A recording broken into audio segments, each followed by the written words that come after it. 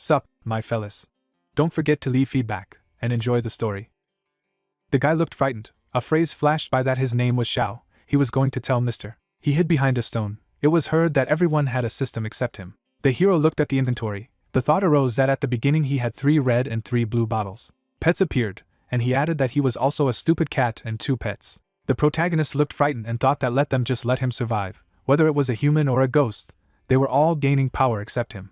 Smirking, he said that despite this, he was still trying to survive. Everything would be fine. The image of a young man appeared. The words sounded that fortunately, he met a good NPC brother. MC stood among the players. Holding the doll in his hands, he said that he had been joined by a selfless and dedicated comrade. He had even learned how to make figurines well. Closing his eyes, Xiao reflected on how he dreamed of becoming a great person one day, even though he was weak, becoming the boss of a great corporation and fighting the boss with other users. Smiling, he added that he believed that even beginners would be able to shine in this terrible game. Sitting at the table, the girl said that even if this was the case, wasn't he already the strongest boss? He had no equal, to which the user replied that she would do it. Smiling broadly, the player said that the great demon king himself had descended to their land. How touching and treacherous. She looked away, and it was said that they also had an evil lady here. Portraits of users appeared, and the hero said that the evil lady is number 2 and number 3. The guys stood in front of each other. It was heard that games and abilities. The man opened his eyes wide. A phrase about amusement and exaggeration flashed by. The creature looked furiously. It was said that monsters and battles. Meteorites flew to a residential city. The words that the world was destroyed were heard again. Sitting behind a rock, the protagonist reflected on the fact that he is the main character. At the very beginning he met a wild boss. The girl grinned, and he added that fortunately, she looked very cute, and she also had a whip in her hands. MC looked frightened, thinking that despite this, he was still doomed. This was the end of the story. Let them show the credits. The credits of the game appeared. Stretching his hand forward, he added that but, to be honest, everything did not go awry from that moment. The class selection system appeared. Xiao looked at him in surprise and mumbled. He froze, looking at the notification. A glow appeared between the planets, and the hero thought that year, the game called The Will of the Earth merged with the real world. Interference appeared. An image of the creature appeared. It was said that monsters and various NPCs came to Earth. The world was in mortal danger, but fortunately. People looked at the message, and the protagonist thought that all people were able to become players. The person clicked on the notification. Players were holding weapons in their hands. A phrase flashed by that everyone started from 0 level and got the opportunity to fight monsters. MC smirked and said that he was looking forward to it, still waiting. Looking down, he added that there was no answer. The hero's gaze froze and he thought that the case was rubbish. Xiao clicked on the message, and it was said that something extraordinary had happened to the most ordinary college student at the most important moment. He shuddered in surprise when he heard that the creation of the character had been interrupted, the log out of the system. Looking to the side, the hero shouted that everything was gone. He froze with fright. The protagonist was holding a stick in his hands. It was said that he was discovering that he could not equip items. He began to do push-ups, hearing about how he couldn't get experience points and couldn't level up. MC looked at the window frightened. The words were heard that his own interface was failing. Raising his head up, he shouted. It was said that an ordinary person is not able to survive in the game world, and he fell into deep despair. Xiao froze when he heard the words that it was a pity to die like this, to which he asked what kind of grandfatherly things it was. Smiling, he said that he had done everything he could. First he would find a safe place, hide there, and then think of a plan for survival. Looking at the inventory, the hero said that fortunately, he was given a backpack. These are beginner starter potions. Sitting on the ground, he added that since he found himself in such a situation, then first he should find a safe place for himself. He needs to form a team of nearby players. Lowering his gaze, the protagonist pondered. He turned when he heard the crash. A crushing blow suddenly flew to the ground. Putting his hand on his side, the man asked that he had come after all. Gritting his teeth, he added that it was doomsday. Pink lightning flew around the creature. Sitting behind the rock, the MC exclaimed. Looking to the side, he thought that it was a wild boss. Particles around the player began to dissipate. Smirking, the girl asked what it was here, and there was a place in the prophetic dream where the demon king had appeared. Looking at her, Xiao thought that an S-rank monster. Why was he so lucky? He then smirked and took a picture of her. The lady looked around. She raised her eyebrows and said that she liked to wander somewhere wrong. Looking at the store, Belial said that there he was. Then she licked her lips. Holding the photograph in her hands, the lady said that she would wait for the king to come. He appeared to her in a dream of prediction, and she drew him. How handsome he was. Looking up, she added that her demon king, how eager she was to see him. Standing among the players, Belial said that by the way, these stupid people are very much spoiling the landscape here. The guy looked frightened and said that it was a monster, and the other added that it was necessary to hit him in the face first. Stretching out her hand, the devil asked that they were unlucky, were they? Suddenly a blow flew to the ground.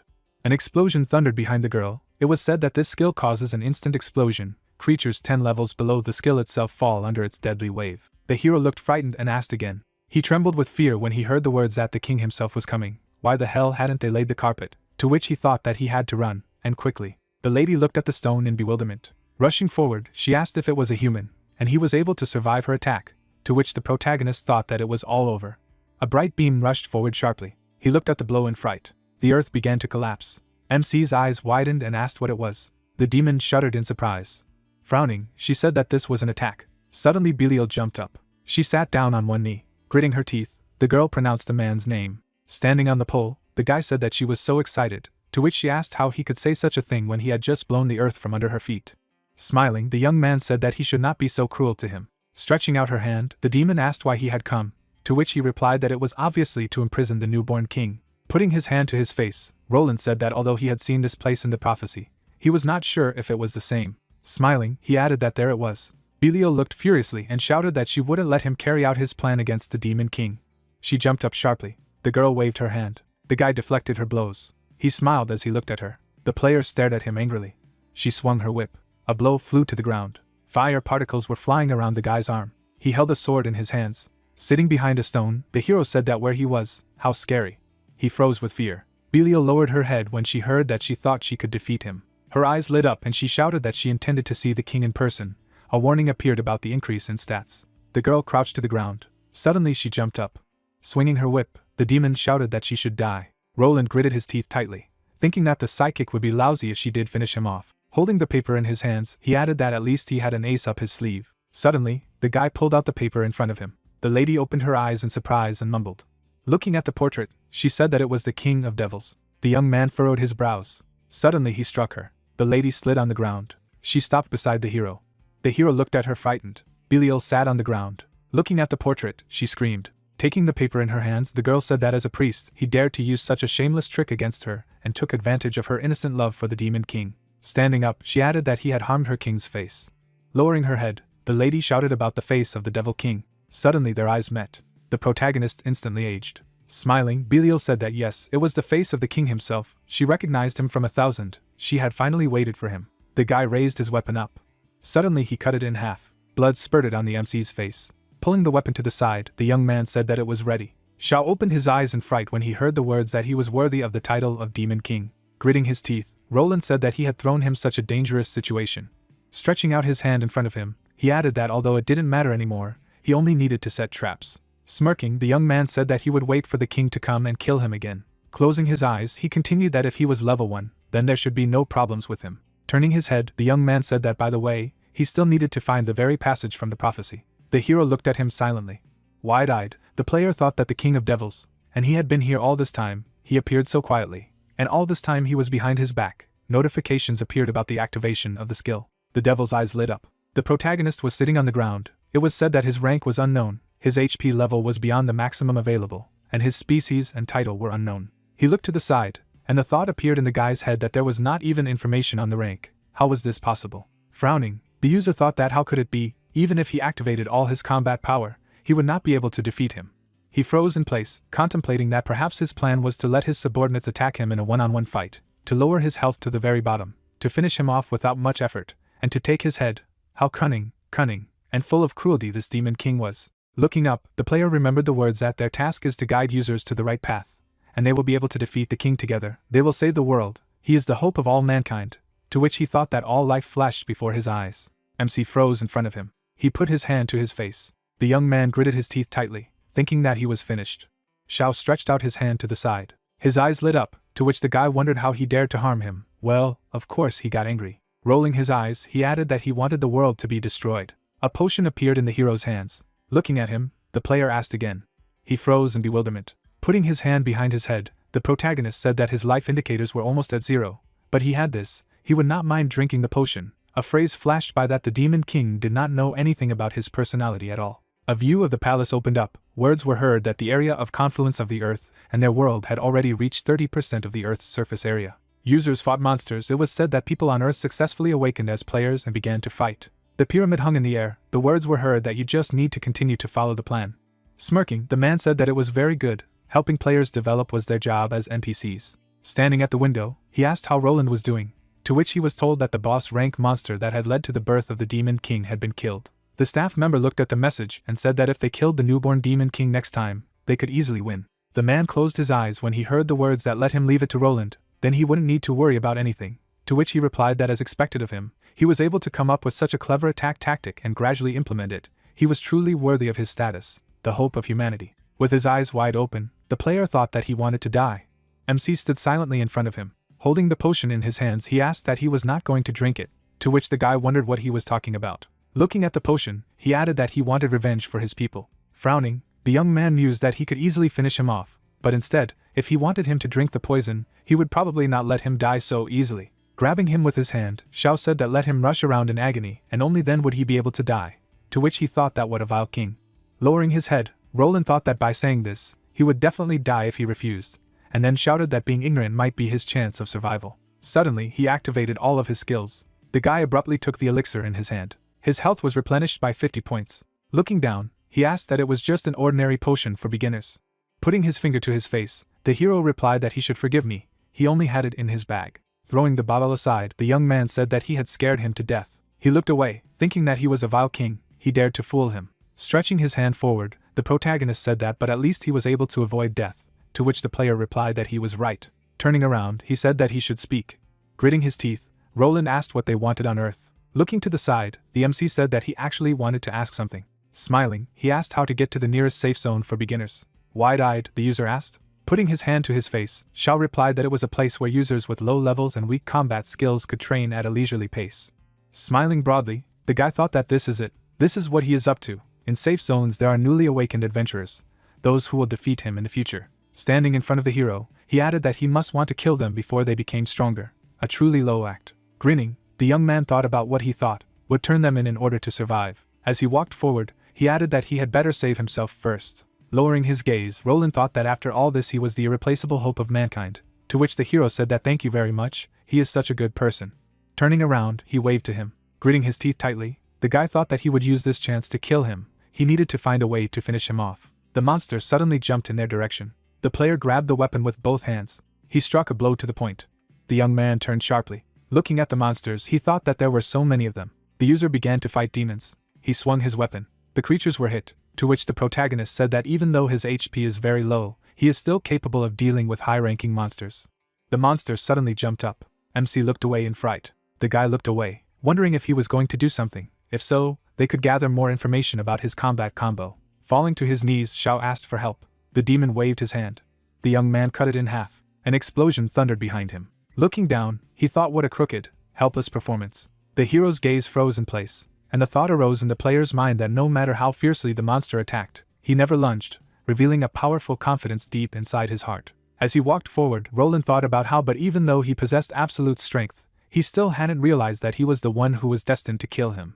Smirking, he added that he looked like luck was on his side. Looking ahead, the guy asked that he could let him go for a while. He really could not move, to which the hero apologized. The player stuck the sword into the ground. Looking at the inventory, the protagonist thought that they were just looted from a wandering boss. Stretching out his hand, he asked that he would not take anything, to which the guy replied that NPCs have common sense, and they do not pick up loot from the corpses of monsters.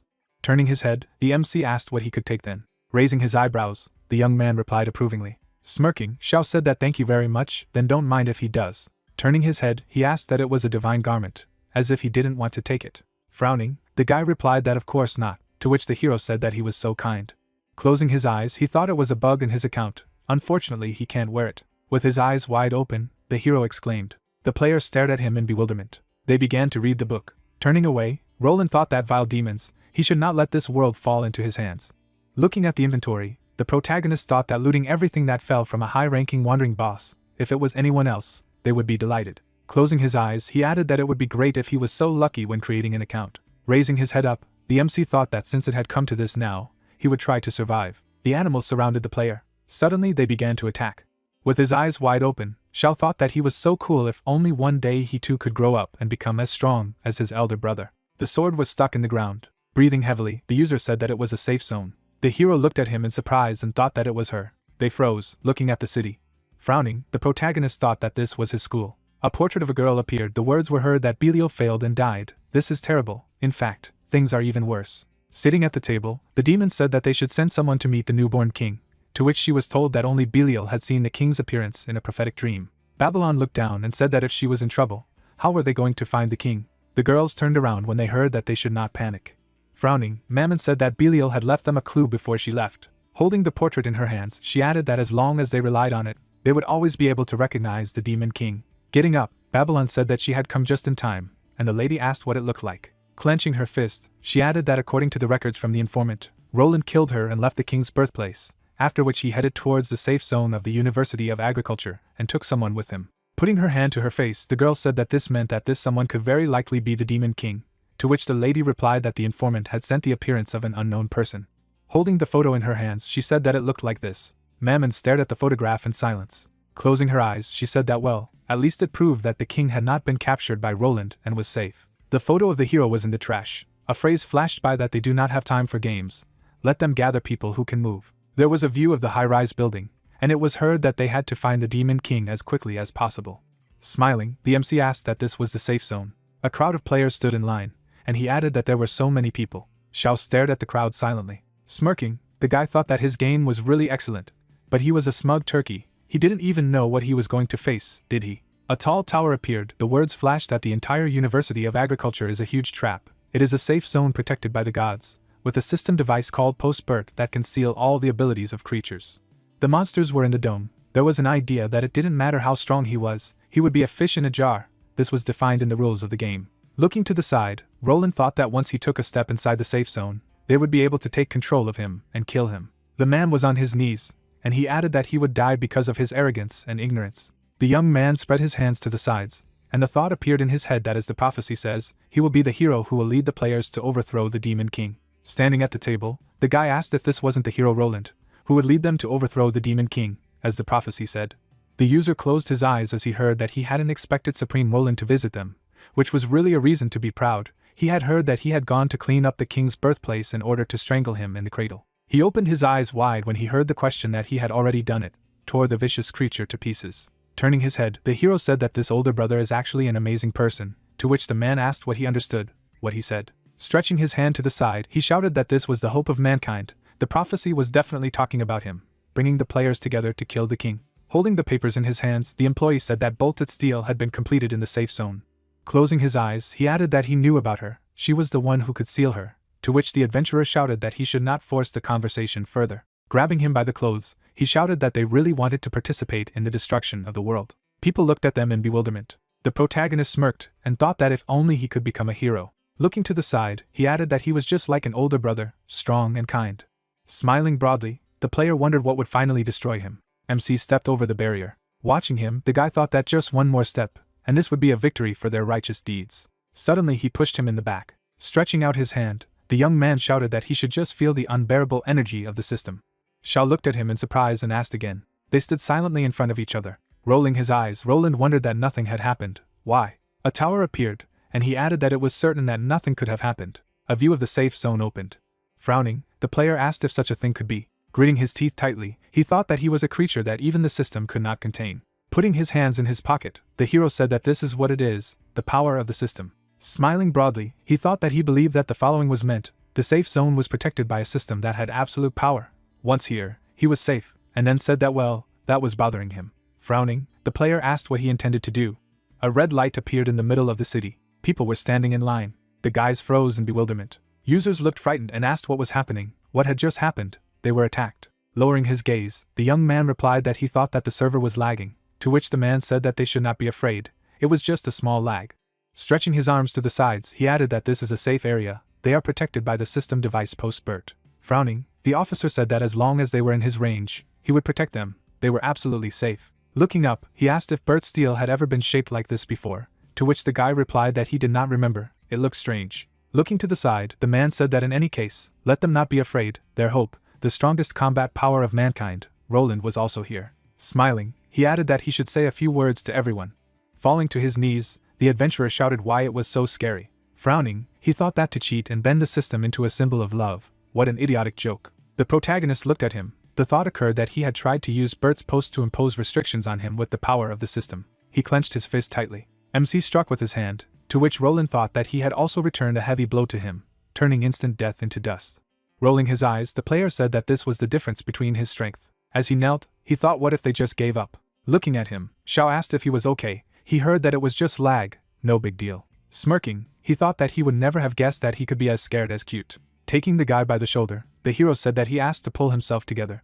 Closing his eyes, he added that he was the hope of all mankind. How could he be scared to death? The game had just begun. The young man looked at him in bewilderment. Tears appeared in his eyes and he said that this was just the beginning. What an outrageous demon king. Gritting his teeth tightly, the player asked what he wanted. Standing up, he added that he should just say it out loud, in a manly way, what he wanted.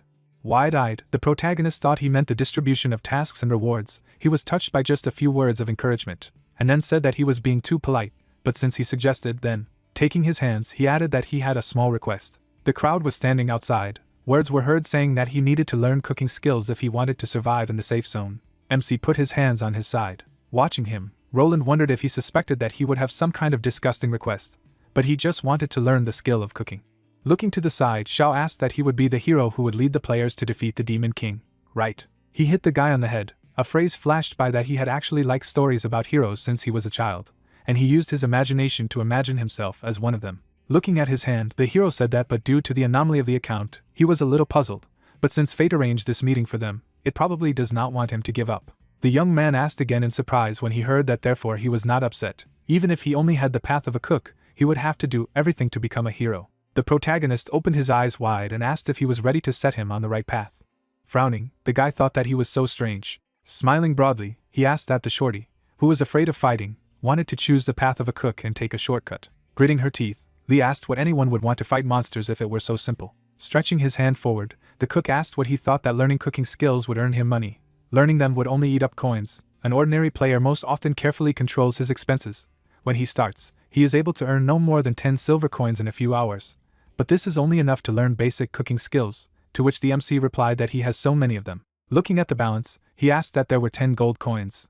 Closing his eyes, he said that he was in charge. He was very sorry. Let him forgive me. Smirking, Lee said that he had something special if he could make that much money at the start, but they were NPCs with their own rules. They wouldn't please him just because he was rich. The players were battling among themselves. It was said that this amount of money was more than enough to learn, but it wouldn't be enough. If he wanted to increase his skill quickly, he wouldn't be able to make a profit if he couldn't increase the skill of his cooking skill. Now that in such a short period of time, these two worlds had been combined, newcomers and resources were running out. Standing in front of the hero, the man said that the materials needed to increase the product skill were not on the market. He could only buy them from NPCs if he wanted to forcibly raise the skill, but it would be too expensive. Money down the drain. Instead, he should use this money to buy equipment and quickly raise his level. Looking down, Xiao replied that he had his own personal reasons. Turning his head, he asked if there was no other way. Gritting his teeth tightly, the guy wondered why he was looking at him. The damn Demon King. He was scaring him, humiliating him, and now he wanted his money. He looked at him furiously and added that a soldier would rather die than be humiliated and could no longer restrain himself. Holding the bag in his hands, the young man said that he had taken only this with him. Grinning, the hero replied that he did not want to borrow money from his brother. Standing in front of him, Lee said that it was still not enough. They crossed eyes with each other. The player took off his coat. He held out his sword. The guy lowered his head down. Striking with his fist, he thought that he had taken everything from him. Watching him, the girl said that but it was still not enough. The lowest production skill was equivalent to AC rank martial skill. It was not worth learning them from the beginning.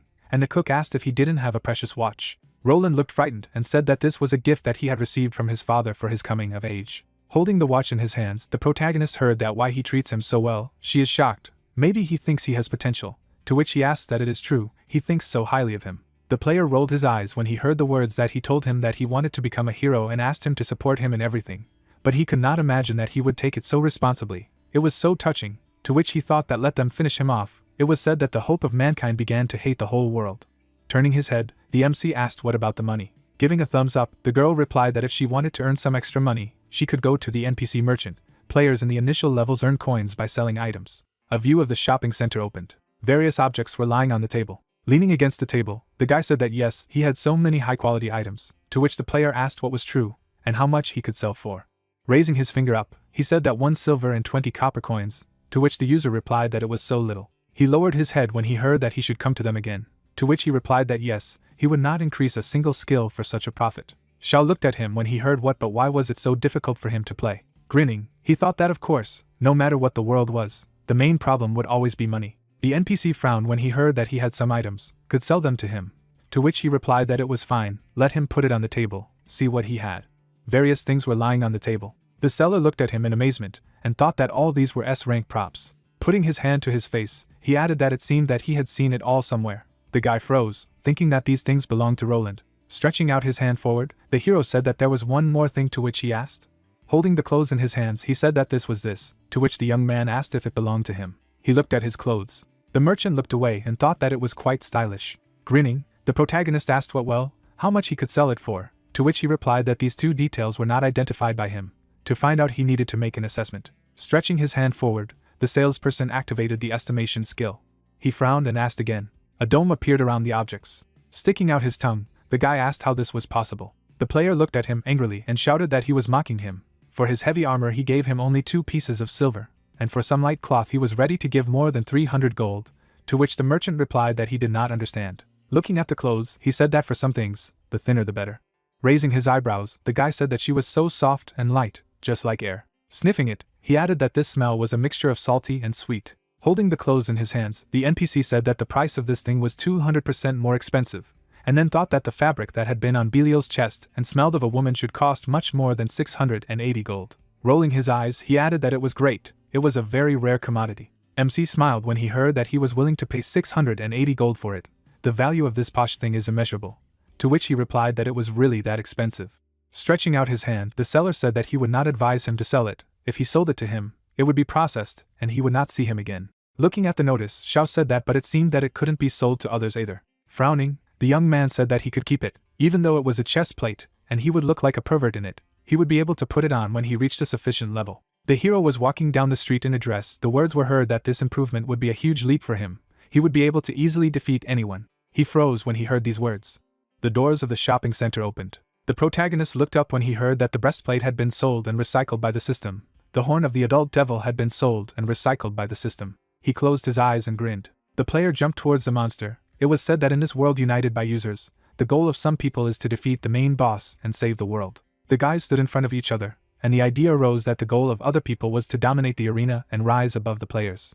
A man was standing on a rock. A phrase flashed by that there are those who explore the world and discover new opportunities for themselves. Holding the weapon in his hands, the guy said that only he was worthy to deliver the final blow and destroy the devil. Words flashed by that, but there were also those so-called majors who could spend money and buy themselves a group in this way. Even if he did not have combat abilities, he would still be able to take part in defeating the final boss. Holding the sword in his hands, the young man said that he should hold it. After striking the demon, the MC said that there was no need for a sword. She fell to the ground.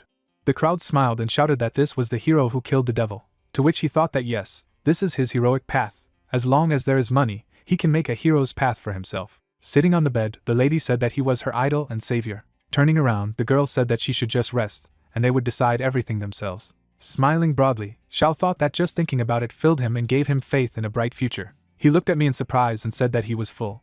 Looking to the side, the cook asked what his progress was, to which the hero replied that it was the maximum. Rolling up his sleeves, the man asked that he had mastered the basic skills. The next step would be the intermediate level. It would be more difficult for him there. Let him study hard. Passing by him, the protagonist said that yes, everything was already filled as much as possible. Looking to the side, he said that even the level of a grandmaster. He opened his eyes wide and asked again. Smirking, MC thought that the broken account was not a problem. This was only the beginning of the game. The words were heard that since then, the Demon King, without suspecting it, has set himself the goal of defeating himself, like this. Walking through the city, Xiao thought that the task of the NPC is to help the user gain experience. But the task of the player is to defeat the Demon King, and he has the most difficult task, just to survive in this world. Closing his eyes, he added that he was very lucky with the way he started. Grinning, the hero thought that so, it's time to make a decision and take the next step. Sitting on the bus, the man shouted that he was going to get on or not. He was leaving.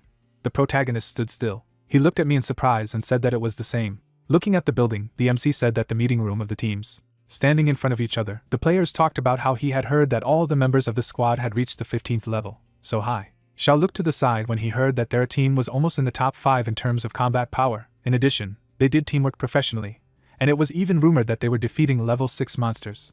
His eyes widened when he heard that it was true. Yes, their captain was a professional. Jean smirked and said that since the supplies had arrived, we could set off. Standing in front of him, the girl replied that she believes that they need another player for the team.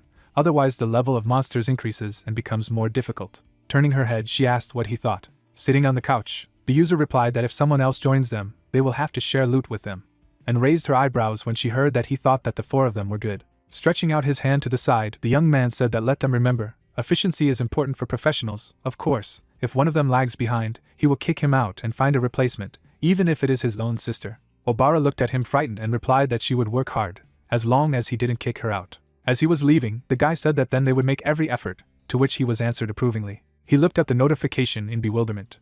He was asked to join the team. Looking down, the player wondered where this weirdo came from. Suddenly, the notification opened again. Gritting his teeth, Chin said that it was so infuriating. He pressed the reject button.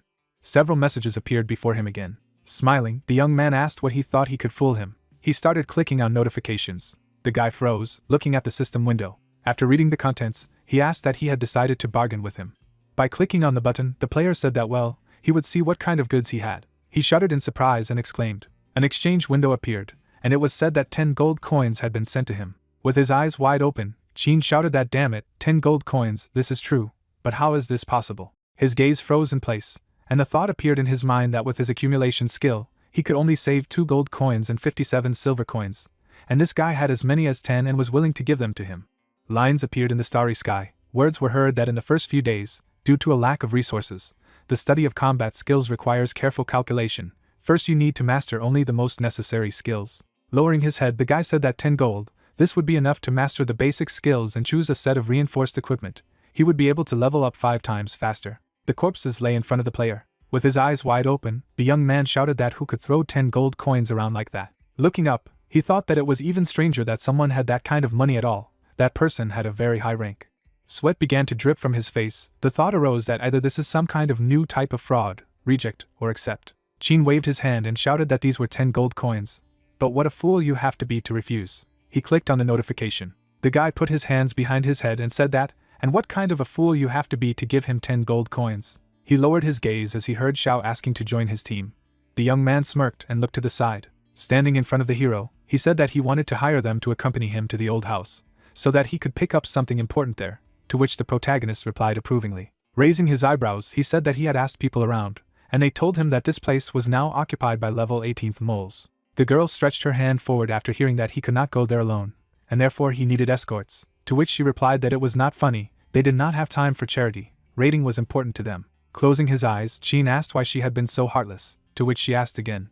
Putting his hand to his chest, he said that they should remember, if they want to become a more professional team, then they must be guided by love for their neighbor. They accept this work. Lu looked at him in surprise and asked what had become of him. A view of the high-rise building opened. A room inside it appeared. Going forward, the player asked that they rank high among the rest of the teams. How could they take on such a task?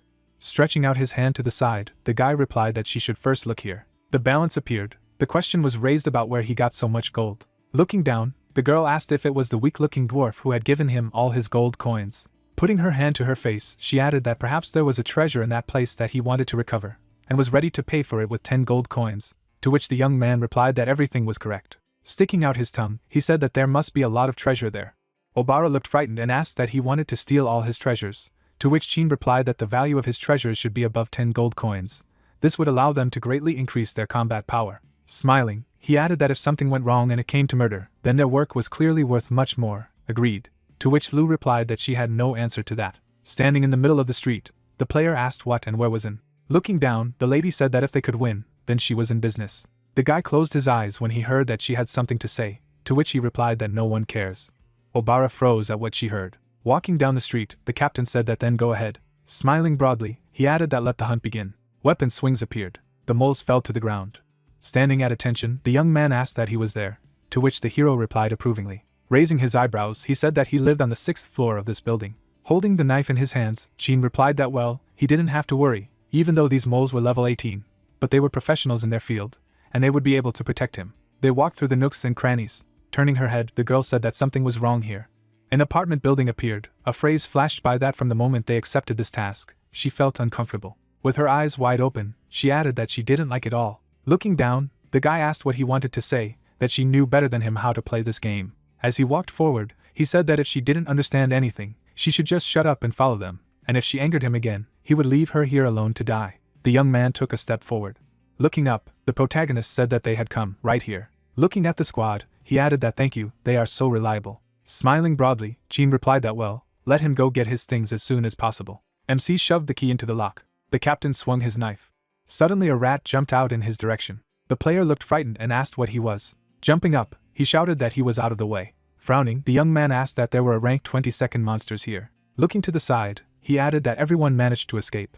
The girl looked frightened and asked what the boss was. Xiao began to fall down with a scream. Users looked at him in bewilderment. Smiling broadly, Jean said that their boss was missing. Rushing down, and said that she would save him.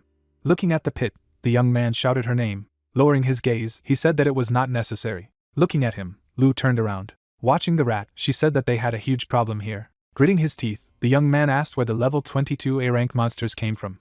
Looking down, the girl replied that even if the team was formed intelligently and the cooperation was secret, it was unlikely that 3 players would be able to defeat an A-rank monster of the same level, and Obara asked that if his level was higher and they were 6 levels lower, would they have a chance? Looking down, the archer said that there was a chance, but the risks were high. The treasure was under their noses, and they had spent a lot of time and it was a pity not to get anything. It was already difficult for them to accumulate rewards. The captain froze when he heard the words that they could only take a step back and retreat. Frowning, he replied that he should take another look. It seems that this monster is wrong. The rat turned his head to the side. Raising her head up, she shouted that it was the Demon King. She could feel him. The beast looked around and asked again. Looking at the abyss, he shouted that the Demon King had fallen. The hero was rapidly falling down. Smirking, he asked that he would die soon. Closing his eyes, the protagonist mused that if he died, would the system awaken him again? In Shuangwen, that was exactly what it was. Suddenly he hit the ground. Looking at his hands, the MC said that he did not die, and did not even feel pain. A phrase flashed by that he had received an achievement, a lost boy, to fall from a height of 20 meters and survive. Raising his head up, he asked what to do now. Putting his hand behind his head, Xiao said that for now, he could just wait for his team to come and save him. Turning around, he asked again. Suddenly, a blow flew to the rats. Standing at attention, the killer said that she should not be afraid. Frowning, the hero asked who it was. Looking at the player, he said that it was her. Raising her eyebrows, and said that it was dangerous here, you had to be careful. Stretching out her hand in front of her, she added that there was a bare wall, and it was impossible to get up from here. Turning her head, the girl said that it seemed like they would have to find another way back, to which the protagonist asked how about climbing the stairs. He shuddered when he heard that he should lead, to which he asked again. The killer stared at him in silence. Clenching her fists, she shouted what it was. He really wanted the killer from the shadows to go ahead of him. It's no secret that her work is done from the shadows. The whole essence of the situation. Understands, the whole point is this. To which the MC replied that he does not understand her at all. Crossing his arms, he said that in any case, let him protect him. Looking at him, and replied that she should not worry. Xiao walked forward, and the thought appeared in her mind that this stupid man, as long as he was walking in front and wasn't waiting for a catch, he was just putting his back on her. Smirking, the player thought that he would die. Not even knowing that their main goal was his treasure, he would regret his choice. Suddenly she jumped up. The girl stuck the dagger right into the chicken. Wide-eyed, she thought that her lucky blow had hit him in the very chicken. What was happening? She did not understand anything at all. Looking up, the hero said that he had trained a lot on his skills before, and she didn't have full vitality, so let her taste it. Grinning, he asked that she had taken a knife to cut the chicken. The killer jumped abruptly to the side. Frowning, she was lost in thinking that something was wrong with him. He looked like a weak man, but he had easily parted with 10 gold coins and had a knack for cooking. A barrier appeared in front of the chicken, and the idea appeared in its head that the cooked chicken could be used as a shield and completely block its attack. Holding the dagger in her hands, and thought that he knew about her strike, even a 16th level warrior wouldn't be able to escape unscathed thanks to the shield. Looking ahead, she added that he must be hiding some big secret. You need to be careful, there must be something poisonous about this chicken. The protagonist hugged the girl. The thought arose that by eating at least a piece, she would become under his control. A puppet in his hands, she would do everything he asked, and this was an irreversible process. Closing her eyes, the player thought that she would never eat, and MC asked what tasted good for her. She looked frightened and thought that because of the delicious smell she could not restrain herself. Suddenly, the clothes on her body were torn. A torn fabric appeared. The girl raised her head up. Notifications about increasing characteristics appeared. She froze in place. Looking at the food, the lady thought that this chicken not only made her feel better, but also improved her skills, and she directly raised the level of her class. With her eyes wide open, she added that it wasn't just chicken, it was a clear modifier. Looking at the hero, the player thought that she is a professional shadow assassin who executed even the most powerful users, and he seems so simple. Is he really much more powerful than the same idiot Chin? People sat on the scales. Bowing, she shouted that from now on she was his and would carry out any of his orders, to which Xiao asked that she would do it right away. Looking down, he thought that it was obvious that she had decided to marry him to herself. Even though he had just offered her a chicken, he had originally thought that she was from Chinibyo. Closing his eyes, the hero said that he had no intention of keeping her in debt. Let him just protect him, and then asked what kind of protection she had with his health, to which the girl asked what to protect him. Turning around, he replied that yes, after all, he was the boss who paid the money. The player froze in bewilderment. She stood silently in place, smirking, and said that she understood everything and would protect him. The guy struck a rat. The beast fell to the ground. As he lay on the ground, he thought that he had wrongly injured the demon king himself and didn't deserve to live. The mutant bit his tongue and committed suicide. Looking at her, the young man asked if she had committed suicide. Obara's eyes widened and replied that it looked like it. Looking at the captain, she added that with a difference of 6 levels, he was able to kill an A-rank monster. Could he really be that professional? Looking at his hands, Jean mumbled. He pressed the confirmation button after hearing the question that activating his title was an extremely powerful person. Smiling, the young man said that he did not expect that such luck awaited him, so maybe he was the main character. I wondered what other abilities had awakened in him. Looking to the side, the girl said that it should not be like this. She felt uncomfortable in this place, to which he replied that it was groundless anxiety. Stretching his leg forward, the young man said that yes, he was an extremely strong person, capable of taking down a level 22 elite monster with a single blow. Turning around, he asked what he was afraid of, and Obara shouted that he should take a look. Turning his head, the player asked what she was looking at. He looked up when he heard that he was looking in the wrong direction. It was behind him. Jean frowned and exclaimed. He flew to the roof of the building. The guy was lying among the rubble. Frowning, he asked how this was possible. The beast's eyes lit up, and the young man asked that it was indeed a high-level being. The demon activated the roar skill. He used it in the direction of the players. The girls flew into the wall. They fell to the ground. Looking ahead, Obara asked why. Creatures of such a high level can only be found in dungeons, and Lu added that how is this possible? A high-rise building appeared. It was heard that when she entered this building, she felt that something was wrong, because this place had become a copy. Looking ahead, the player said that this is why there are so many 22nd level monsters here, to which the priest asked what they should do. Gritting his teeth tightly, Jean said that he would distract the monsters, and then they would find a way to retreat. Suddenly he opened his eyes in surprise. The creature's paw rushed in his direction. He was hit. The young man flew aside. Spitting out the blood, he shouted that he should treat him. Using the healing skill, the priest replied approvingly. Frowning, the guy thought that in order to fight back, he needed a different posture. The demon stared at him silently. He began to strike at him. The user was hit by many attacks. With a face twisted, he exclaimed. Falling to the ground, Jean said that he was an extremely strong person. Looking at the health points, he added that let him stop now, just let him die. Crouching, Lu said that this was an ambush. Even 5 players would not be able to defeat the 35th level monsters. Turning her head, Obara shouted that then they would open a way of retreat for him. Turning around, she asked when she had managed to run so far. With a smirk, the archer said that she would excuse me, but they had teamed up to win. But in their situation, this was not the case, which meant that their contract was broken. The mage looked frightened and replied that yes, it made sense, but it was too much. The demon's eyes lit up brightly. Frowning, the girl turned to the captain. The hero opened the doors. Looking ahead, he said the name of the pet. The cat jumped up sharply. He looked to the side and exclaimed.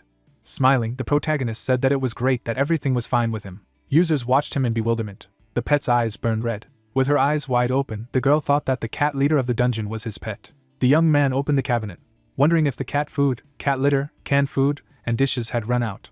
Jean hugged the girl, saying that although everything didn't turn out the way he expected, at least they were all saved. He smirked, adding that this guy looked like a weakling, but he was able to tame the dungeon leader's cat. The main character was digging in the kitchen, when the robber said that most likely he is much more valuable than he expected.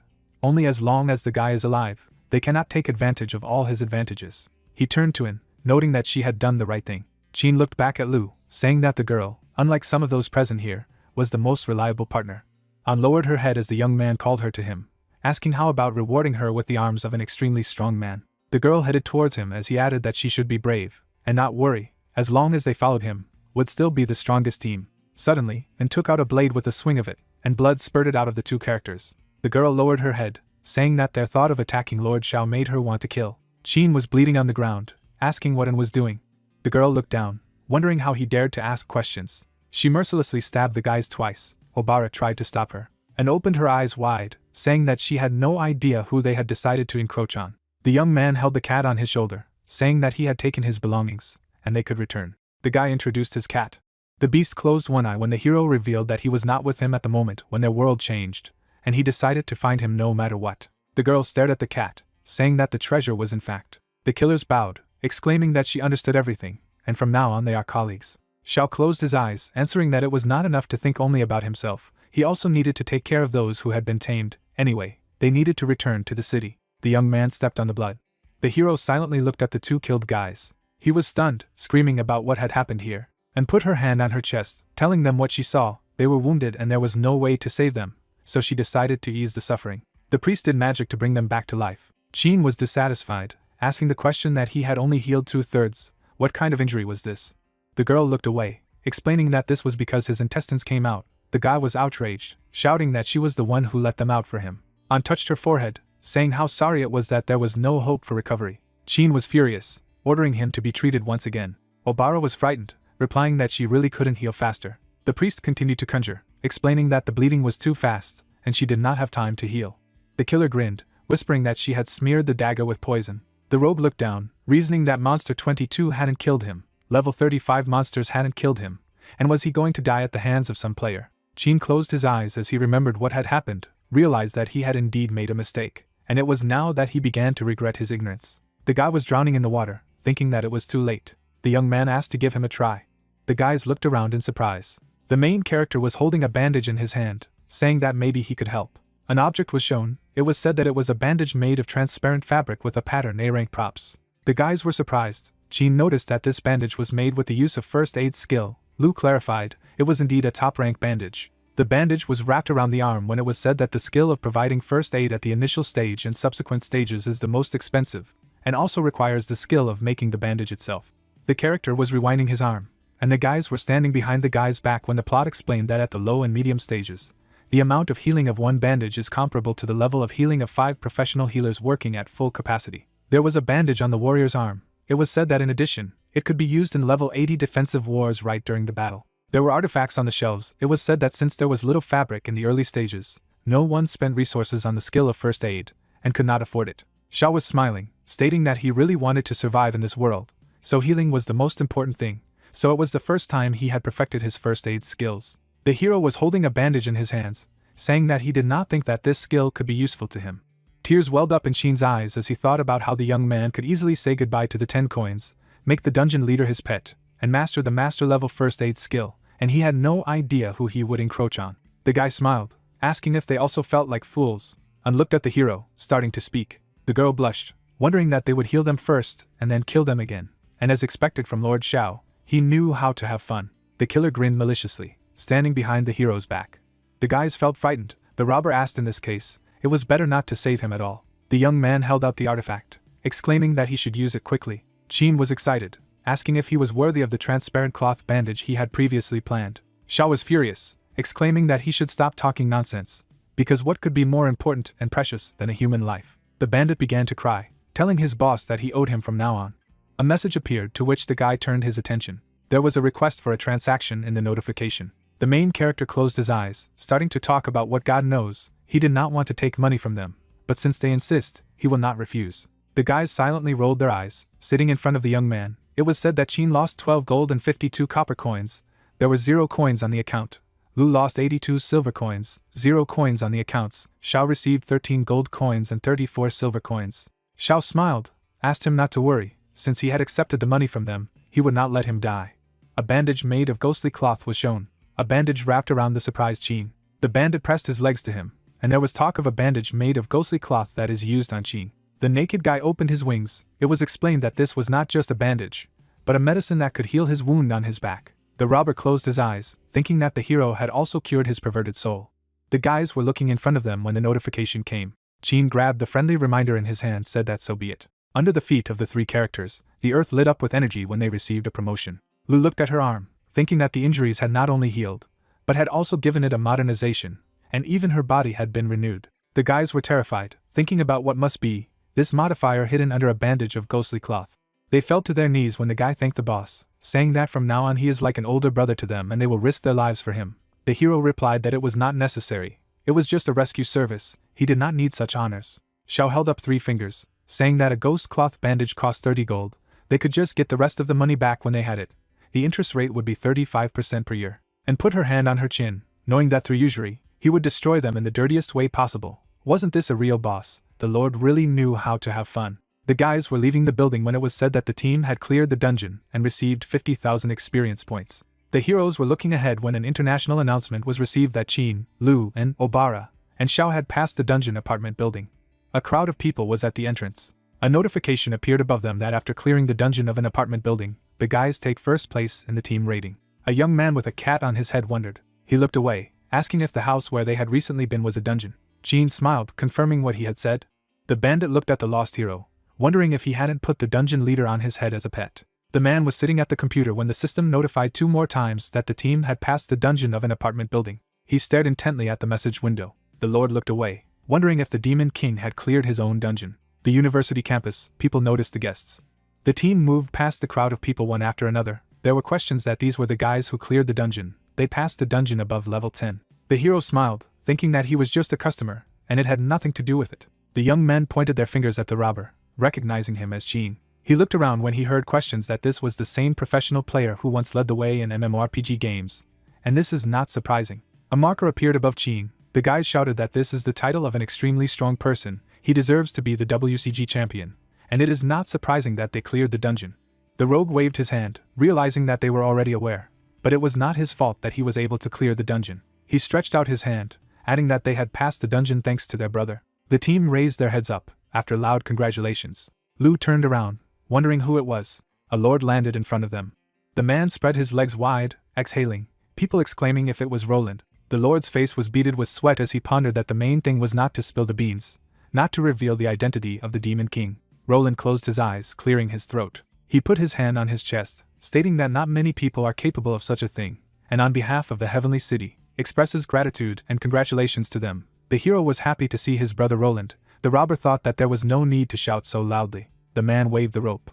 The lord dragged the bound guys behind him, saying that he invited 4 warriors to come with him and personally receive the medal. The crowd was outraged. Why 4? The cat on the head of the main character yawned when he said that he was the customer, so he was not chosen. Xiao raised his hand, smiling, not upset. The man slammed his fist into the wall. Roland closed one eye, noting that he was talking too much. Had he never seen death? Jean stood against the wall, frightened, wondering if the hope of mankind had such a formidable character. The lord turned around, trying to summarize that this man had a very complicated personality. Lou began to speak. The girl blushed when she was asked if she knew why. The guy didn't talk about his rank and class, she asked back, not because he was just hiding it. Roland frowned, explaining that because he didn't have one. The lord looked at the girls, stating that he wasn't a player at all. The robber was stunned as he asked again. Lou opened her mouth, not understanding what that meant. The killer behind her reported that he was the devil. The guys paid attention to her, asking what she was talking about. An smiled mischievously, saying that with such incredible strength, he must be a high-level demon. Roland looked at her, thinking that he didn't expect this silent girl to be so smart. The lord closed his eyes, realizing how relieved, replied that this was a correct guess. But he was many times more terrible and dangerous than ordinary cases. His true identity was in fact. The young man was sitting on a throne in front of the dragon when it was said that he was the king of dragons. The team was dumbfounded, asking again, and noted that this was not bad. The man put his hands in his pockets, explaining that he had disguised himself as a bugged newcomer so well that he even began to think like a bugged newcomer. Xiao pointed his finger to the side when the lord spoke about stopping the most unfavorable outcome of events. They need to control his moves. If forced to expose himself, then it will lead to huge destruction. The man looked at the robber, noting that the 4 of them occupy top positions in the ranking. They, like him, are the hope of all mankind. Roland held out his hand, offering cooperation. Jean stared into his palm, listening for them to find an opportunity to kill him. The robber shook his hand sharply, assuring him that victory would be theirs. The lord smiled, noting that they had agreed. The guy agreed, clenching his fist. The man turned around, saying that they would achieve justice together and save the world, after which he left down the street. The archer looked after him, saying that she had heard that his combat power was incomparable. The girl stood behind the bandit, asking if he really wanted to cooperate with Roland and go against Xiao. Jean looked to the side, smiling, replied that no, he just fooled this NPC. The guy closed his eyes, saying that as a professional, he clearly sees what is happening. No one in the world can compare with his power, so why should he risk his life and become his enemy? The robber turned, adding that the one who betrayed him at the most dangerous moment should not show him the righteous path. Lou closed her eyes, realizing that this was true, and announced that their main goal was to win. Jean turned to the girl, asking what the 2 of them thought. The assassin looked at him, replying that if he wanted to continue to be Zhao's dog, he didn't see anything wrong with leaving the team. The guy almost choked. He looked away and realized that this was the same woman who was submissive and docile before she changed her shoes. The guy waved his fist, shouting that the next time she attacked her comrade, he would fight back, and said that it all depended on the situation. Obara lowered her head, expressing a desire to be with them. Jean put his hands in his pockets, declaring that it was excellent. It was decided unanimously. The girls stood behind the bandit, who said that they would become villains together. It was said that from this moment on, a team of people would join the side of the Demon King for the first time. The city was shown from a bird's eye view. The man kept his hands in his pockets, saying that he had heard a team of players had appeared who managed to pass the dungeon. The interlocutor confirmed, people are stubborn. They can often go beyond their capabilities and achieve unexpected results. Julius smiled, noting that it was glorious. Now they had a chance to defeat the Demon King. The man was standing at the window, wondering if Roland had returned. He was told that there was good news and bad news. He asked to start with the good news. Julius turned around when he heard that Roland had returned, replied, "It means that the mission to kill the Demon King was successful." He opened his eyes wide when he heard that the bad news was that Roland had brought him. Julius bent down, clarifying what he meant. The guy replied that the Lord had sent a message that the Demon King was not born as a baby as they had assumed. He lowered his head, declaring that he was a grown man. The man was surprised, asking again. The guy pointed to the side, explaining that he was personally ready to discuss all the details with him and the top leadership. Roland was already driving up, and the general himself was invited to the meeting room. The Lord walked forward. He walked past the guys who were happy to see Roland, greeting him. The subject held papers in his hands, explaining to the man that he was already expected. Roland blushed, hearing that if he needed anything, he could contact him at any time, replied that he would do it gladly. The Lord turned his gaze upward. System windows towered above him, and someone was heard noting that a man had arrived. Someone suggested that he discuss what had happened, asking what had happened to the Demon King. The Lord replied that the situation had taken a turn that they had not expected at all. Roland looked up, telling him that he had been able to twist Bert's steel into the shape of a heart without using his hands, wondering that even the system artifacts would not be able to contain him. There really was a great power in him. The message boxes included questions about why the hero didn't completely destroy himself, for what purpose. He just wanted to show them how strong he is. The guys were shaking hands when the young man announced that he had a small request. Shao snuggled up to the Lord as he reasoned that he had observed that the hero was forcing him to agree to join the human race. But he compromised and became kinder. Roland closed his eyes as he listened to questions about what to join the human race, for what purpose. The Lord looked out of the many windows, listening to the dialogues about stopping asking again if he would be answered, and how he could know the thoughts of the dark beings. He could only guess what they were thinking. The man frowned, saying that he should have guessed his true purpose. The Lord put his hands in his pockets, listening to the fact that, as expected of Roland, brave and courageous, and the hope of all mankind, he surpassed them even in wisdom. The windows of the system surrounded the man. One of them asked what his true goal was. The Lord explained that the guy's goal was to penetrate the society of players. He pointed his finger, shouting to wreak havoc on the political system and coalitions, so that he could easily destroy all of humanity. The people in the windows were surprised, realizing that it made sense. Roland looked away, talking about when he met the hero today. He was infiltrating the most promising team of players. Someone noticed how fast and cunning he was, wondering if he had already taken action. The Lord closed his eyes, replying that fortunately, he arrived on time and successfully thwarted his plan. He was also able to establish friendly cooperation with Qin. It was said that the great Roland was the hope of all mankind. The character in the notification window reasoned that, in other words, the guy created the dungeon with a purpose. The Lord confirmed that everything was correct. He held up a thumbs up, saying that it was all to assert his prestige and confuse people. Rats were shown when it was said that at the moment there are two types of monsters in the game world. The first type is subordinated to the highest evil, under the power of demons. These are animals and plants mutated on the ground, for example, mutant rats from the dungeon. The monster held a weapon in his hand. It was told about the second type, the same as the demons of the fateful earth. Someone in a mask sat on the throne. It was explained that they were subordinate to the Demon King and were the main enemies of this world. The Demon King controlled all demons and intended to destroy the world. The demon looked at the guy who was swinging a beam of energy. It was said that under the patronage of the hero, he was defeated by the players of the earth. This is the main plot of the doom of the earth.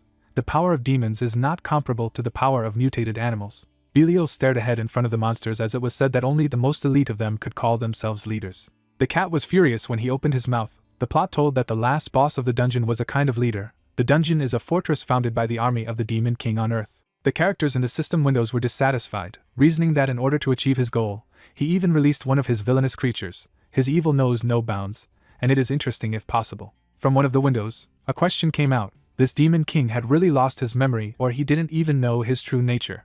The characters paid attention to one of the windows, wondering what they were talking about. Roland is standing near the blue screens. Voices from the monitors say that it is absolutely impossible, that the broken tower made of burnt steel, the poaching of players, it's all a coincidence. The blonde guy replied that everything looks completely innocent. Leaning forward slightly, he said that he had no way to deal with the problem right now. He could only wait, then they would have a chance to kill the enemy, and until then, he would be responsible for holding the target. A huge hole appeared under the guy. The interlocutors say that all hope is on Roland and this is the only way out. The man in the coat closed his eyes. He thinks that he himself must protect the future of all mankind. The guy looked ahead. A teenager with black hair plopped down on a mattress. He spread his arms to his sides, Taking a few bills in his hand, he thought that the world currency had turned into ordinary currency. The orange-eyed man looked up at the ceiling and thought that in this dangerous game world, the safe zone was the rarest resource. He had been wise to buy cheap accommodation. In the middle of the square there is a huge and expensive mansion. The guy explained that he bought a house in a safe zone, and it is also a whole administrative building. The mattress lies in the center of the hall of the mansion. The owner of the building explains that he can guarantee himself his own safety. He has his hands behind his head and thinks that he can't just sit and do nothing until house prices rise. With a wave of his hand, he summoned a blue panel and said that he, as a player, wanted to make money. The system replied that the protagonist's inventory contained food and a Belial egg. He put his hand to his chin and began to think.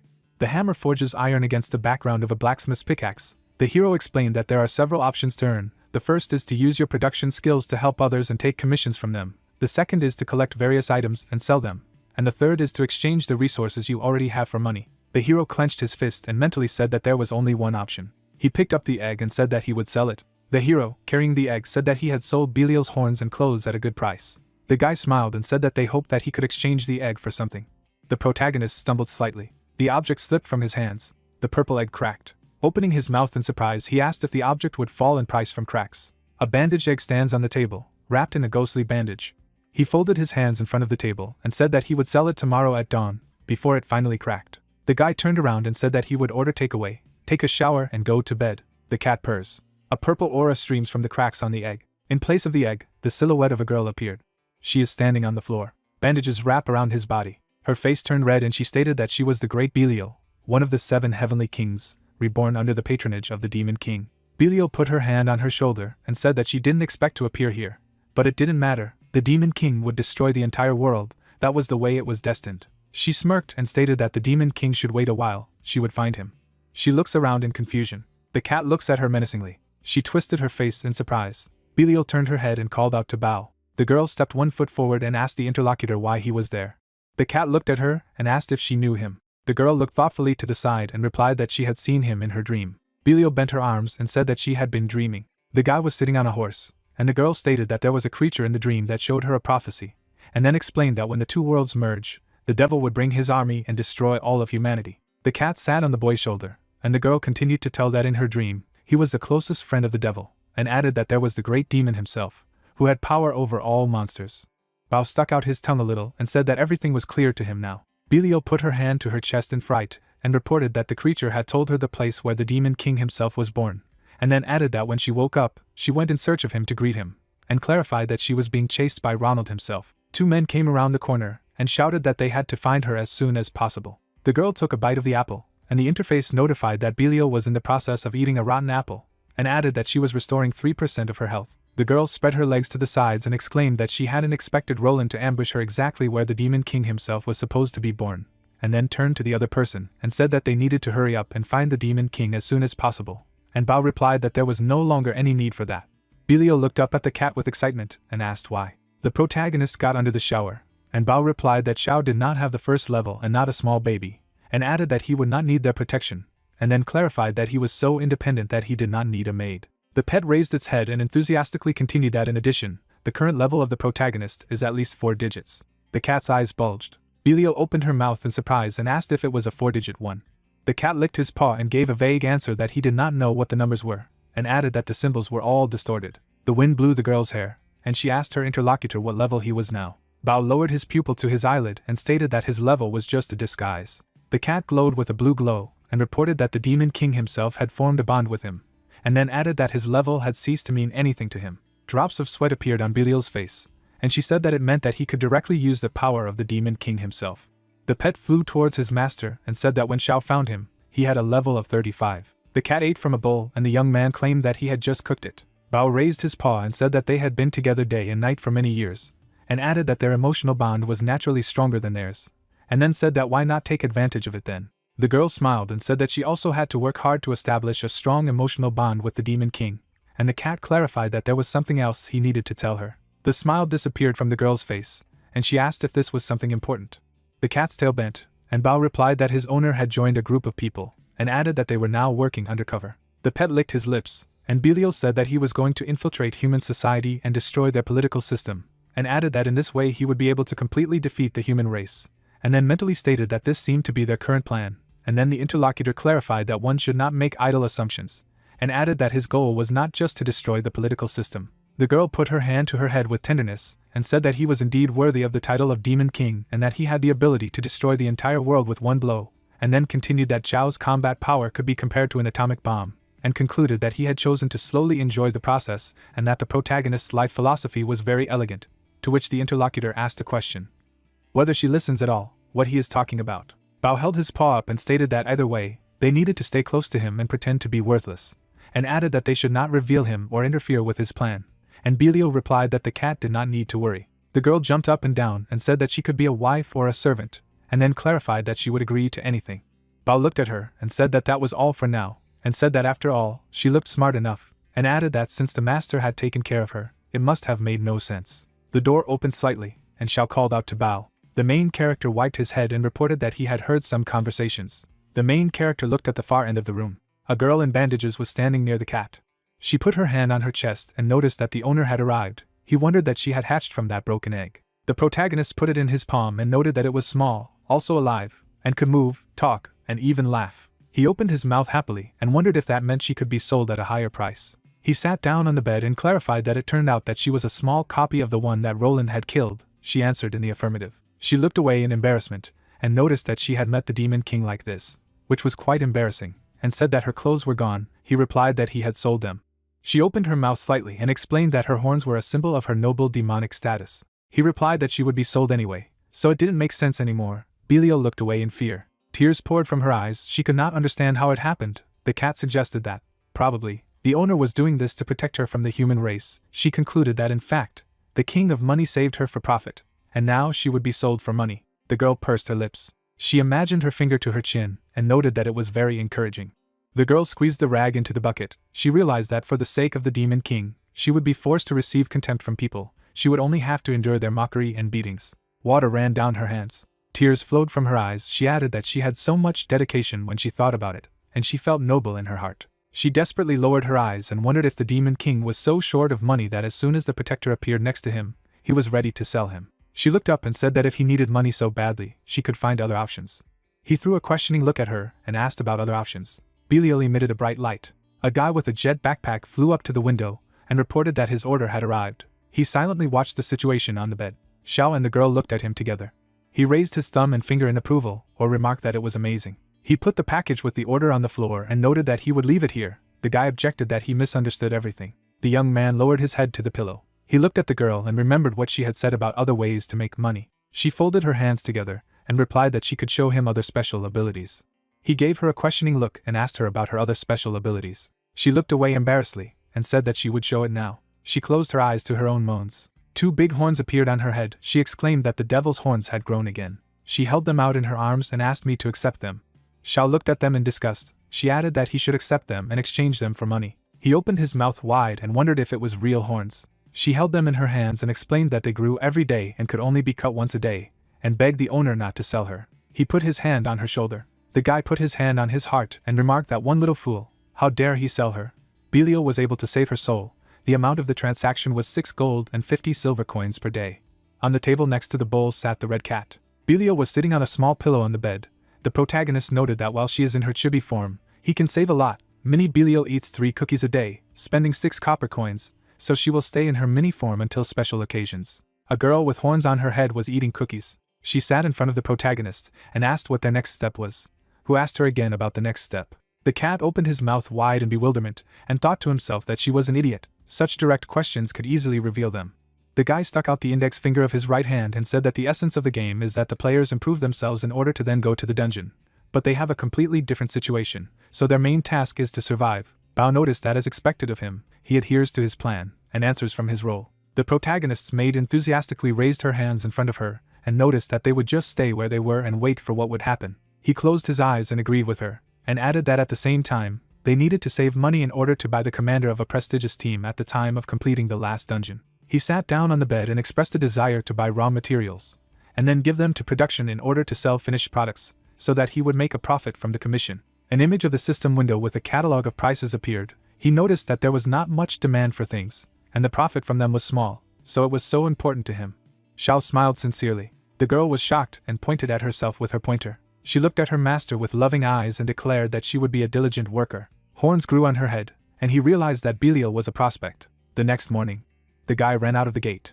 A girl was standing at the huge panoramic window. She rested her head on her palms and remarked how great it was that she could help the Demon King himself. Somewhere in the distance, a large flash was burning. Someone exclaimed that he had arrived.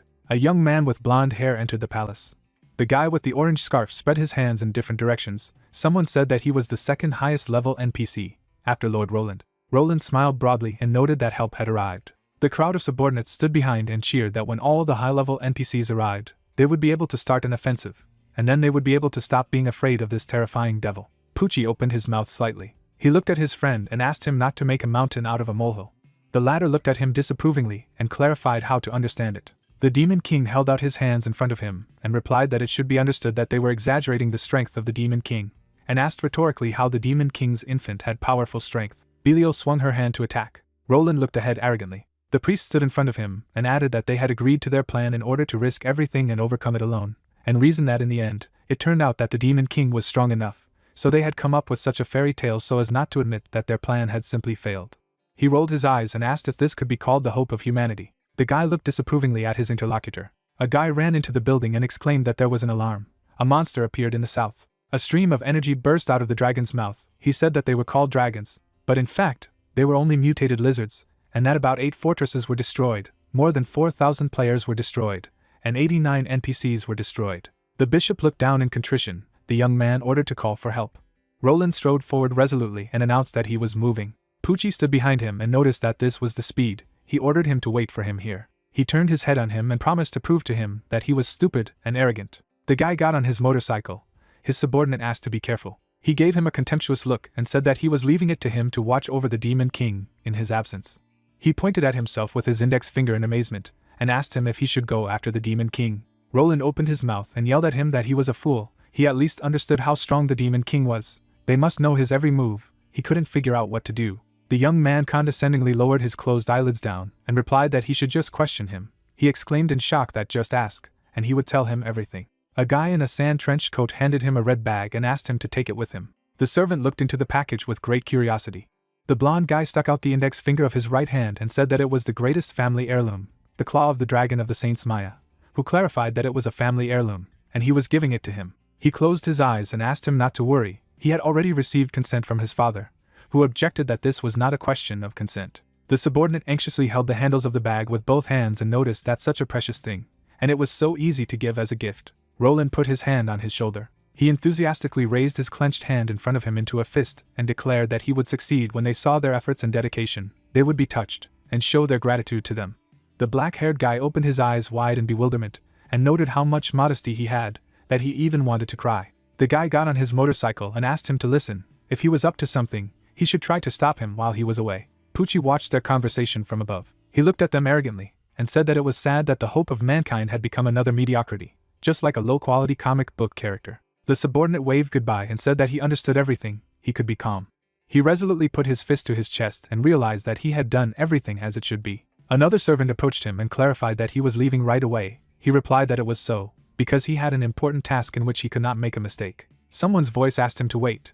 The guy carefully looked ahead in front of him. The priest jumped over the railing. He landed on the floor of the palace. The bishop looked at his subordinate and said that he was coming with him. He stood beside him and added that he wanted to see with his own eyes how strong the invincible Demon King was. Poochie smiled slyly and wondered if he had prepared the means for a future army that would destroy the world, and realized that he did indeed have the financial skills to prepare for a rainy day, and most likely he had really underestimated it, and concluded to himself, let him show what he was capable of. He looked at the black-haired youth out of the corner of his eye and ordered him to call him to meet him. The latter asked him not to joke like that. He asked him to watch from afar, and not to take any dangerous action. He closed his eyes and clarified in a sarcastic tone that it was as if some direct NPC was teaching him what to do, and remarked that he was just financially literate, and he probably didn't adhere to his assessment of a demon.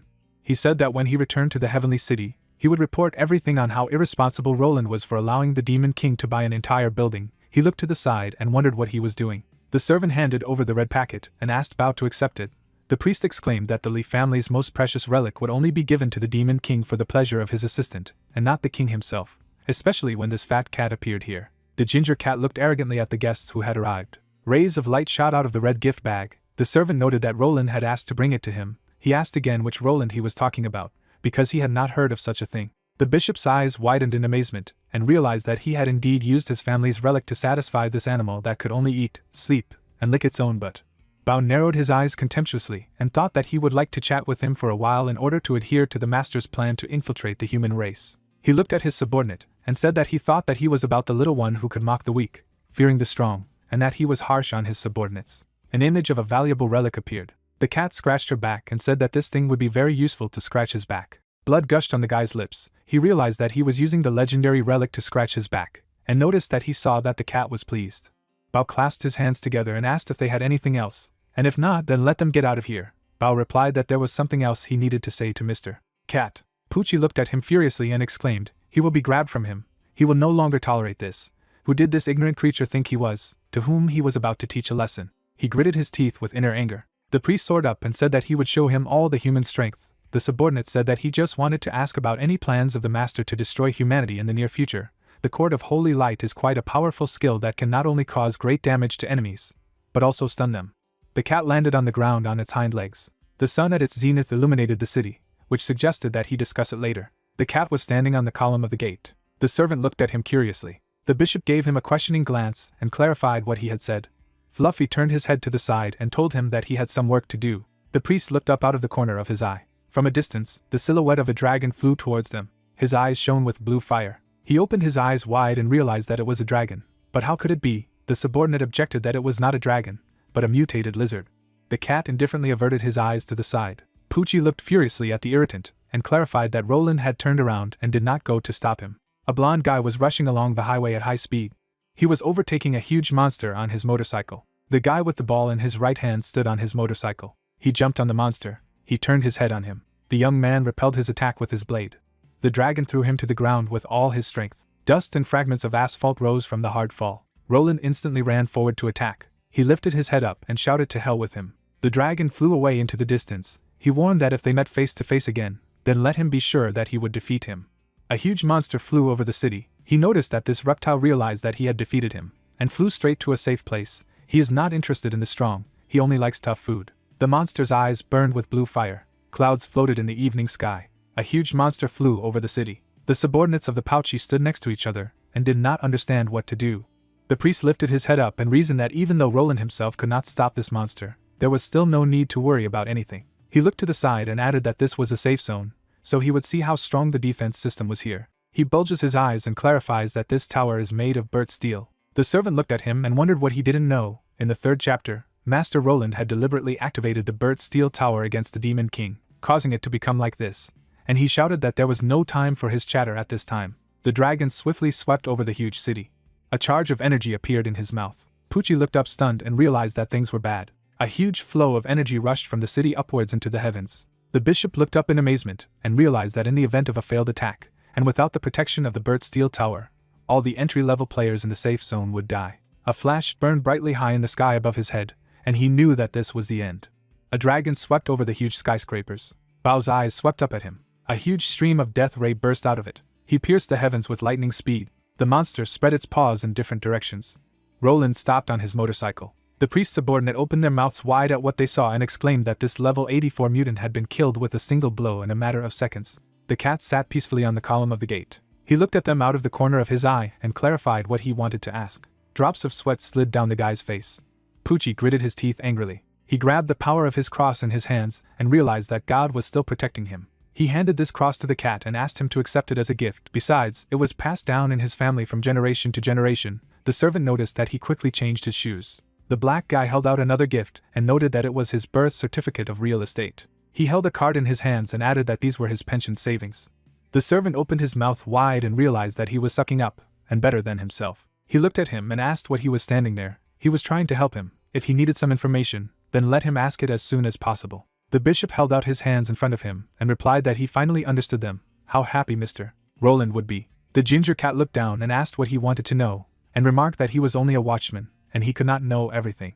The subordinate dropped his hands at the seams and expressed a desire to ask if they had plans to arrange a massacre in the safe zone, or destroy some world, as well as if there was any other plan that they, humans, should be afraid of. He closed his eyes and added that they would like to prepare themselves mentally. Apachai looked at him dumbfounded, and was surprised that he had asked so directly. The cat looked at them and told them that there was no plan. The Demon King needed money soon. He was sitting on the column and clarified that this was all. He answered in the affirmative. The cat ordered him to go back. He turned in the other direction. The priest opened his mouth wide and silently listed the things that the cat had received as a gift. The servant was completely satisfied with himself. The mission was completed. At least there was no need to worry that the world would be destroyed in the near future. The main character smiled happily. Bao wagged his tail at the sight of him. He walked through the gate and asked if he was lying there. The cat jumped on his shoulder. He sat on his head, and he noted that he missed him too. The protagonist entered his house. He drew attention to the litter box for the cat. The guy looked at him angrily and reminded him how many times he had already told him about this. He threw the cat and warned him that he would dare to defecate here at least one more time. The cat flew out the door. He was lying on the floor. He said that he would sleep in the corridor today. Xiao pouted his lips and wondered why he couldn't teach the cat. He looked away with great curiosity. Belial stretched out her hands in front of her and told him that she had prepared his bed. He smiled broadly in utter bewilderment. He lay down on the bed with the girl. He looked at her and turned to her. The girl put her thigh on his body. He noticed that if they slept like this, they would not pass the test. She spread her hands in different directions. The girl clarified, "So it will fit." Then with childish delight he opened his eyes wide and answered in the affirmative. She closed her eyes in satisfaction. The cat sat gloomily at the door. He opened his mouth slightly and wondered how it happened. The dawn sun lit up the house. Clouds floated across the sky. Sad Bao settled down near the entrance to the bedroom. The main character lazily opened his eyes after sleeping. He glanced at his sleeping servant. She slept peacefully on his pillow. The young man looked at her embarrassedly. A pink book protruded from under the pillow. Belial covered her face with her hands. He flipped through the book and was surprised that in this game, even small pets can keep a diary, and added that he was not digging through other people's things, just his hands did everything themselves. He stared at the text with glassy eyes. An image of one of the pages appeared. The guy turned the next page and noticed that she seemed to be very much in love with this Demon King. The guy stared at the diary dumbfounded. He turned to the next page. A censored image from the diary appeared. The young man returned the diary to its place. A drop of sweat slid down his cheek. He remembered that he had almost forgotten that she was a real devil. He put his hand on the back of his head and realized that it was risky, wondering if the Demon King was still there. She stared at the ceiling and wondered if he would have seen her, since she was so shy that she had put a diary there for the Demon King to see. She closed her eyes contentedly and thought that she had put into this diary all her love, courage, all her determination, which cannot be said directly. The night of the same day, the moon shone high in the sky. Belial sat alone at the entrance to the bedroom. The cat sat next to the head of the main character, who noted that he was the best. The girl opened her eyes wide and wondered how it happened. Qin sat surrounded by his friends and said that after the rating increase, their combat abilities had indeed improved. He shifted his eyes to the side and noted that Mr. Xiao had not only healed them, but also improved their skill level. He had done the same thing as the Weigua plugin. Lu looked at him and replied that as they sucked up to this demon, he noticed that she was speaking the truth, but the most important thing was to choose the right side. The guy excitedly clenched his hand into a fist and stated that they would definitely hold the victory, which concluded that they continued to be the Demon 6. Obara looked away in alarm and asked to look at the sky. In the distance there was someone's silhouette. She noticed that something was approaching them. The black-haired lady adjusted her glasses. The guy replied that he could not see anything. She asked to let her. She was looking ahead in front of her. Her eyes shone brightly. Babylon furrowed her brows angrily as she explained that she was seeing a demon, very young, but of a high level. The girl longed for their company and thought that they had used all the forces on Earth, but no one had been able to find the Demon King so far. She opened her mouth slightly and realized that she could not wait any longer. The demon spread her arms in different directions and realized that the disappearance of the Demon King was directly related to Roland. Therefore, she needed to catch him and interrogate him. Lu adjusted her glasses and stated that it seemed that her goal was a safe area in which they were looking for the Demon King. The guy realized that it must be a colleague. He put his hands in his pockets and announced that it looked like they had a chance to strengthen their bonds, so they needed to say hello to her. The girl looked into the distance. On the roof of the destroyed building was the Qin Company. He looked at the demon flying at him. She thought that this was an ambush of the players. They deliberately ambushed her as soon as they found out that she would fly past this place. Above the girl's head there was a sign with a level. An image of the guy's level appeared. Above the girl's head hovered the designation of her level. Babylon furrowed her brows and noticed that it had only been 3 days, and her level had risen to 24. She gritted her teeth in anger, and realized that she could not ignore this, otherwise everything would lead to disaster. She must kill him. The demon stuck out his leg to attack. Her silhouette burned with purple flames. Qin stared at her, and wondered if she was here to find Xiao. She kicked him in the stomach with all her strength. Qin flew into another ruined building from a powerful blow. The demon landed on the roof of the building in front of the squad. Her eyes sparkled with red fire. Lu tried to explain that in reality, their goal was completely different. She instantly flew away from Babylon's powerful blow. A girl with red hair was standing alone on the roof of the building. She stretched out her hand in an attempt to remedy the situation. The demon approached her and asked if there was anything she could do to help. She smiled broadly at her. A bright flash flashed in front of Obara. The demon cast an uncomprehending glance and did not realize that it was blocking her blow. A girl with pink hair stared at her. She wondered who she was, maybe the killer. She closed her eyes slightly and asked her to learn to listen to what others were saying to her. Babylon looked at her in bewilderment and did not understand how this was possible. How could assassins use a shield? And besides, if it was an ordinary shield, how could it repel her attack? Her eyes widened in shock. In the girl's hand there was a chicken.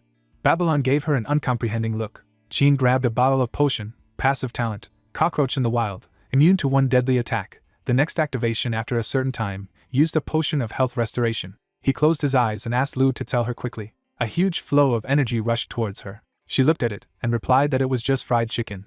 The demon stretched out his hands and clarified what happened then. She waved her hand and replied that it was a gift from Master Shao himself. She launched several attacks on the demon and added that with all her soul and body, this is proof that it belongs to Master Shao. Babylon slid a few meters back. Lu held a magical weapon in her hands. She waved it and exclaimed that she was the highest treasure in this world. The girl landed on the destroyed building. She raised her hands above herself with a weapon and told her what she called it. The chicken that gives victory, the Excalibur chicken. A huge stream of energy rushed into the demon. It pierced through all the ruined skyscrapers on the way. A huge crater appeared at the site of the attack. Obara put her hand on her chest in alarm and noticed that at first glance, it was an ordinary fried chicken, but capable of resisting a level 101 demon. A girl in pink shoes stamped her foot. She took the chicken in her hands and assumed that Mr. Shao guessed that she was facing danger, so he gave her this treasure. Jean watched from another building. He twisted his face in displeasure and exclaimed that he only needed to say a couple of lines. A couple of specific lines, namely that they were also on the side of the Demon King, and that would be enough. The wreckage of destroyed buildings lay on the ground. Babylon grabbed her shoulder and remarked that it was careless, and added that she couldn't believe that a player below level 30 was actually stronger than her. She looked down and suggested that maybe she should use the plugin. Anyway, she couldn't leave it like that. She spread her hands in different directions and exclaimed that she had to find the Demon King. An image of the system warning window appeared. Jean stunned opened his mouth wide and realized that she was undergoing a transformation, moving to the second stage. A clot of red energy appeared in front of them. The rays of the sun illuminated the metal armor of the robot. Cybernetic legs were attached to the body. The evening sun shone on the robot. Jean exclaimed that he had to prevent her from going mad, otherwise they would not be able to talk to her. Obara looked at him anxiously and asked what they should do. He replied that there was no panic. He stood in front of the huge robot and shouted that they knew where the Demon King was. A cat was sleeping peacefully on the table. Belial asked if he should scratch his back. She cast aside an uncomprehending look. The girl stood near the window and did not understand what was happening outside the window. Dust rose into the air around the huge robot. She put her fingers to her chin and noticed that it seemed quite familiar to her. The cat looked up at her and suggested that it could be from some movie. Jean melted his hands in different directions and shouted that they knew where the Demon King was. A huge robot stood in front of them. He looked at him menacingly and ordered the girl not to be silent.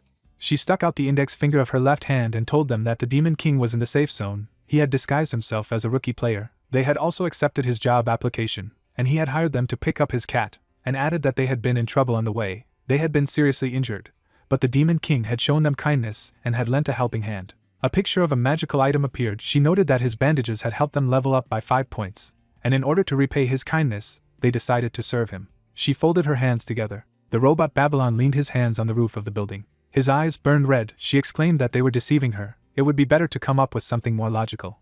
Who would believe in their stupidity? The young man held out his hand in front of him and objected that they had proof. An image of a photo of the main character's company appeared. The robot stared at the photo. He put his hand inside his body. Babylon took out a painted image of the protagonist. The robot opened its mouth wide. She exclaimed that it looked very different. They tricked her. The information window said that Babylon felt insulted and angry. She was moving on to the third stage. The robot soared into the sky. The guy turned his head back and reported that the negotiations had failed, and asked Lu to stop her. She was holding a chicken in her hands and noticed that Mr. Zhao's gift was ruined. He wondered if this thing could only be used once.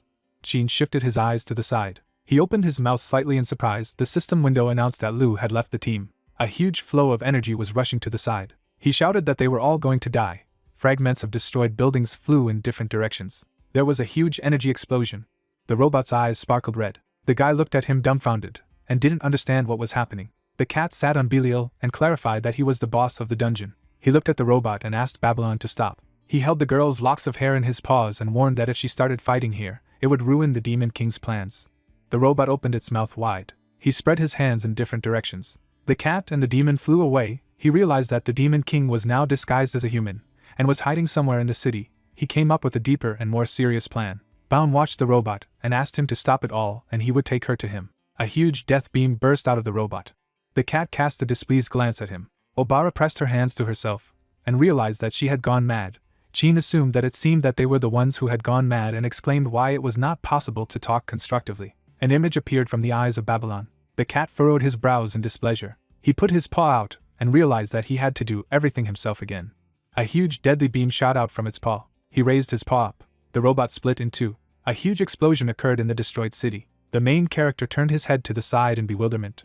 He looked away worriedly. A bag is carried on his chest. He noticed how cool the breeze is. He put the bag there and assumed that today would also be a peaceful and calm day. The window reported the results of the sale of devil horns. The cat walked on the ground next to Belial. A huge crater appeared in the middle of the city, and I asked if she was ready to listen now.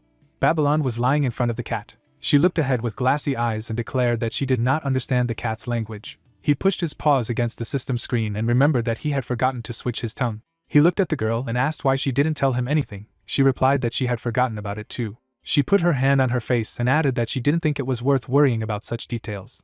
Babylon looked at her and exclaimed that she was still alive, and suggested that she go with her to save the Demon King and blow up the hell out of this safe zone.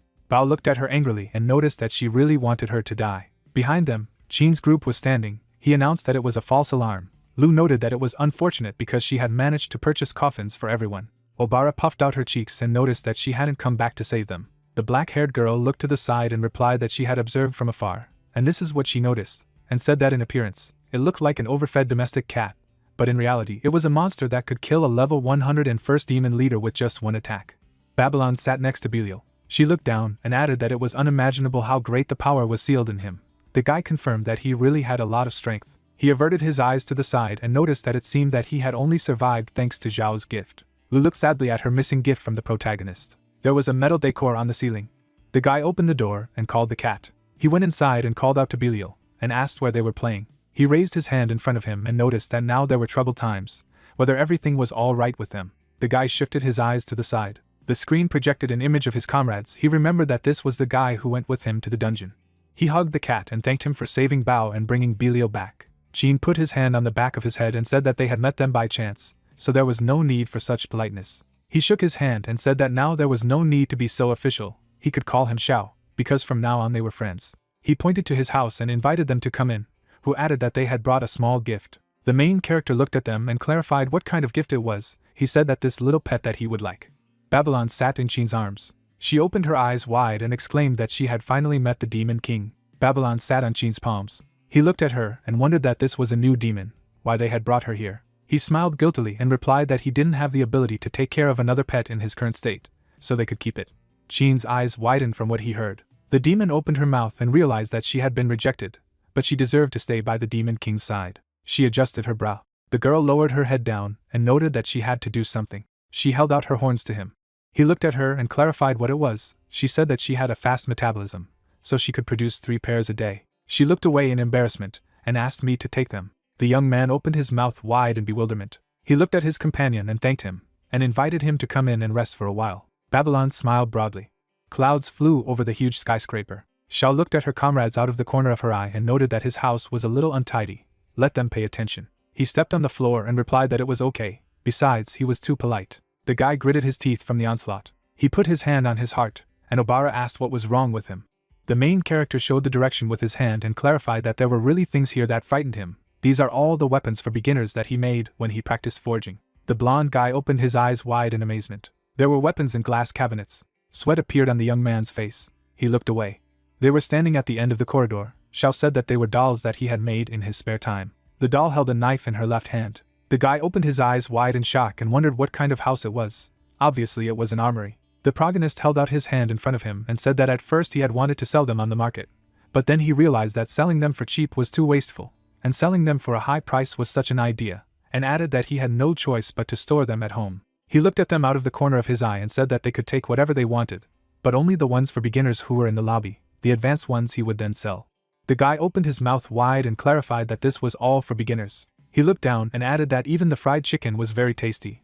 It wouldn't be surprising if he forged a heaven-defying weapon. He closed his eyes and realized that there was nothing to worry about. The sun's rays filled the room. He wondered how he could not take it with care. The main character sat down on the couch and hoped that the rewards they received for killing monsters were much more valuable than what he gave them. Chin didn't look down and didn't understand what kind of sofa it was. He looked at it and exclaimed that it was also a magic object. He sat down and looked at him and replied that he had chosen this sofa himself. Let them sit down. The young man sat down on the sofa. He put his hand on it and realized that it was not just about the sofa. The main characters looked at their comrades and asked Belial to bring them tea. She brought a tray with glasses, which noted that it was water. It was filled with evil magic. The green liquid gurgled slightly. Obara held a glass of liquid in her hand. The main character stuck out the index finger of his right hand and said that he opened a well in the backyard to save on water, so the water for tea was taken from there. The young man glanced at him out of the corner of his eye and noted that it was indeed the well of eternity. He opened his eyes wide and added that it's not just amazing, it's better to say it's very cool. It really lives up to its name. Chin sat on the sofa and pondered that, combined with the feeling he had at the entrance. It was possible that this entire residence had turned into a magic weapon. An image of the residence of the main character appeared. The guy put his hand on his forehead and noticed that if he had hesitated before, now he finally realized that it took no more than 3 days to make such items, so they had to join his army in order to survive in this world. The protagonist stretched out his hand and invited everyone to drink tea. The whole company obediently drank from the mugs. He sat down to look at his comrade and noted that he had recently heard that a fierce battle had taken place near the safe zone, and wondered if this was the place where they had picked up Babylon. The guy was holding his mug in his hand. Drops of sweat appeared on Chin's face. The main character brought the mug to himself and added that it was amazing, such a fierce battle. Then he opened his mouth wide and realized that he was really going to kill them, and said that he didn't expect this to happen either. The guy held the mug in his hand and said that it was a good result, namely that they survived and came to him for a cup of tea. He looked at his comrade. The latter twisted his face and resolutely declared that yes, they had come here without delay. The protagonist held a mug in their hand and congratulated them on their survival. The same Allah put his right hand in his fist and realized that he had resigned himself to their apostasy. The whole company drank tea from a mug on command. Xiao looked at the pink-haired girl and assumed that she had probably already eaten his fried chicken. She looked at him embarrassedly and thought that, as expected of him, he knew that she was using Chi-caliber. A system window appeared in front of him. He noted that he still had a lot left, and he would share it with her. The information window said that she had received 20 fried chickens from Xiao. She looked at her inventory dumbfounded. System windows also opened in front of everyone else. She looked away and thought that this was such a valuable treasure, and yet, he had given 20 to each, so she wouldn't let him down. She put her hands to her chest in embarrassment. The girl looked at her comrades and added that they would not let him down either. Chin pouted his lips and thought that even though his teammate was sick, it was better to put up with it as long as the king was kind to them. He sat on the couch and added that as long as no incidents happened, they could stand firmly on the winning side for the rest of the game. The screen projected an image of Roland. He held a gift in his hand, and said that he had heard that they had trouble here, so he had come to comfort them. The protagonist held out his hand as a gesture of invitation and asked why he was there. He replied that he had heard about the trouble, so he came to console him. He smiled and asked if he was all right. If he needed any help, let him not hesitate, and turned to him. 2 demons climbed out of the purse. He turned his head back and wondered why she was still there, and why she was not alone. He cast down an uncomprehending look. He looked up and didn't realize that the whole building had turned into a magic weapon. In front of him in glass cabinets stood uniforms. He put his hand to his mouth and suggested that he was preparing for Armageddon, so the whole house was his fortress. Clouds flew over the building. The guy stood behind the main character and did not understand that they had done something that he was so offended. He looked at him resolutely and realized that they needed to stabilize his condition. 4 young men were sitting on the sofa. Roland walked into their room and couldn't understand why the team that cleared the dungeon was in the Demon King's house. Chin cast a blank look at him. His eyes widened in surprise. He sat down on the sofa and assumed that they had noticed the abnormality of the Demon King, so they had come here before him to find out. He stuck out his right thumb as a gesture of approval and invited them to work together to stop the king from destroying the world. The guy folded his hands together in shock. The main character was sitting on the sofa and asked that they knew each other. Roland closed his eyes and replied in the affirmative. Chin cast a blank look at him. He opened his mouth and noted that these were the ones who put an end to that battle. It was difficult to survive there. There were probably many dead. The blonde guy looked at him and thought that he was deliberately mocking them, and said that yes, after all, casualties were inevitable. You push it wide and add that in fact, this world is so interesting, it does not want to be destroyed, but it is powerless. He raised his hand enthusiastically, and exclaimed that only they could save him. The young man opened his mouth and noted to himself that he understood, namely that he was bored, so he wanted to destroy this world. He lowered his head down, and said that he knew what to do. Roland gritted his teeth and said that if he wanted something interesting, maybe the elves would satisfy his interest. He looked at him and asked about the elves. He noticed that there was an unexplored area known as the Ancient Elven Kingdom. If he looked there, they might be there. Zhao's eyes widened and noted that he was interested in it. he would like to take a look if he could. He raised his hand and said that he would then go and catch one. He clarified what he meant. Jean smiled slyly and thought, what kind of show was this? The hope of mankind is so humble in front of the Demon King. The protagonist closed his eyes and thanked him for having such an opinion of him. But he was just a helpless rookie. He looked to the side and added that in order to open up the future of humanity, he should be more optimistic about it. On the sofa sat the squad and Jean. He awkwardly folded his hands together. He declared that he was the best player. The guy jumped up from the couch and wanted to talk about his relationship with Roland. He closed his eyes and interrupted the guy that, as expected of him, he couldn't hide anything from him. So he established a deep partnership with the number 1 team. The young man gritted his teeth in anger. He looked away and added that now that he knew about it, there was no point in hiding it.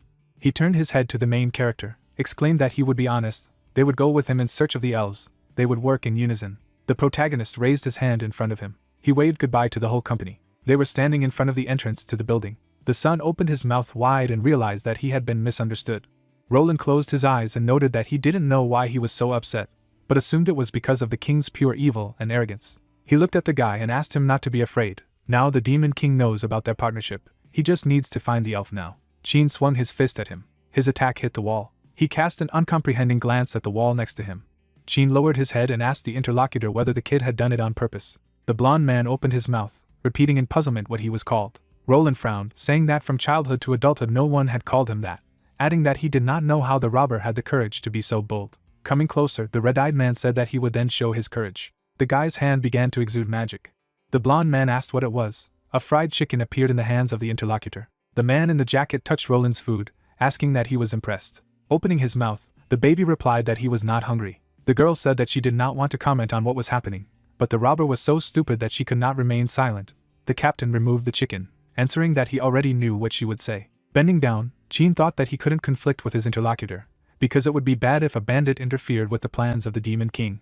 Looking ahead, the blonde said that he did not understand why people were dissatisfied, because it should be an honor for them to cooperate with him. The guy in the jacket asked that maybe it was so, but why would Roland work with them? The guy raised his hand and explained that, as he said, he needed to get into a closed area, catch the elf and bring him to the Demon King so that he could postpone the plan to destroy the world. Frowning, the captain said that these words sounded as if they had been spoken by an honest man. Brown Eyes covered her mouth with her palm and revealed that they had just been to the Demon King's, adding that he seemed to want the team to cooperate with the other people. The brunette said that perhaps the protagonist had more grandiose plans that they hadn't understood yet. The robber asked that the girl didn't even spare herself with her tongue.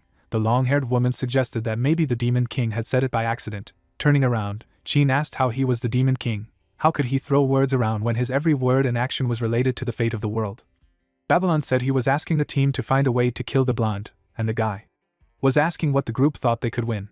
Looking at the guy, Roland asked how the discussion had gone and whether they would cooperate, adding that people shouldn't disturb the king now, but dodging was not the solution, and continued that only when the players grew up and got stronger, people would have the strength to fight. Changing his face, the blue-eyed man said that the players' potential was limitless, and Jean's team was the best. They were worthy of training, adding that if they worked with him, they would receive a reward far beyond their current level, experience, equipment, and money. Stretching out his hand to the robber, the blonde man said that for the interlocutor, all of the above was a great temptation. Turning away, Jean said that then it was time to go. Looking ahead, the commander added that a handshake was not necessary.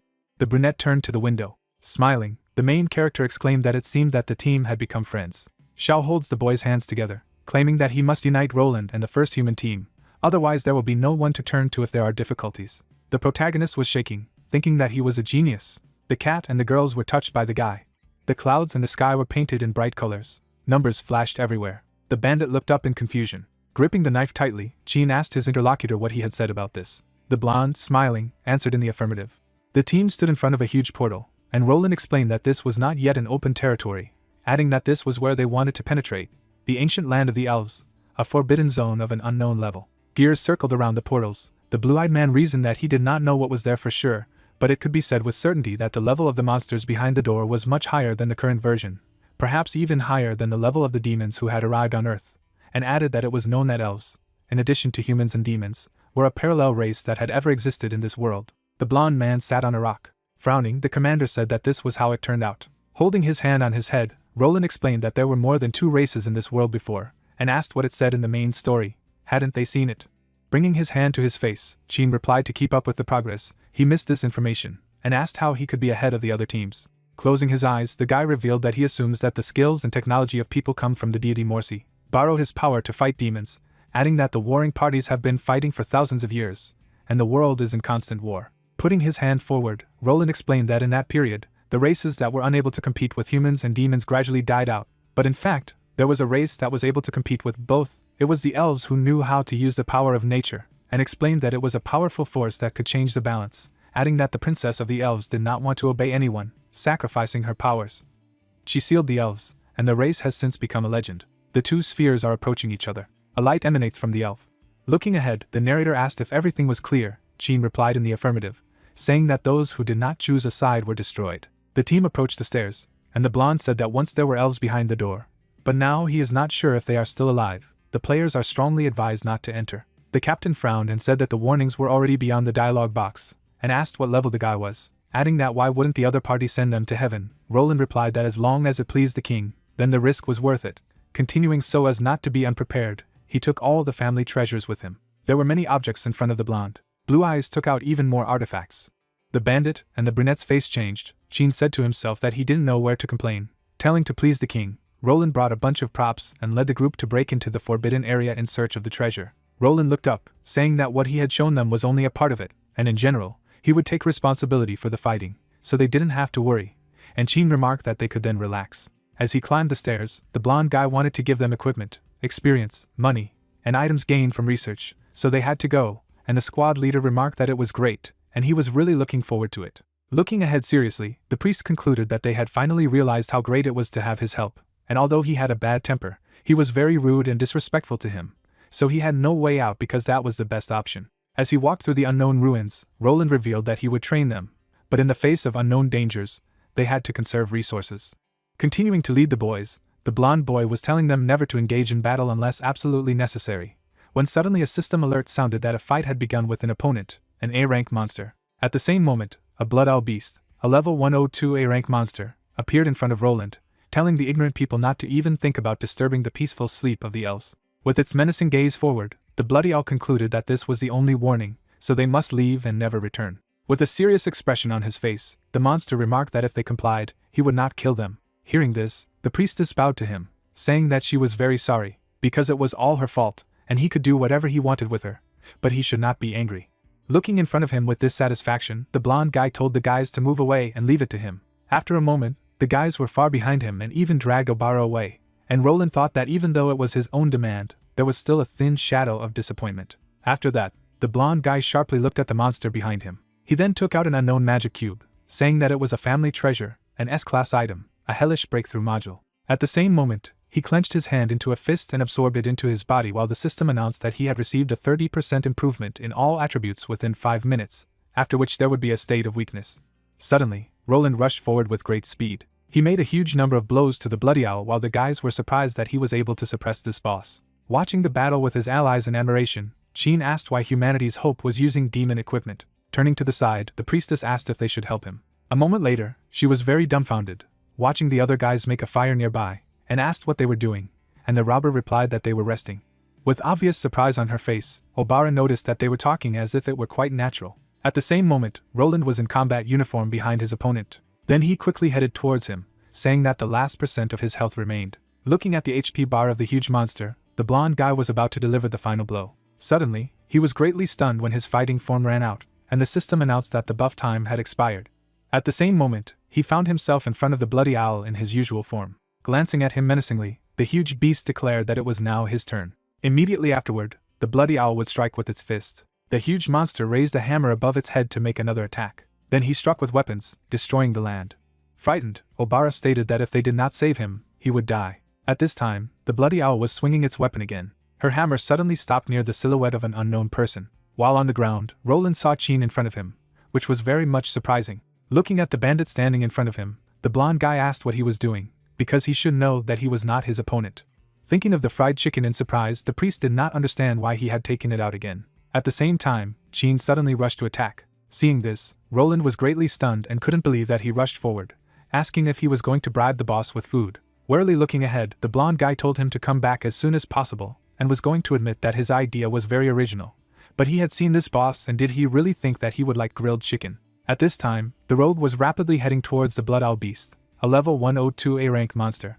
Noticing the approach of the enemy, The monster was very angry and asked what kind of insanity the 26th level was doing there. Immediately afterward, the bloody dog raised its warhammer above its head. In turn, Chin abruptly waved his fried chicken while the system alerted that he was using it for fortification. Then his weapon headed towards the enemy. A moment later, his punch sliced the monster in half, and Roland couldn't believe that he had physically cut the boss.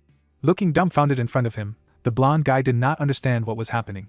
At this time, the girls were extremely outraged by what had happened, and Lu mused that it was an artifact given by the Demon King, and it had an unattractive appearance. But it had a very powerful power, and Obara realized that each of them had 20 such artifacts. At the same time, the priest seized the robber by the scruff of the neck, saying that if he had such a thing, he should have pulled it out as soon as possible, and he noticed that he himself had said that he was well prepared. Adjusting his tie, Roland stated that he was really prepared, and if he had survived the weakened state, he could have killed him, because he was confident in his ability to withstand blows. Looking at the magic sphere surrounded by blue energy, the blonde guy was telling the others to look at the reward.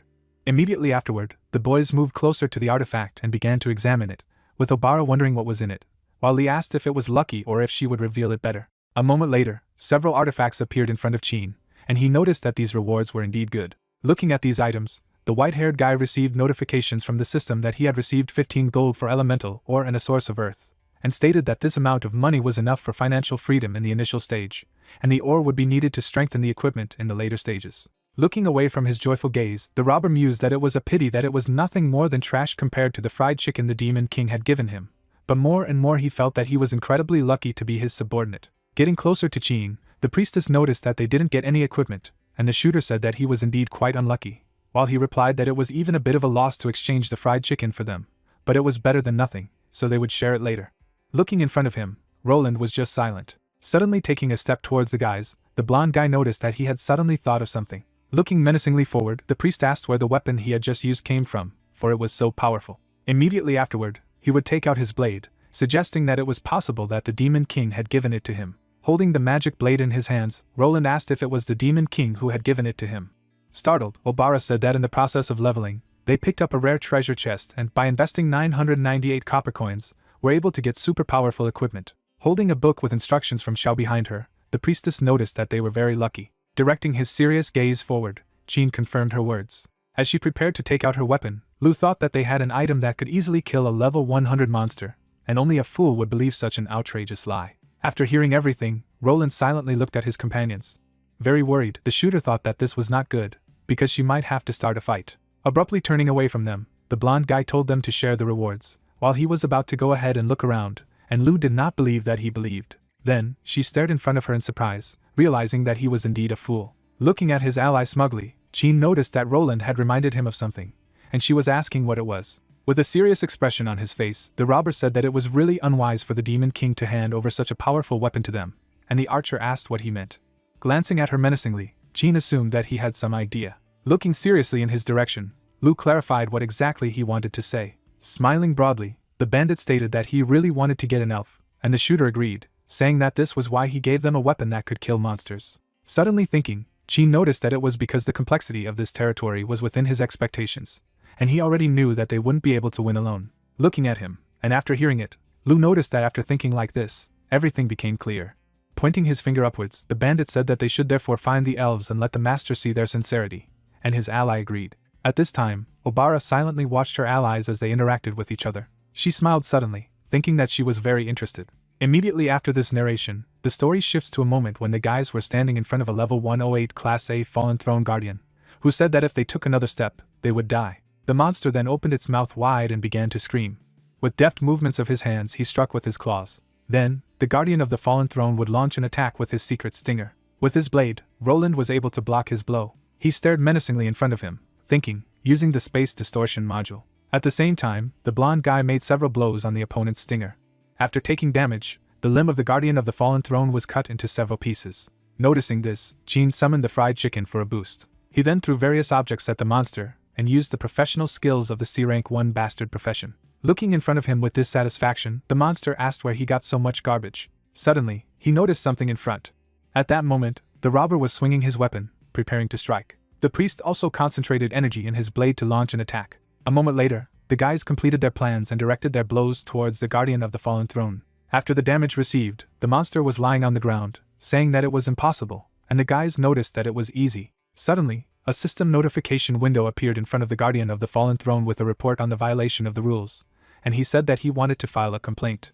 The system window with a smile on her face announced that his message about the violation had been received, and after checking, a violation was detected and 4 points of reputation from the enemy were deducted, and the monster asked what was next. A moment later, he was greatly stunned when he heard that nothing would happen next. Immediately afterward, the A-class fallen throne guardian would give up his spirit, and Chin would open the chest and receive 28 gold coins and destroyed tree roots, along with a love letter for the elf princess and a Mafa game console. Someone stepped on the water surface. Looking at the throne of the elves in front of him, Roland said that if the representatives of this race were still alive, then there must be clues inside.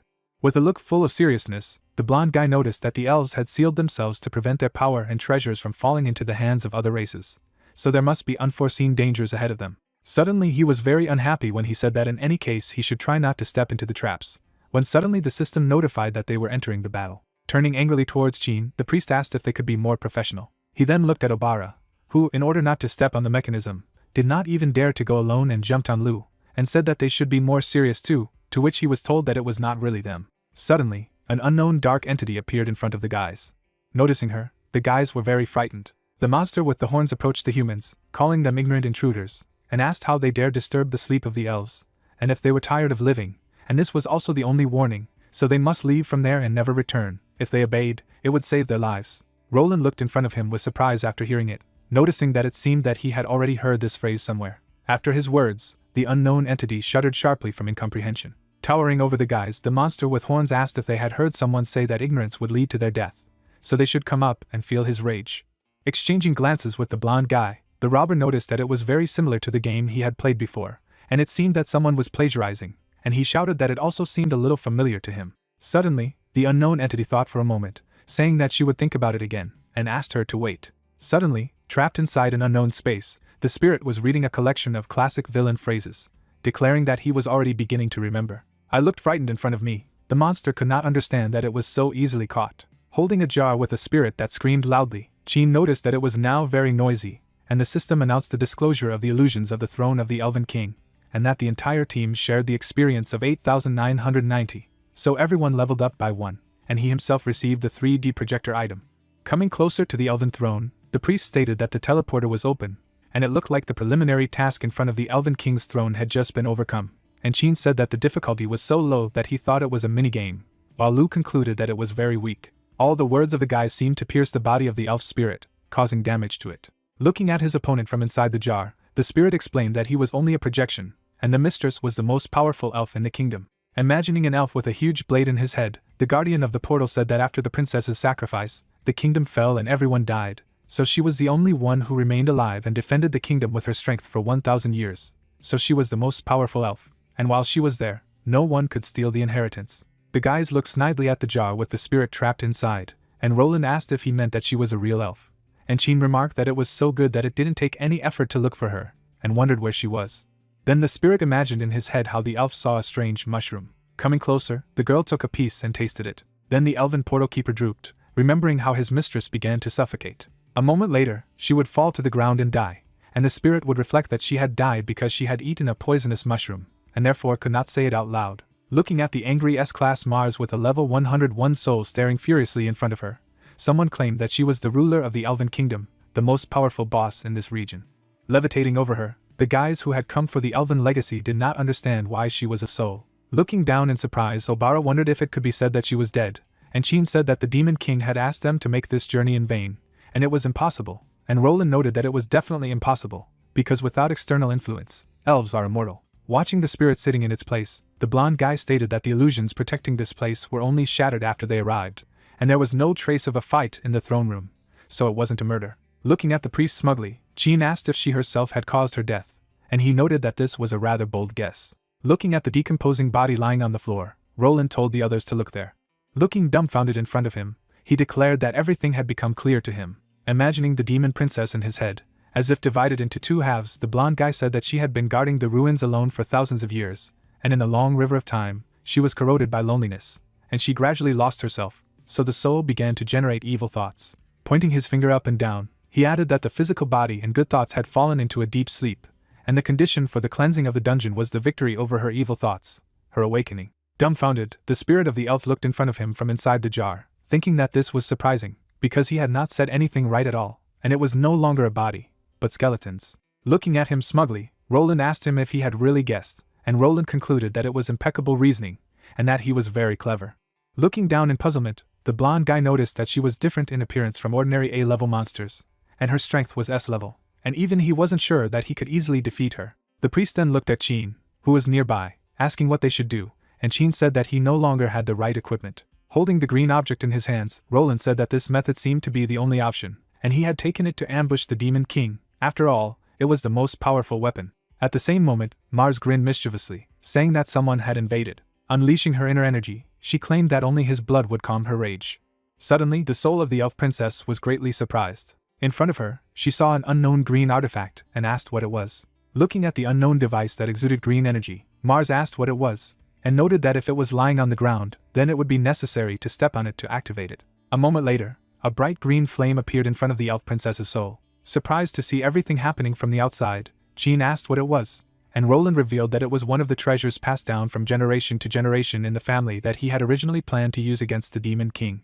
Imagining a crown emitting green liquid in his head, the blonde guy added that it was S-class equipment, a plague trap, and borrowing the power of the first 4 demons was generating a plague that dealt massive real damage and had a control effect. Visualizing the spiritual manifestations of the color blue, the priest concluded that the disadvantage was that the people subjected to this attack would experience great pain, and life would become hell for them, so they would not be able to resist. Looking at his ally in fright after all he had heard, the bandit asked how his family could pass on such horrible things from generation to generation, and he explained that their family had been fighting demons for generations, and therefore it was wise to collect valuable equipment from defeated enemies. Looking dumbfounded in front of him, Chin felt that collecting and using these were 2 different things, and the elf spirit wondered if he wasn't a good person. Fearfully imagining a mug of green liquid in his head, the white-haired guy wondered if the Demon King's tea was anything like that.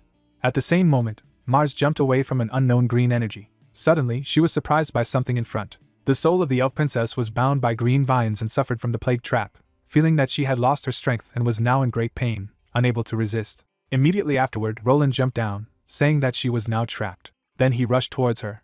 He ran forward at great speed, using a gas mask, an attack power increase, an all-attribute boost, a high luck level boost, and a hellish breakthrough module. Using all his skills, the blonde guy continued to run forward rapidly. Suddenly, the priest swung his blade to strike. Noticing this, the angry Mars was very frightened and screamed in fear. At the same moment, Roland struck her with his sword. Looking at the high-level human NPC approaching her in fright, she was greatly surprised by this.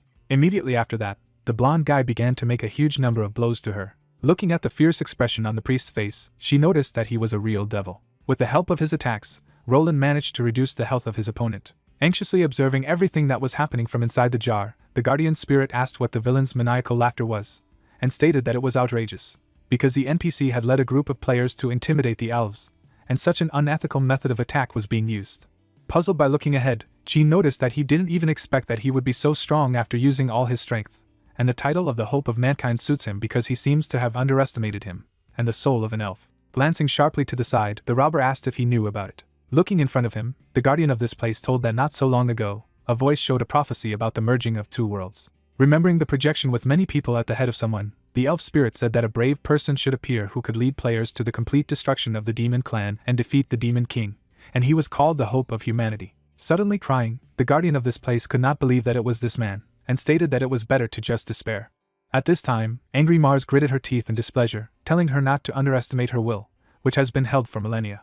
By releasing her energy, she was able to free herself from her confinement. Looking menacingly ahead, Roland declared that the duration of the plague trap had reached its limit. Looking at the monster's health line, which was already almost 0, the blonde guy noticed that there was still not enough damage. With her menacing gaze forward, the soul of the elf princess declared that she could not allow a man like him.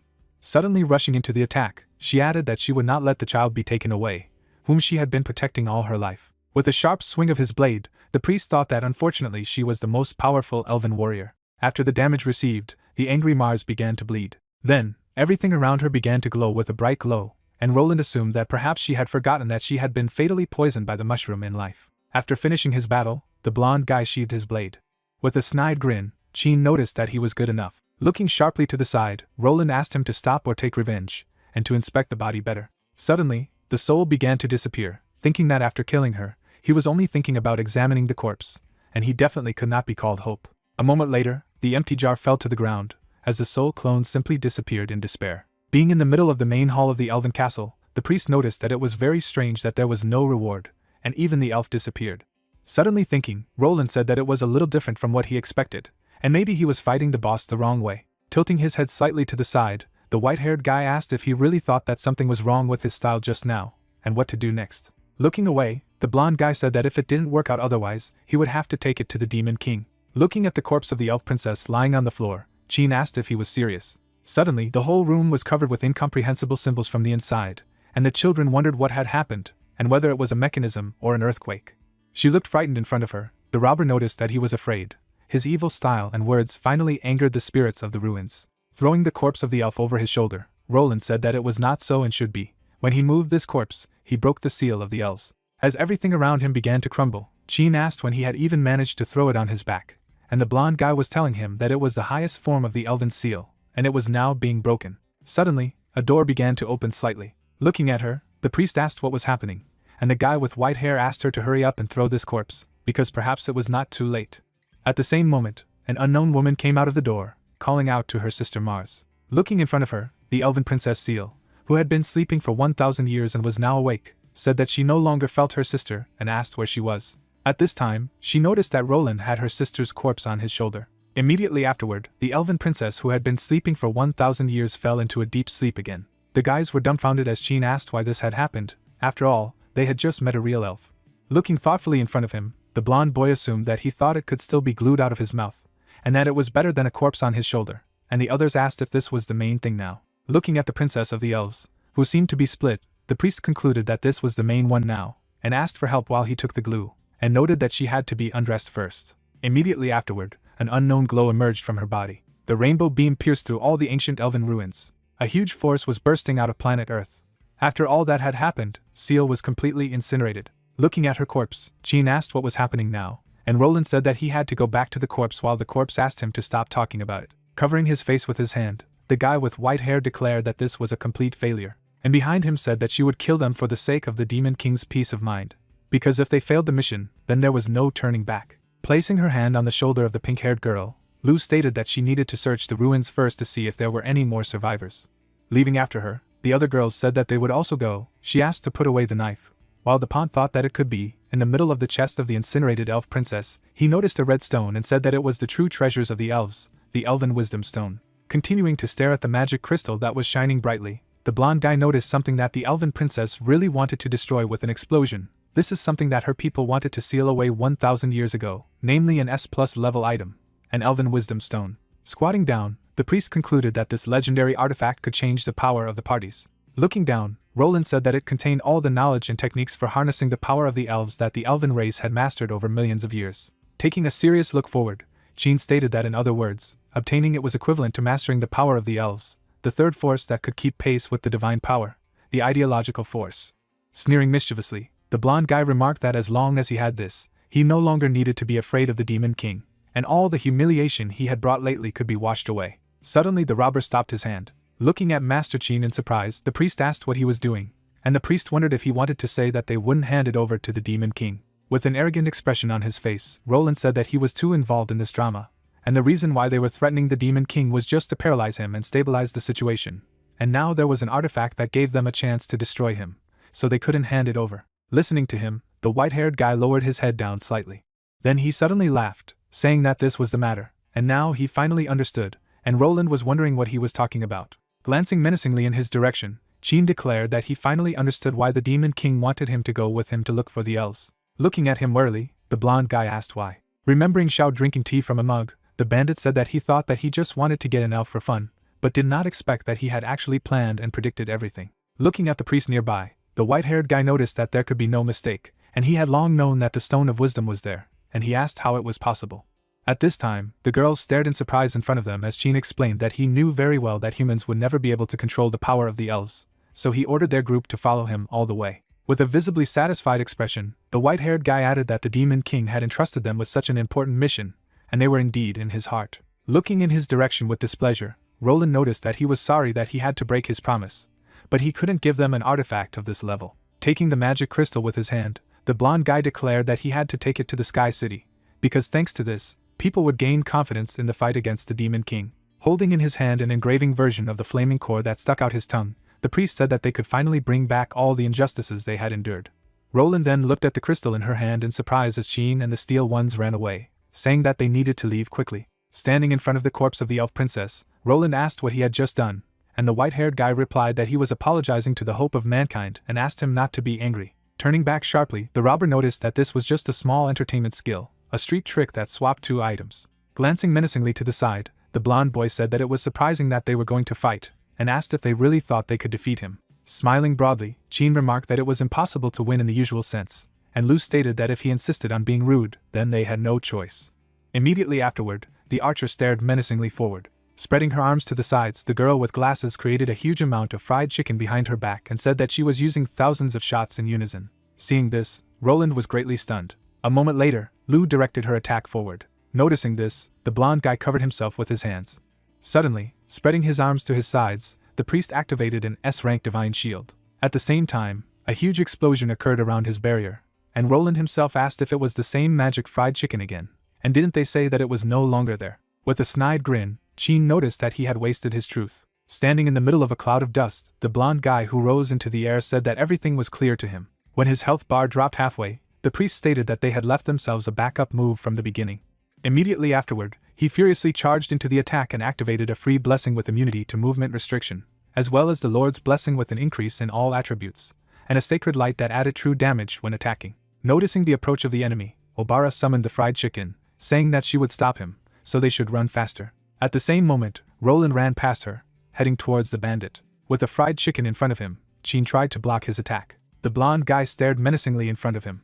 At the same time, the white-haired guy was defending himself from his blade with the Demon King's artifact. After taking damage, he was knocked back. The rogue fell to the ground, and his health bar remained at almost zero. Looking at him menacingly, Jean mused that although they could attack him by leaning on the chicken, if they went for a direct confrontation, the difference in levels would still be resolved. Looking frightened at the healer standing in front, the white-haired guy noticed that she said that they would stop him, but did not delay him even for a second, and she replied that she tried her best.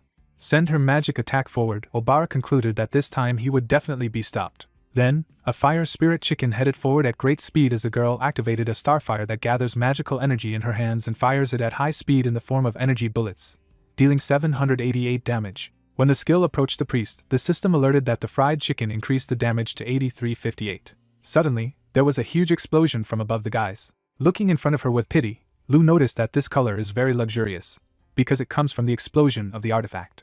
At this time, Roland gritted his teeth in displeasure, thinking that this fried chicken was causing trouble, so he couldn't continue to waste time, and he needed to get the wisdom stone faster. A moment later, Assassin appeared behind him, activating the stealth strike skill. Then she entered into battle with the priest. At this time, the red magic crystal was lying directly on the floor. Looking at him in surprise, Jean was aware that when he was attacked, the stone had fallen out.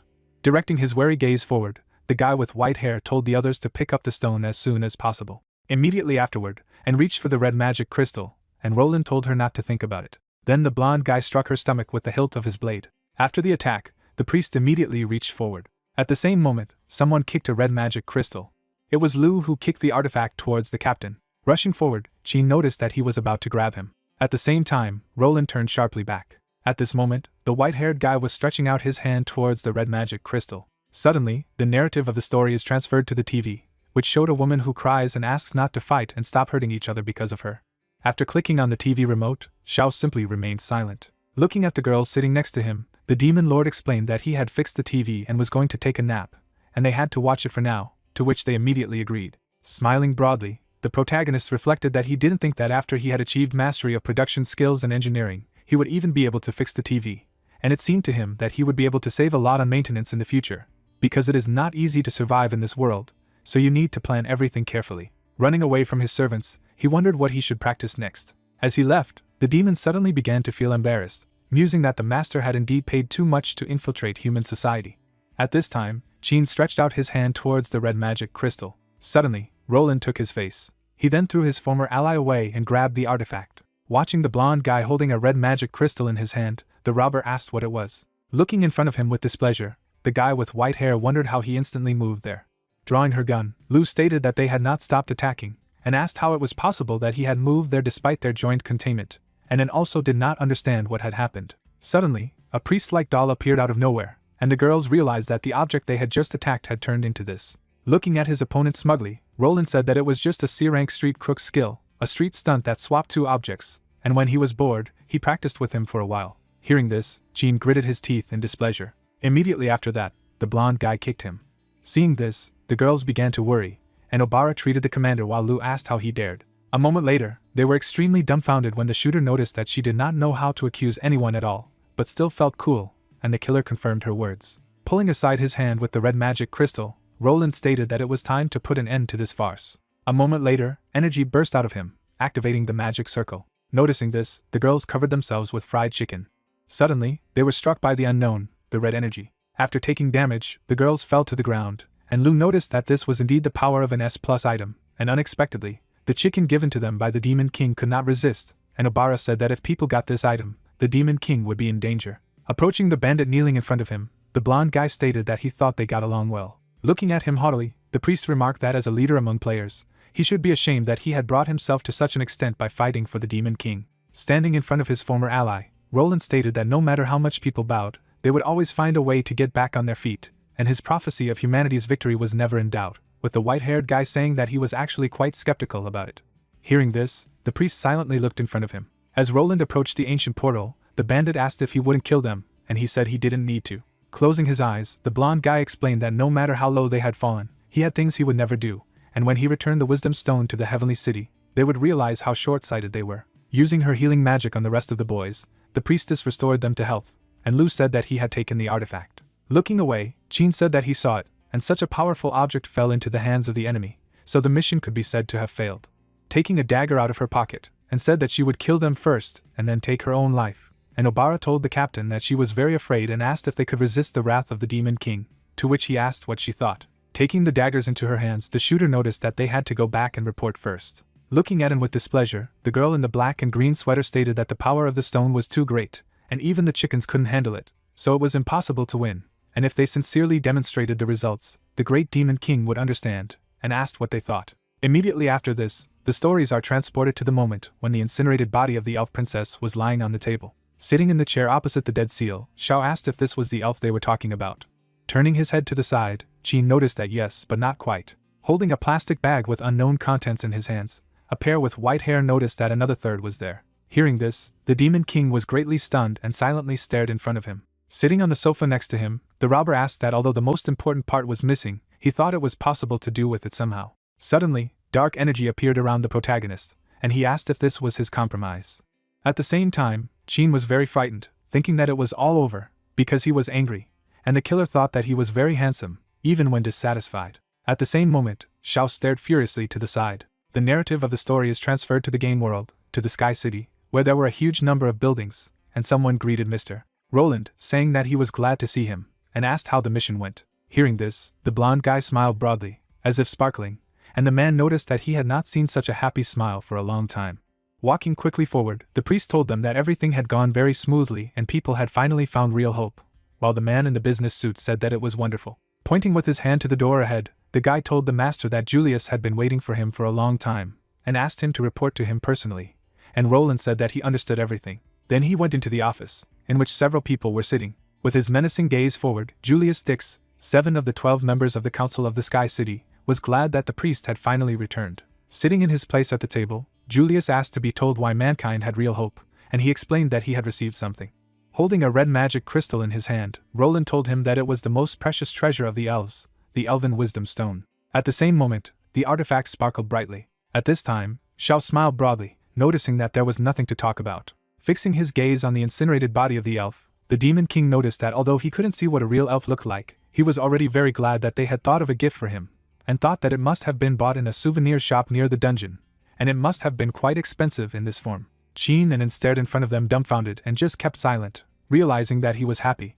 Suddenly, the two of them were very happy, and the white-haired guy mused that the master wasn't angry after all, and the killer thought that he was doing it because of his love for her. Watching Seal's dead body, the protagonist shouted that he had managed to learn the relevant skills and maybe he could practice.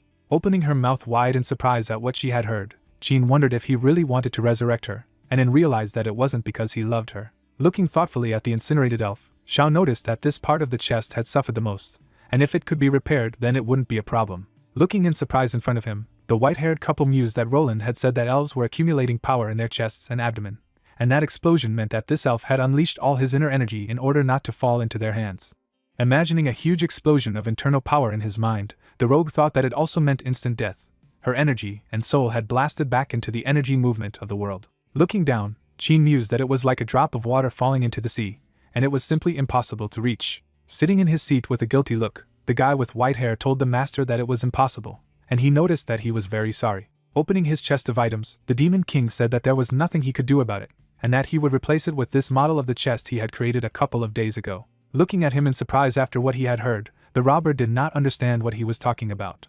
Taking a piece of the protagonist's body from her inventory, she concluded that the skin color was about the same. After enveloping the artificial rib cage in magic, Shao was about to begin the procedure. Immediately afterward, he put on gloves on his hands, thinking that although he didn't know how to fight, when it came to repairing figurines, this was his specialty. Closing his eyes and concentrating, the Demon King reasoned that this time he just had to follow his inner intuition. Then he gathered the energy in his hands, thought that by finding a universal key in his heart, all actions become natural, turning complex into simple. Imagining a huge number of different complex mathematical formulas in his head, the protagonist realized that he needed to put everything together, and realized that he had to press F to fix the elf doll, and if he was using a gamepad, press B. Suddenly looking ahead seriously, Shao said that he needed to do it right now. He then channeled his internal energy into the body in front. Watching the reborn creature in surprise, the Demon King asked what it was and mused that the special effects were quite realistic, and Chin couldn't believe how the energy had gathered in her body. At the same moment, the animated princess of the elves opened her eyes and asked where she was. At the same time, Seal saw the protagonist exuding dark energy in front of her. The princess of the elves looked in front of her, dumbfounded, wondering why the Demon King was there. Then, she abruptly lowered her gaze down. Placing her hands on her chest, Seal thought about her third breast size. After a moment, she was extremely frightened, realizing that she now only had size 0. Realizing this, the elf princess fell into a deep sleep again, and this time she did not really want to wake up, so she asked not to be saved. Looking dumbfounded in front of him, Chin just remained silent and mused that she had just been resurrected. The white-haired guy was very frightened and wondered what kind of power it was, and he completely changed the laws of energy, as if he was an all-powerful being. Suddenly, Shao glanced in his direction. Smiling broadly, the Demon King stated that he didn't expect that the doll they brought was so realistic, and he liked it very much. Looking straight ahead in surprise, the bandit couldn't believe that he had called a living elf a doll. Immediately afterward, Chin began to cough, thinking that the elven princess who had been coveted by humans and demons for thousands of years was nothing more than a doll, and then was delighted with it. Looking in front of her, the killer realized that, it turned out, this was the weakness of the protagonist, and everything became clear to her. Happily watching the Demon King, the pink-haired girl thought that the noble elven princess had fallen into the hands of the master and had only become a doll that could be played with at will, and he looked indifferent. But in fact, his heart burned with incredible flames and was full of passion, so it was all very sexy. Suddenly starting to cry in embarrassment, and reasoned that she needed to find a way to become such a woman and win Mr. Zhao's favor, and the white-haired couple noticed that they had one more souvenir. Taking out a magic ball with wings, the robber asked to accept it. Immediately after that, the protagonist looked in admiration at the projection of a demon who spoke in the phrases of villains. Smiling broadly, the Demon King remarked that he was a little curious about it, and thought that he could modify it and put it as an alarm on the door. Sitting in his seat, the protagonist said that if they didn't need these things, they would accept them, and Chin asked him to take them all, to which he remarked that he had nothing to offer in return, and the protagonist said that there was nothing to worry about, and there was no need to be so polite. At this time, Seal opened her eyes, thinking that these people were using her to make a deal with the Demon King. Looking at the ceiling of the apartment, the elf princess reasoned that she was curious to know what this thing was that turned out to be even more valuable than her, and why they were betraying their race. Suddenly, the girl heard Shao asking if they had run out of fried chicken. Smiling broadly, Chin noticed that she was incredibly cool, meaning strength. Taking a dish from the inventory, the protagonist said that he also had a chicken baked in high-grade salt, so he was going to give it to them, for which he received gratitude. Opening her mouth wide in surprise at what she had heard, Seal couldn't believe that her princess had been exchanged for a chicken. Then she smelled the aroma of this dish. Immediately afterward, the elf princess salivated and thought that it smelled nice. As she continued to lie on the table, Seal mused that taste wasn't the main thing, and it was because she had now fallen into the hands of the Demon King, wondering what she should do now. At this time, Chin said goodbye to Shao, saying that then they would continue to level up, and good luck to them, and saying that he was waiting for them again next time. Then, the white-haired guy and then left his manor. Obara and Lu approached them from behind, asking what was there, and the bandit was glad to see them return. Looking seriously forward, the shooter said that the wars were divided into 2 parts, and they were responsible for preparing for a surprise attack from behind, and the healer noted that he would be very surprised. Smiling broadly, The brown-haired girl stated that she had used the money she had received this time to buy a very good cemetery, and that way, even if the Demon King wanted to execute them, they wouldn't become wandering ghosts. Looking at his allies, Jean explained that the Demon King was not angry with them. Suddenly turning back, Obara declared that she would be back in a moment. Grabbing her by the clothes, Lu stopped her ally, telling her to keep them, because sooner or later they would need them. Looking sharply to the side, the shooter asked what had happened. With a snide grin, the white-haired guy told me that it was unbelievable that the elves' legacy they had struggled to bring was just a doll, and he was so happy that he gave them 10 salt-baked chickens. Looking at him dumbfounded, Lu asked if he was talking about new artifacts, and he said that Horsedale hit him over and over again, and he could not feel it. Then, he imagined the image of the formidable Demon King in his mind. All the guys were delighted, realizing that being on the right side is great. At this time, Roland showed an empty hand, saying that he had obtained the Elven Wisdom Stone. All the people in the meeting room jumped up from their seats and asked what had happened, or if Master Roland had already made a mistake. After all, he was the hope of mankind. Looking dumbfounded in front of him, the man with the mustache stated that he had now realized that this was the type of thing that only smart people could see, and the guy with the gray hair had noticed that he saw it, and he was impressive, because this man was indeed the hope of mankind. Dumbfounded looking at his empty hand, the blonde guy asked how this could happen, because it was in his hand a second ago and suddenly turned into energy and disappeared in one instant. Looking at him puzzled, the man stated that it turns out that these are not things that only smart people can see, and his colleague asks why he didn't say it earlier, while Yuli was just silent. Looking menacingly forward, the member of the Sky City Council asked to stop causing trouble and explained that the Elven Princess had been resurrected, and this Wisdom Stone was the thing of the elves, so it was normal to return it to her hands. Looking in surprise in front of him, Roland asked if he had said that the Elven Princess had been resurrected, pointing the camera at the Demon King's residence, that he was also constantly watching every move of this monster. Using his magical eye, the members of the Council of the Sky City remarked that he had to admit that he was still an actor.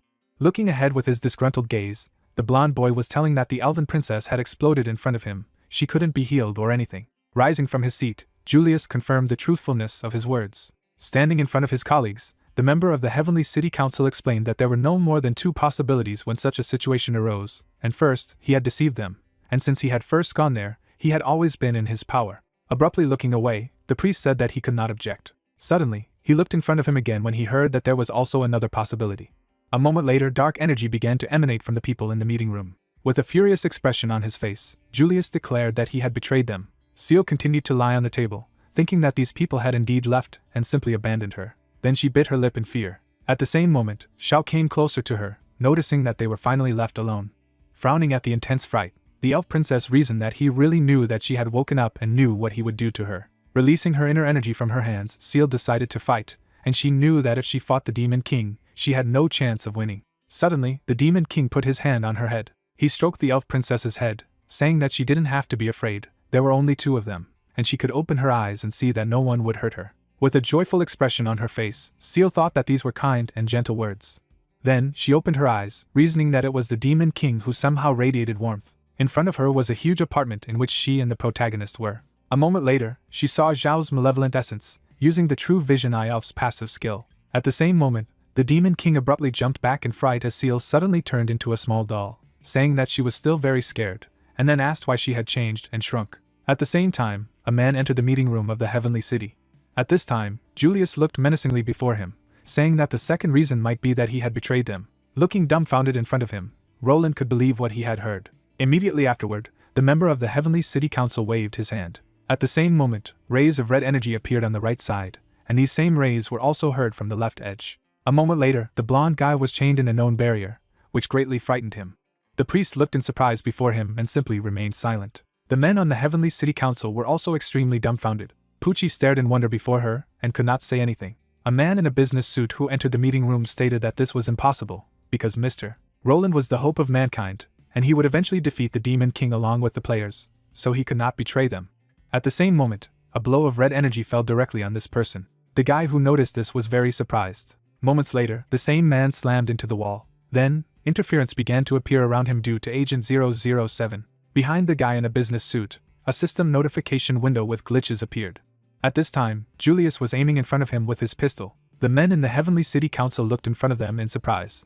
Poochie and her colleague also looked away dumbfounded, looking at magically one gun in Julia's hand. People claimed to be an S+ level artifact given by God, the number 3 Demon Slayer. Observing the man in business suit, around whom the interference of the system appeared, the members of the Council of the Sky City noticed that this artifact was able to borrow the power of the creator of the god Moxie. Agent 007 stared emotionlessly in front of him as people added that no one would be able to resist his energy. A moment later, the man in the business suit bowed, saying that everything he had said was true. Grinning mischievously, Julius noticed that it was much better this way. Gritting his teeth in displeasure, Roland couldn't believe what was happening. Suddenly, a member of the Sky City Council pointed his gun at the blonde guy. Julius continued to aim at himself while his colleague asked if he thought it was not very appropriate. With his menacing gaze forward, the member of the Sky City Council stated that the times of emergency required extraordinary countermeasures, and now that the situation was out of control, they had to take more extreme measures. Then he pulled the trigger, adding that whether he was a traitor or not, they would know by looking at the underlying code. Suddenly, the narrative of the story is transferred to the cat, who was looking in surprise in front of him and meowing. At this time, Xiao ran towards the exit and noticed him. Looking at his pet, the Demon King clarified that he was really asking where he was going, and explained that he was going to go and evaluate this doll. Holding the reincarnated princess of the elves in his hands, the protagonist said that he did not know why, but no matter what he did, he could not make her look like an adult, so he was worried that she was broken, and wanted to go to the store to ask. Hearing his words, I am extremely touched by this attitude. Closing the door behind him, Xiao asked the pet to be a good boy and look after the house, as well as not to let the evil mice enter it. Suddenly, the Demon King noticed something behind him. At this time, black clouds appeared in the sky. Looking up in surprise, the protagonist asked why the clouds were so dark. With a stupid expression on his face, he assumed that there might be a heavy rain. Opening his umbrella, Xiao remarked that it was good that he had taken it with him. At this time, Julius aimed his gun in front of him, asking if he also wanted to confront him. At the same time, Archbishop Pucci stood in front of the imprisoned Roland, defending him. Pointing his magic pistol at the woman, the member of the Council of the Heavenly City remarked that he remembered that she must be like him, a supporter of the main struggle, to which he received a positive answer. Looking away, fragments of level 84 memories appeared in her mind, and the Archbishop mused that if she could win, she would indeed be the main fighting force. Suddenly looking down, Pucci thought that the Demon Slayer weapon, borrowing the power of the god, was the most powerful trump card currently, and even if there was a fight with the Demon King, there was no chance of winning. Looking at the imprisoned blonde guy, the white-haired woman reasoned that if they could win, that the situation could change completely, and wanted to know what he thought about it. Suddenly, clenching her hand into a fist, the Archbishop concluded that she had agreed to start a war, but she had also seen the strength of the Demon King with her own eyes and believed that he, the only one in the world who wielded the Demon Slayer weapon, had the strength to resist him, and offered to fight him himself, using her strength to make them realize their stupidity. Looking menacingly in front of him after what he had heard, Julius simply remained silent. When choosing his gun, he noticed that it made sense, and Pucci said that she would leave first. Then, the member of the Sky City Council waved his hand, stating that everything was decided then, and Roland asked if he was serious. Putting the weapon in the inner pocket of his jacket, Julius said that he would go and meet this Demon King in person, so that they could all see what the true hope of mankind was. Looking dumbfounded in front of him, the blonde guy begged not to cause more trouble, because the Demon King is not as simple as he thinks. Snapping his fingers, the member of the Council of the Sky City noticed that he would already confirm this personally. Suddenly, a portal appeared under the priest's feet, and Julius told him to just wait for good news in himself. A moment later, Roland disappeared from the meeting room. Looking confidently in front of him, Julius noticed that this was good, and told him to prepare to fight the Demon King. At this time, glows of purple energy appeared in the mall, and a member of the Sky City Council ordered the closure of all gaming industry services, such as shops and trading houses in the safe zone. The merchant player character stared out the window in surprise, which flashed purple energy as Julius continued to say that all NPCs should be removed from the safe zone. Glancing at the heart-shaped tower, he noticed that the barrier needed to be turned off, although it made no difference whether it was turned on or not. At this time, the gun, which was in the sky, released its barrel forward. The people on the street stared in surprise at the huge spaceship on top, and Julius stated that it was necessary to prepare the number 3+ Demon Slayer for shooting.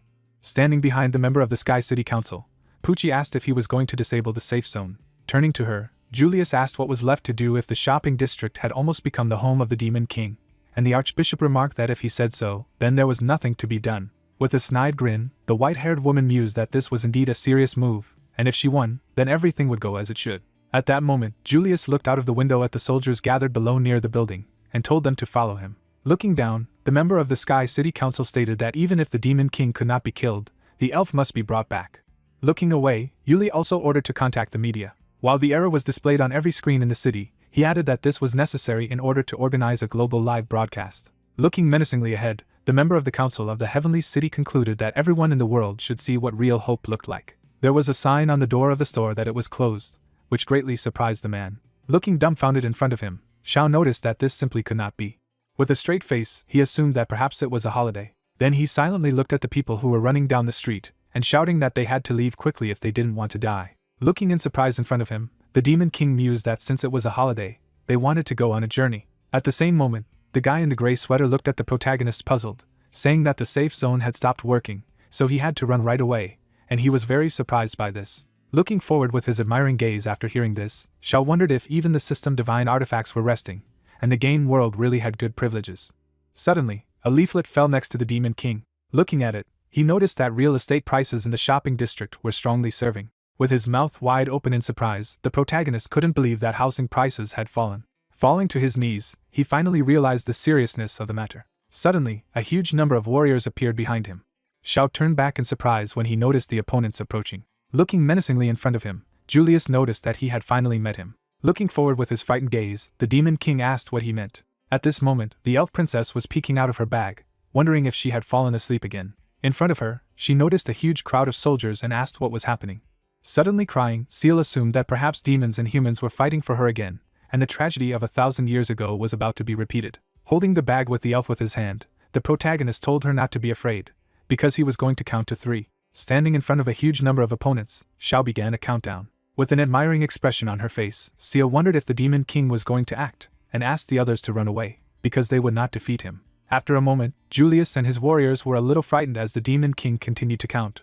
Abruptly closing her eyes, the elf princess reflected that her existence was so harmful to the country and the people, so she was unworthy of ordinary happiness. Immediately afterward, the protagonist began to run away from his opponents as he finished the countdown. Realizing what had happened, Seal was greatly startled. At that moment, the soldier looked at his commander, asking if he really wanted to pursue him, and he stopped him. Directing his menacing gaze forward, Julius suggested that perhaps this was some kind of trick. Suddenly, he noticed Shao fall on the road. Looking puzzled in front of him, the warrior asked what now, and the member of the council of the heavenly city thought that this was even more suspicious. After a while, the Demon King was tied up and trembled with fright, not understanding why he had been captured. Puzzled by what was happening, the soldier noticed that he did not expect that everything would be so simple, and Yuli agreed with him, saying that he was also in complete shock. The member of the Sky City Council stared menacingly in front of him, asking if they had reached the elf, or the Wisdom Stone, and his subordinate explained that although he was bound, it was still a little scary to search him, so they did not dare to act. At this time, the Princess of the Elves was watching everything from around the corner. Looking out from behind the barrier, Seal did not understand why he did not fight back, even though he had invincible strength. At the same time, she used the frightened protagonist's elven passive skill, the Eye of True Vision, which revealed that he had an unknown level. Looking in surprise in front of her, the elf princess wondered what he wanted to do. Shao suddenly flinched when Yuli, who was standing in front of him, called out to him. Looking menacingly in front of him, the member of the Council of the Sky City asked to give him the elf. Looking at him in surprise after hearing this, the Demon King asked if his target was really an elf. With a serious expression on his face, the protagonist asked how much he was willing to pay. Hearing this, the soldier was extremely dumbfounded. Seal also stared in surprise in front of her. Julius looked in front of him with incomprehension, asking if he really wanted money. Looking around the corner, the elf princess wondered if he really wanted to sell her. Looking in front of him in fright, the member of the Sky City Council couldn't believe that he wanted to sell him an elf. Looking at Shao tied up with a rope, Yuli wondered what was really going on there. Smiling broadly, the guy thought that it turned out that they needed this doll, and if they had told him earlier, he would not have been so scared. Suddenly jumping back, the member of the Sky City Council reasoned that it was impossible and too suspicious, so there was definitely a catch. Looking ahead puzzled, Julius thought that this priceless treasure was a powerful force that could destroy the balance, so it couldn't be sold. With a menacing look, he mused that whether it was pretending to be caught or pretending to make a deal, a fake would always be a fake. Julius pointed his finger at him, realizing that, unlike Roland, he would never manipulate him, and declared that he would not pay a penny. After his words, an awkward silence arose around him. With a calm look, Shao noticed what it meant that he wanted to get a free meal, and his opponent wondered what that meant. After a moment, the Demon King glanced at the soldier standing beside him. With a menacing expression on his face, the protagonist asked if he wanted to buy this elven doll. Hearing this, the robed guy was very surprised. Suddenly, imagining an erotic scene in his head, the soldier remarked that he couldn't. Don't think about it. With a serious expression on his face, Shao asked if he was willing to pay him a little. At this time, a huge number of flying cameras were monitoring the events. People on the streets of the city watched this through screens located on buildings. Looking away, the soldier suddenly stated that his monthly salary was 13 gold coins, and his current deposit was 430 gold coins, and if the form of down payment plus credit was maintained, he thought he could offer a price of about 1,200 gold coins. Raising his head in the air, the Demon King wondered who could offer a higher price than he had surprised the others. Hearing this, the soldier looked in front of him dumbfounded. Seal was very surprised at these words. Julius stared in front of him uncomprehendingly, thinking that he wanted a higher price. Glancing menacingly ahead, the member of the Sky City Council asked if he really thought this was an auction. Immediately afterward, the soldiers behind him began to say that they would raise the price by 100 or add another 500, while others remarked that they could give the same amount at once. Looking in their direction with displeasure, Julius asked what they were doing. Looking around the corner in fright, the elven princess couldn't believe that the bidding had really begun. Watching the soldiers arguing among themselves and making bets, Seal couldn't believe how he had managed to eliminate all the hostility of his opponents in just a moment. The elven princess continued to watch everything from around the corner when she suddenly had a guess. Suddenly, her eyes were drawn to Xiao, who was tied up with a rope. Seeing the snide grin on his face, Seal assumed that this was all his plan. Cameras flying in the air filmed everything that was happening. The wars around Xiao made bets that went as far as 2,000. Smiling broadly, the Demon King listened to people offer as many as 3,000 and pondered that the higher and higher price is the most enjoyable music in the world. With a mad expression on his face, the protagonist suddenly began to laugh. Opening his mouth wide, he suddenly shouted for them to give a higher price. At that moment, the soldier, looking at the notification window of the system, told the gentleman that the internet had also begun to participate in the auction, which greatly surprised him. Dumbfounded, looking into the system field, the guy noticed that since he organized a global live broadcast, people from all over the world saw the auction. Looking menacingly in front of him, Julius declared that it was ridiculous, and asked how these novice players could know the value of an elf. Reading a huge number of messages from different users, his subordinate explained that they said that the main thing was that she looked good. Hearing this, the member of the Heavenly City Council fell into a stupor of surprise. Looking at his subordinate, he asked where they got the money to participate in the auction. Visualizing people who put money in one box, the soldier explained that they were engaged in crowdfunding. Hearing this, the three guys were extremely dumbfounded by such behavior of people. Looking away in surprise, Seal wondered what crowdfunding was. After all, it was an outcast of the era and had slept for 1,000 years. Showing people who raise money in a single place, the plot explained that the so-called crowdfunding is an investment model in which investors invest in the company's projects and receive a certain share and ownership rights. Visualizing how a huge amount of money flows into one point in the city, we learn that at this moment all the money in the world is collected there. Turning back with dissatisfaction, Yuli ordered to quickly turn off the live broadcast right away. Looking in admiration before her, Seal reflected that he had not only destroyed the hostility and morale of the enemy, but had also united all the people in the world. Looking around the corner, the elf princess thought of the Demon King. Looking at Zhao's smug smile, she realized that he was indeed different. Looking up, the Demon King pondered that reselling rare items from the souvenir shop was a profitable business, and it was also possible to conduct live broadcasts of the sale of goods, and had never thought that there was such a lucrative business. Suddenly, the protagonist was very excited, imagining a souvenir shop in his mind, which was actually an ancient ruin, and reasoned that he should ask Qin to bring something else from there, and then he would get rich. So it was surprising that they managed to get such a thing. At this time, the white-haired guy was awkwardly scratching his cheek, saying that he had a feeling like the Demon King was thinking of him, and Obara was asking what was going on, while the plot explained that the first team of humans was currently on missions to escort the mechanical chicken, and after completing the mission, they would gain 1500 XP. Suddenly, Xiao noticed an elf doll approaching him, which was addressing him. Shy, she looked ahead and asked if he really wanted to sell her. Hearing this, the Demon King's heart suddenly shuddered. Looking away, the protagonist explained that he just wanted to survive. Then he imagined in his head the image of the evil Julius, who declared that he would not pay a penny. With an anxious expression on his face, Xiao said that if he didn't give her up, they would use violence to rob him. Looking at him in surprise after hearing this, the elven princess asked why he did not resist. Looking back at her, the Demon King explained that violence only breeds more excessive violence. He then visualized Yuli, along with his subordinates, beating him up for resisting. Looking ahead with admiration, Seal mused that violence would only breed more violence. Imagining the battles of demon against man in her head, she thought that just one sentence explained the reason why the world was mired in war. Suddenly crying with happiness, Seal assumed that he wanted to stop the tragedy of continuous millennial wars with his own hands. Looking at Zhao's smile, the elf princess thought that although he was the Demon King, he had mercy, and that was complete greatness. Standing in front of him, the doll suddenly began to speak. With a serious expression on his face, Seal suggested that perhaps he could actually create a world without bloodshed. Hearing this, the Demon King looked at her in surprise and simply remained silent. Looking at the little elf doll, Xiao said that she was very cute, and she said that she would do anything for such a world. Suddenly, the Demon King turned to the side and instantly shifted his attention when someone announced that they would pay 5,400 gold, and Seal explained that she would like something. At this time, the elven princess was releasing her green energy. At the same time, the soldier continued to count down the rate of 5,400 gold over the loudspeaker. A moment later, he raised Mr. Julius's hand, declaring that he congratulated him on winning the swamp at the highest price. Looking in displeasure in front of him, the member of the Sky City Council mused that in the end, he would still participate in the auction, and in order to firmly control the wisdom of the elves in his hands, just by his efforts to confront the whole world, he had scattered the family wealth to the winds. This also made him a hero. Looking at his hand, Julius reasoned that he was able to get the elf in this way, so the council and the whole world would be in his hands. With a puzzled expression on his face, the member of the Sky City Council thought that victory was right in front of him. Handing a bag of gold towards the protagonist, Julius received a notification that the transaction had failed. Looking up, the member of the Sky City Council saw that the system said that the elf was bound to Zhao's soul, so she couldn't be sold. After that, Julius looked down sharply. At this time, Seal, who was sitting on the demon lord's arm, was saying something in her own language. She opened her mouth slightly and finished her sentences in Elvish. Then, the member of the Sky City Council was extremely dumbfounded, noticing the immense energy emanating from Seal.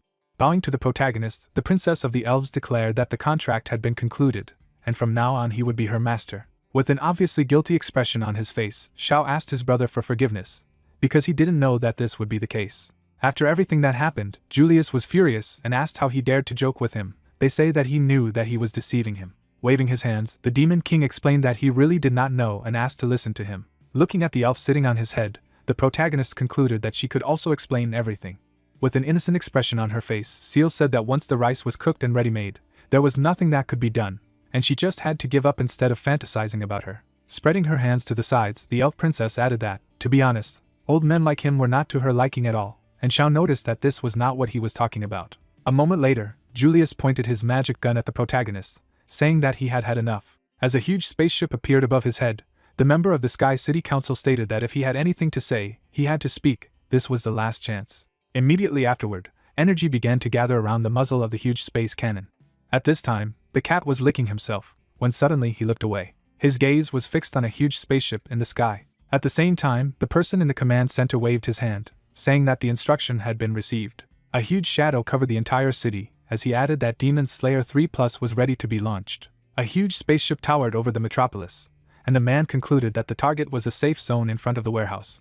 People on the streets of the city were dumbfounded by the unknown structure, asking what it was and whether they were the target of this cannon. When enough energy had gathered at the end of the muzzle, Julius declared that it was too late. Bringing his hand to the button, a guy in a business suit was talking about launching. A moment later, the cat jumped on his arm and pressed the button. At the same moment, the guy looked at the pet on his hand in surprise. Looking forward with his dumbfounded gaze, the man instantly woke up. Looking menacingly in front of him, the cat declared that it was not necessary to direct strange objects into other people's homes. Then, they both looked at the control panel in surprise when they heard the power on sound. The pet turned back silently. Suddenly glancing at the guy in the business suit, he asked if it could be pressed. At that moment, a huge cannon on the spaceship was firing. People were very scared. They say that everything is over. A huge beam of red energy was directed towards the ground while the man declared that the city would be destroyed. Suddenly, everything around this beam froze. Glancing sharply to the side, Julius asked if he had stopped. At the same time, the attack of red energy began to gradually dissipate, and the member of the Heavenly City Council noticed that not only had it stopped, something else was happening. Noticing how the beam fired from the space cannon returned back, Julius spoke about it. At this time, a huge amount of red energy was returning back to the muzzle of the gun. Being in the control room, the cat sucked all the energy into itself. Dumbfounded, looking in front of him, Agent 007 asked how this was even possible. He observed a pet that absorbed a colossal amount of red energy, and declared that this power of the creator was the most powerful and highest in the world. In the end, the cat swallowed the last particles of this energy. He then jumped onto the table next to the control panel. Stroking his belly, the pet noticed that it was quite tasty and actually a little like cat food that the owner gives. Looking at him dumbfounded after hearing this, the guy in a business suit couldn't believe that this energy resembled the taste of a cat's box. Suddenly standing on his hind legs, the cat asked for forgiveness. With a furious expression on his face, he stated that they could destroy the entire city, but it was a bit impolite to target his house. After his words, Agent 007 was very frightened. Falling to the floor in fear, the guy in a business suit asked what kind of creature he was and why he had creator-level abilities. With a snide grin, the pet declared that he should ask what kind of creatures his owner was, and he was only a small cat. At the same time, a huge cat-type monster appeared behind the pet's back, and he himself explained that he was raised by the owner to protect their house. Hearing this, Agent 007 was dumbfounded. In the muzzle of the huge space cannon, there was nothing but dust. Suddenly, there was some unknown explosion. A bright light flashed in the sky above the city. People on the street asked what happened and whether there was an explosion. Looking up in surprise, the man noticed that it was not an explosion. Watching the huge number of lights that spread in different directions, the guy noticed that it was fireworks. At the same moment, Agent 007 was falling down along with the wreckage. In turn, the cat deftly jumped between the parts. Suddenly, he turned back sharply. In front of him, he saw Roland imprisoned in a magical barrier. Noticing him, the guy looked in surprise in front of him. At the same time, the pet grinned a little. Then the cat waved his finger. Immediately afterward, the barrier that bound the priest shattered. With his serious gaze forward, he asked why this had happened. At the same moment, the cat jumped sharply over the wreckage of the ship. Roland continued to silently follow him with his eyes. People on the streets of the city looked at the fireworks, saying that something was falling. After seeing the huge amount of debris falling from the sky, they didn't understand how it was possible that these fireworks were made of steel. Dumbfounded, looking upstairs, the guy ran up and said that if it fell, everyone would die, and his friend asked him to look there. At this time, Roland freed his energy more dearly and destroyed all the debris, and the man declared that he was the savior of the world, who shone from the fiery flowers. The blonde guy deftly wielded his blade while people said that he was crushing all the falling steel. After some time, the priest landed on the ground, and people called out to him, saying that he saved them, so he is definitely the hope of humanity. Immediately afterward, Roland took a step forward. Suddenly, he was surrounded on all sides by people who expressed their gratitude, saying that they would not have made it without him, and he was their hope. Waving his hands away from them, the priest laughed, noting that he had not actually done anything while the people were asking for guidance on the true path. Suddenly, Roland noticed something to the side. On the balcony of one of the houses, he saw a red cat. The pet grinned mischievously, saying that the back scratcher he had given him last time was quite comfortable. I look at him in surprise. The blonde guy heard words of gratitude. The priest remained standing alone in the middle of the street while the cat explained that he had repaid him for it. After everything that had happened, Roland was a little embarrassed. Looking away in puzzlement, he did not understand what such an atmosphere was for. Julius fired his pistol at Xiao standing in front. Looking dumbfounded at his weapon, the member of the Sky City Council asked if Fighter 3 had become like a small water pistol, stating that according to the agreement, the energy released could return the objects of the game world to their original state and rewrite them. Looking ahead in surprise, he pondered that if the real power was in the 3+ fighter, it was only a mini version, but it shouldn't be so weak, and didn't understand what was going on. During the same period, a huge number of explosions occurred above his head. Turning back, Yuli shouted about the Fighter 3+. A member of the Sky City Council was watching the incomprehensible lights in the sky. Looking furiously in front of him, he asked if his weapon had turned into fireworks. At the same moment, the Demon King put his hand on his shoulder. With a disgruntled expression on his face, the protagonist stated that he could not use a water gun to kill people just because the deal did not go through, because he was no longer a child, and noted that he was scared, and now he is a little angry. Watching the fireworks in the sky, Xiao asked why he would gather so many people just to shoot him with a water pistol, and he didn't think that there would be a celebratory fireworks today, although he looked quite beautiful. Julius looked dumbfounded in front of her, thinking that the most powerful weapon given to them by the system had turned into a salute. Barely standing on his feet, the member of the Council of the Heavenly City realized that it really looked festive. Suddenly, the protagonist grabbed it with his hands. At the same time, Julius looked at him in surprise. With a snide grin, Xiao remarked that he had a good temper, he shouldn't be joking like that. Leaning towards the member of the Council of the Heavenly City, the King of the Heavenly City stated that he saw that he was actually a very bad person. He wanted to remind him that he could be beaten for such a thing, and if it were not for the lack of strength, he would now start a fight with him, and also asked what would happen if he met a very strong and cruel person, asking to answer at least once, if he hears. Falling on his knees before him, Julius declared that he had heard everything. At this time, the devils were watching from the roof of the building, and Babylon noticed that, as she had said, the great demon king could not wait to save them. Looking forward with her joyful gaze, Belial noticed that she had already prepared to fight to the death for the demon king, and the girl with the white hair said that no one could have thought that the income of the great demon king would be so impeccable. The devils were then delighted, remarking that it was indeed too unbelievable. After all, he had obtained the princess of the elves, defeated high-ranking people, destroyed the main weapon of humanity, destroyed the will of the enemy, and used mercy and fear to intimidate. At the same moment, everyone looked sharply to the side. He fixed his surprised gaze on the roof of the building. The guy continued to look there and just kept silent. Suddenly, the princess of the elves, sitting on his head, asked the master if there was anything there, and he replied that it seemed to him. Glancing at her, the demon king remarked that since the deal had been made, he was going home.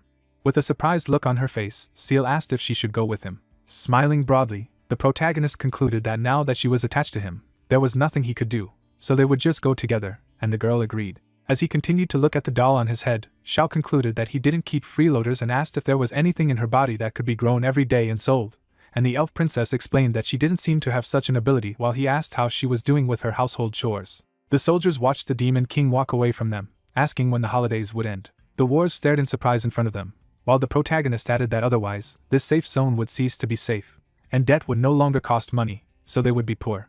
Turning sharply back, the soldier told his master that they were leaving. At this time, Julius was kneeling on the ground. Suddenly crying, the member of the council of the heavenly city concluded that he could no longer take risks, and asked for forgiveness. Watching him with disgust, the warrior noticed that he no longer heard them. At the same time, the city met the sunset, and the soldier wondered that if he knew that it would be so, then why he had started in the first place.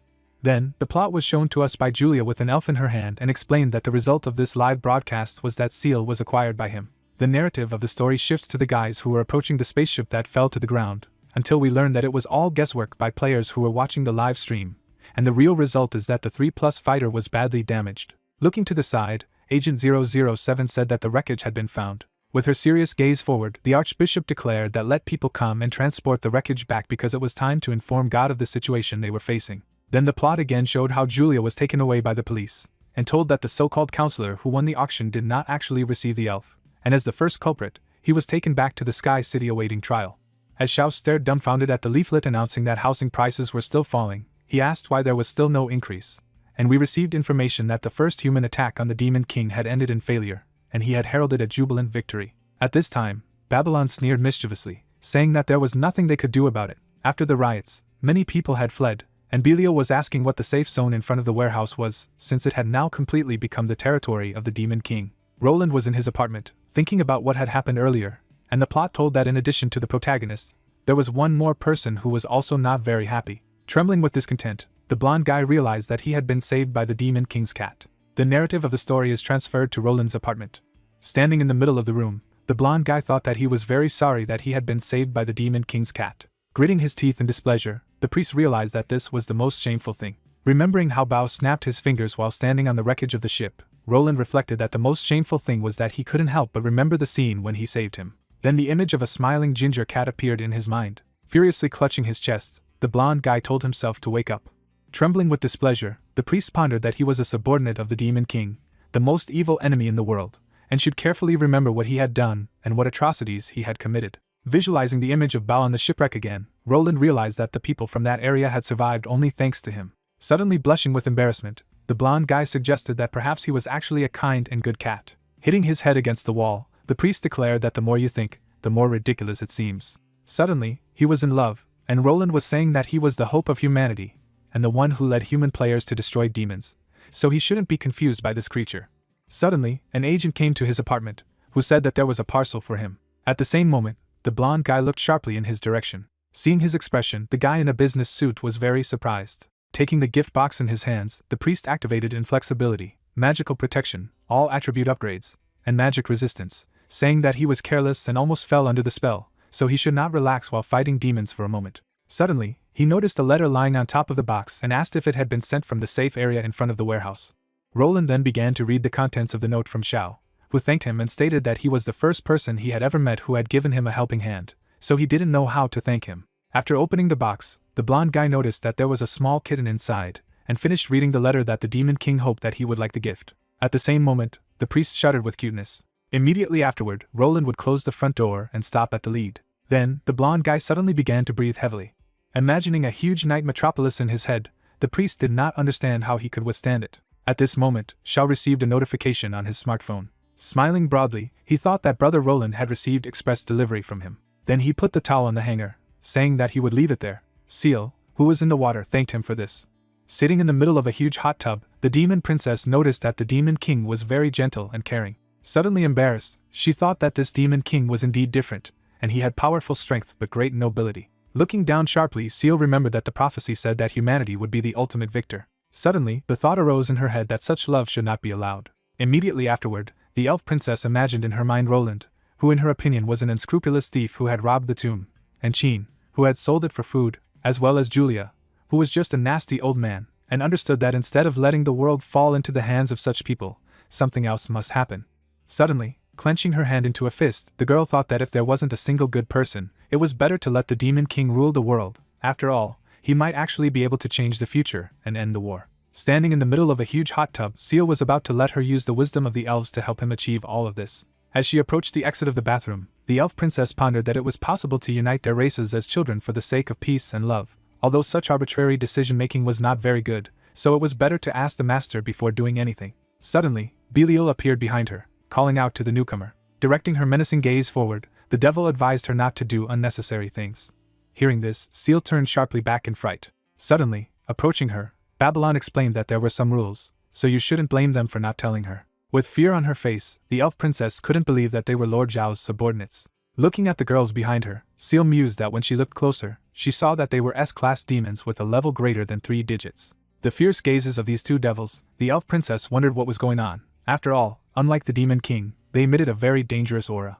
While with them in the hot tub, Seal wondered if they were going to disobey the will of the demon king and prepared to lynch her and strip her of her elven heritage, namely the Stone of Wisdom, even though she had already decided to help their master. Placing her hand on the shoulder of the elf princess, the devil heard her say that she should have thought about it earlier, and although the demon king is kind, all his subordinates are bloodthirsty demons, so they are all jealous of the strength of her elven people. Trembling with fear, the girl did not know what to do if a fight began, because the demon king would think badly of it, but if he did not resist, she would be destroyed.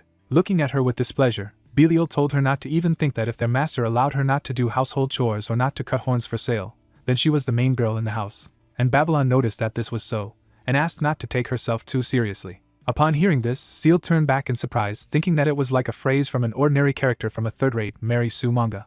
With her hands folded at her chest, the violet-haired devil was telling that while chasing her master, she had eaten rotten apples and had been killed by hateful people, and it was not easy to return to him. And the girl with white hair ran up that no matter how noble they were, they had to act like small pets and pretend to be friendly towards these selfish and ugly people. Jumping abruptly out of the water, Belial asked if she knew how much they were paying their master, and if she knew how difficult it was, which surprised even Babylon. Suddenly flushed, the violet-haired devil was telling her that she was doing all sorts of strange things for the sake of the demon king, and Seal ran up to say that it was hard to assess, and the white-haired girl didn't understand why she looked joyful. Suddenly blushing with embarrassment, the elf princess finally understood what she was talking about. Trembling sharply with fear, the princess of the elves said that this was the matter. She thought that everything was very simple. Imagining the ancient ruins in her mind, Seal thought that the path of peace chosen by the demon king was very difficult. Visualizing Xiao shaking Roland's hand, she thought that she should be friendly but not humiliated, and also be polite but not abandon her people. Sitting in the middle of a huge hot tub, the elf princess reasoned that this game was so dangerous that even a 3-digit level demon had to make every effort, and she was very careless. Looking thoughtfully in front of her, Seal thought that it was all thanks to the immense strength and wisdom displayed by the demon king, which made her relax. Her eyes from the realization of everything that was happening, the princess of the elves reasoned that she should postpone the question of having a child for the time being. She continued to sit in the water and just didn't say anything, and Babylon asked why she didn't say anything, while Belial said she wasn't even looking at them. Jumping abruptly out of the water, the girl with white hair asked if she was looking down on them, and said that she was going to slap her smug ass. By releasing her inner energy more dearly, Belial stated that she would see the difference in effort between them. Then she turned her menacing gaze forward. Immediately after, the purple-haired devil swung her fist to perform a strike.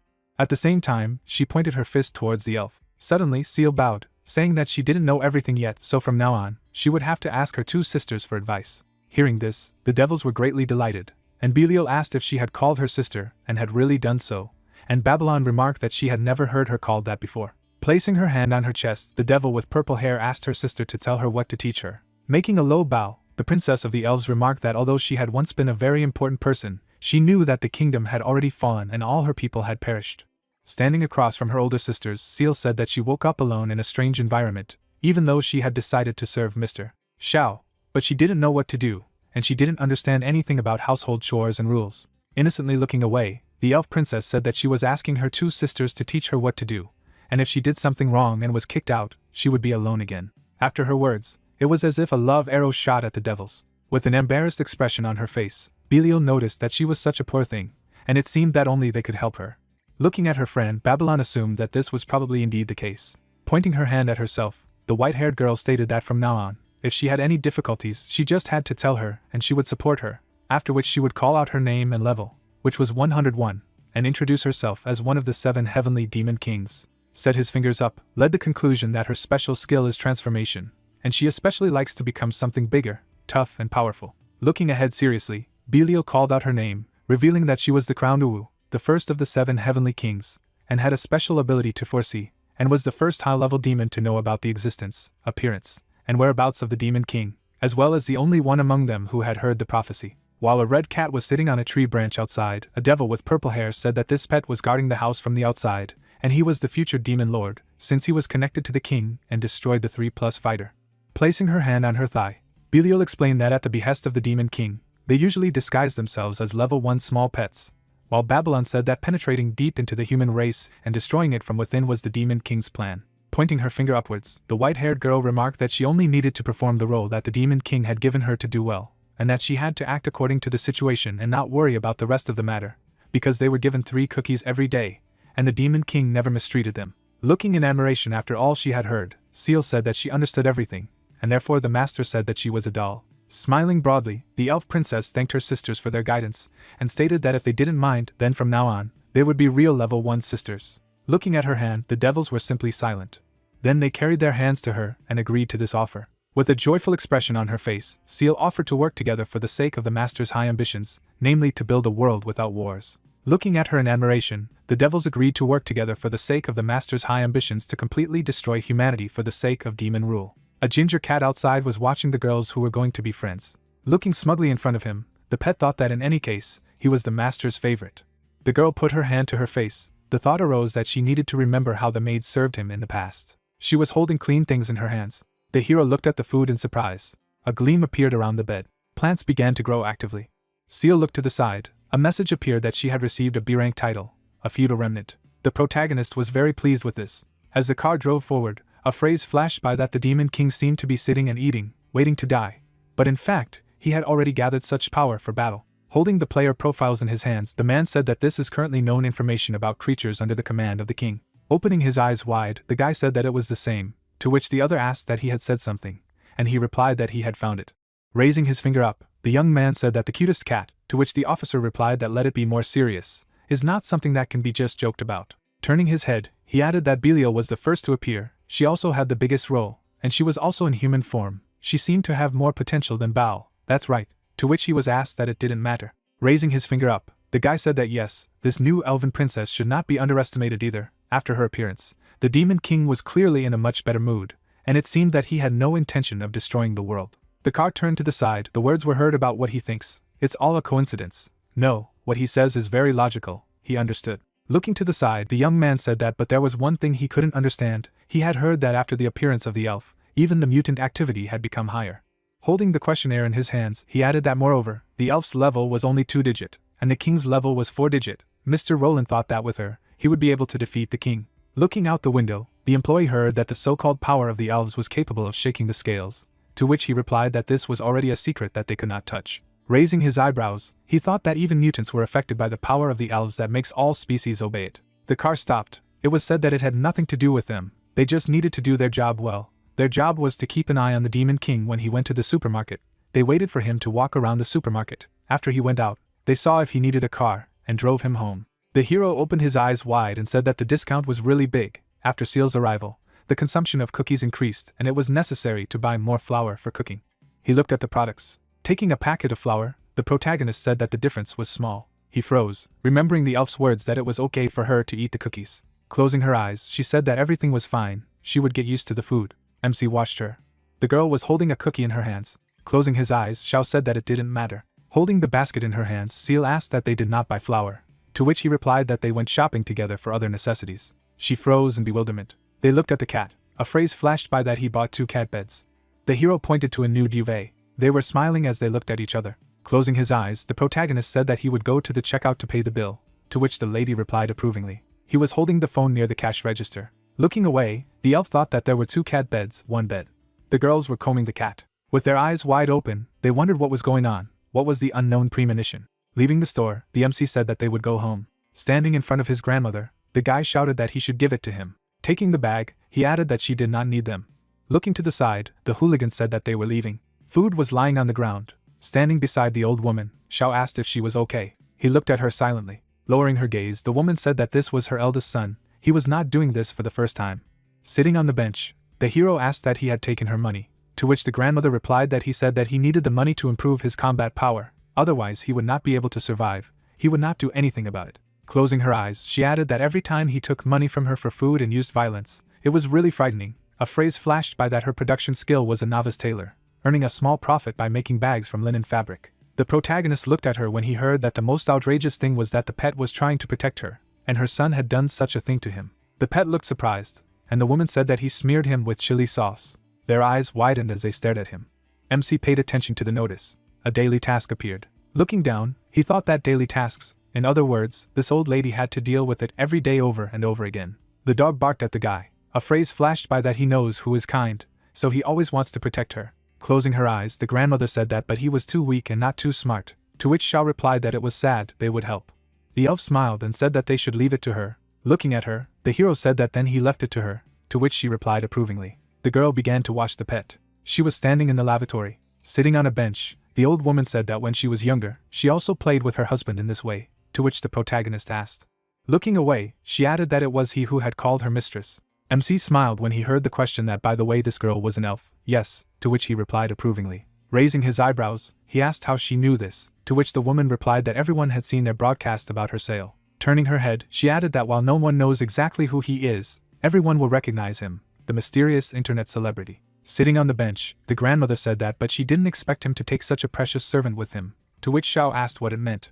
She looked at him silently. Closing her eyes, the woman said that she saw that he had a kind heart and a clear look, so she would tell him. The beast took the girl's hand. A phrase flashed by that this creature that was hunted by countless people, just a little carelessness, and someone would come and take her. Sticking out his tongue, the monster said that he had finally found her. Holding the elf's hands, he added that he was a mutated desert wolf under the command of Lord Fenrir. He had been ordered to find the elf. Smiling broadly, the wolf said that it didn't really take any effort. There were rumors that protection in this safe zone was useless, and it really was. Seal looked at her in surprise and asked if it could be a wolf-type mutant. The beast looked at me angrily, and said that it was indeed worthy of the elves, that their wisdom surpassed that of ordinary humans. Pointing to the side, he added that but the Lord is different from ordinary mutants. They call him a king, and his awakened talent is unprecedented. Over time, he can become a creature that will replace demons and humans and stand on top of the world. The creature was looking at the TV. His eyes lit up orange. The TV was in the middle of the room. The words were heard that he needed her. A broadcast appeared on the screen. Grinning, the wolf said that therefore he had been ordered to come. Thanks to the strength and wisdom of the elves, the growth of their species would be unstoppable. Looking at him, the girl replied that since he was watching the live broadcast, he should know that she already had a master. Smiling, the beast asked what she was saying about a weak and short chicken or an old man with a bitter expression. Frowning, the elf replied that he was a rude and ignorant dog. She was giving him a chance to retract his words, and she would not punish him. Sticking out his tongue, the monster asked what she thought she could tell him. Pointing at the girl, he added that she looked dissatisfied, but she hadn't escaped from his shackles. She thought he couldn't understand what was going on. Looking down, the creature said that by smell, he was able to dig an underground path and get here to her. With such a high-end sense of smell as his, he could feel it. Seal furrowed her brows when she heard the question that she actually had a very low level, right, so she wouldn't be able to get out. Raising his eyebrows, the hero asked what a creature that many people crave. Smirking, he added that it was really very valuable. Looking ahead, the protagonist said that but speaking of which, it hasn't been out for quite some time. He looked up when he heard that he wanted to go and see. The entrance to the lavatory appeared, and it was heard that he could not go into the women's toilet. Stretching out his arms to the sides, the MC said that it was better to wait a little longer. The wolf held the girl's hand, saying that she should follow him obediently. After she saw the powerful Fenrir, she would not be able to leave. The elf stared at him silently. Suddenly the dog bit his hand. Gritting his teeth, he asked again. The pet grabbed the animal's hand. Looking down, Seal wondered if he wanted to protect her. Grabbing the dog's head, the wolf asked that he was looking for death. Suddenly he threw it aside. The princess opened her eyes in surprise. Looking at her, the mutant said that if he didn't want to endure unnecessary pain, let him just obediently follow him. She froze, saying that the first crime was arrogant comments about the Demon King's words, deeds, and appearance. Looking ahead, the girl added that the second crime, although the kingdom is destroyed, she is still an elf princess. Not obeying her will is also disrespectful. Looking down, the monster asked what she was talking about. Frowning, Seal said that thousands of years ago, in order to prevent anyone from using their power, she decided to seal herself. But did he know what the so-called elven power was that could shake the balance of the world? The beast looked at her in bewilderment, and asked again. Green particles appeared around the pet. He got to his feet. The dog looked angrily. A question was asked that this dog was still alive. The elf looked at him when she heard barking. Grinning, the wolf asked what she had resurrected, or whether it was a cure. Looking at his level, he added that his level had become the same as his. The mutant's eyes lit up and he said that this is the power of the elves. It's not for nothing that so many people are eager to get him. It's really amazing to be able to significantly increase the level of others in an instant. The puppy suddenly jumped up. Waving his hand, the monster shouted that his combat experience and size were an absolute advantage. The dog bit off his head. Looking to the side, he asked again. Looking at the notification, the beast asked what it was. Its level was the first. There was a message that Seal was using an S+ rank skill. It was heard that it wasn't really about leveling up. A blow flew to the ground. A cry sounded that this is an exchange. The man was holding the phone in his hands. The guy looked at the screen in surprise. Getting out of the car, he asked what had happened, and another added that it was a supermarket. The young man rushed forward when he heard the question that it could have something to do with the Demon King, to which he replied that he was thinking why he was running. Running across the road, the staff member asked what to do, prepared to fight the Demon King, to which the other replied that they were an idiot, they were going to protect the king. A view of the shopping center opened up. It was heard that no one should interfere with his pleasure from going to the supermarket. Looking at the building, the man shouted that there was a 4th floor. The girl stood at attention. She looked down silently. Looking down, Seal said it was bad. The dog ate the corpse of the beast. Looking at him, the elf said that it was time to wash again. Hugging the pet, she added that it was impossible for the master to know that she could not even cope with such a simple task. He could leave it a secret for her. Okay. The corpse of the monster lay in the corner of the room. The girl looked down in bewilderment. People were watching her. Their eyes widened. The thought arose that these were people from the Sky City who had come to fight the mutant. It was too late. The incident had been resolved. Standing beside the corpse, the lady reflected on how they were still stirring up spores everywhere, but they couldn't even defend their own territory. Lowering her head, she added that this world really had to be saved by the Demon King. The hero walked near the toilet door. He looked frightened and thought that he had just heard loud noises. Something was wrong. Raising her hand, the princess said that she thought she had seen him somewhere, to which the other asked what was in the report about perverts, and the protagonist wondered that he had been misunderstood even before he did anything. The elf stood silently in front of the hole in the wall. She landed on the ground. The guys looked at her. They froze in front of her. Holding the dog in her arms, the girl said that if they had come here for the sake of a mutant, perhaps they were a little late. Putting his hand to his temple, the young man said that he was very sorry if he could ask if the Lord of the Demon King had suffered. She opened her eyes in surprise and wondered that they also called him Master. Could it be said that they were comrades who hoped that the Master would build a new world? A memory appeared in her mind. A thought arose that she remembered. The sisters Belial and Babylon had said that she did not know the king's plan. He was destroying them from within. Suddenly, Seal shuddered, thinking about what she understood everything. The guys were smiling, and the thought appeared in her mind that they had only come here to protect the Demon King. Even being so weak, there was already a determination to die for the great king. Putting her hand to her face, the lady thought that it was not for nothing that he was a great king. His reputation was higher than she thought. It was truly amazing. Looking to the side, she added that but even so. Smirking, the girl said that the mutants had entered the safe zone. Let them not allow this to happen a second time. The boys opened their eyes in fright when they heard these words. Closing her eyes, she said that it was their duty to protect the people who lived here peacefully. Right. No matter how weak they were, they should be able to do such a simple thing, right? Standing in front of them, Seal asked if they would hope for luck every time. Smiling, she thought that she was lucky. She had solved this problem, so no one was hurt. The guys closed their eyes and answered approvingly. They fell to the ground and shouted that let him excuse me, they would try. With her eyes wide open, the princess thought. They knelt down and bowed to her. They loved the Demon King so much. Standing in front of them, she said that now that they understood, let them get up. Smirking, the lady said that there was one more thing then. Holding the dog in her hands, she asked that they could take care of it. The hero walked along the corridor. Then he walked in the other direction. Looking at the girl, the protagonist said that she had finally come out. Raising his eyebrows, he asked what she had washed. MC froze, looking at the employees. Looking ahead, he mumbled. Shao looked frightened and asked that the pipe had burst, to which the princess replied that a lot of water had been wasted. Standing in front of the guys, the hero said that then I thank them for their work. Closing his eyes, he added that if he had known that something like this had happened, he would have come to help. Let him not forget to call him next time. To which the girl replied that it was all because of her inattention. The protagonist closed his eyes and said that the mission was accomplished, to which the old lady replied that after he washed himself, even his gaze became wiser. Holding the pet in her arms, she added that he said he couldn't gain experience, so she would give it to him as a thank you. MC looked at the glow in surprise, hearing that it was not something valuable. He was holding a small packet in his hands. Shao froze in bewilderment, thinking about whether this was a lottery, what a classic, and the probability was so low. He put his hand behind his head after hearing that what he could get depended on his luck, to which he replied that it was very bad, he had always been unlucky. The hero opened the package. He looked up as he heard that he had learned a new alchemy skill, the primal purification potion. The protagonist smiled and said that let him take a look, a useless skill. Standing beside him, the girl replied that but the master did not do it for the sake of a reward. The greatest reward for completing tasks is to enjoy helping others, to which the grandmother replied that their generosity was simply amazing. As he was leaving, the MC said that well, anyway, he was very happy today, next time they would go shopping together again, to which she replied approvingly. A view of the shopping center opened, a phrase flashed by that the supermarket believes that it is better for them not to come again. A view of the city opened up, and it was said that under the protection of the great Demon King and his servants in the safe area in front of the warehouse, everything was calm today. A view of the dormitory opened. Sitting on the bed, the woman said that it was time to go to bed. Tomorrow was another routine day. Closing her eyes, she added that although it was a shame, this was their job as low-level NPCs. Looking at the puppy, The old lady said that she was sorry that she could not protect him and made him endure such unpleasant things every day. Knocking the door off her foot, the guy asked that she had earned money today. Smiling, he added that he wanted to go out for a drink with his friends, let him give him some. The dog stood in front of him. Looking down, the young man asked that he had come up on his own. After so many times, he really couldn't learn the lesson. The pet suddenly jumped up. His pants were pulled down. Today's news appeared. The girl looked at him in surprise and asked what he said. A mutant appeared in the safe zone. Standing in front of the restroom, the guy said that the artificial control post was currently reinforced to ensure that even if the steel failed, the mutants would not be able to enter inside. Frowning, he added that but this kind of mutant had appeared next to the Demon King, almost angering the king and causing the end of the world. The player was holding a weapon in his hands. The thought arose that mutants under the influence of the Demon King evolve from plants and animals.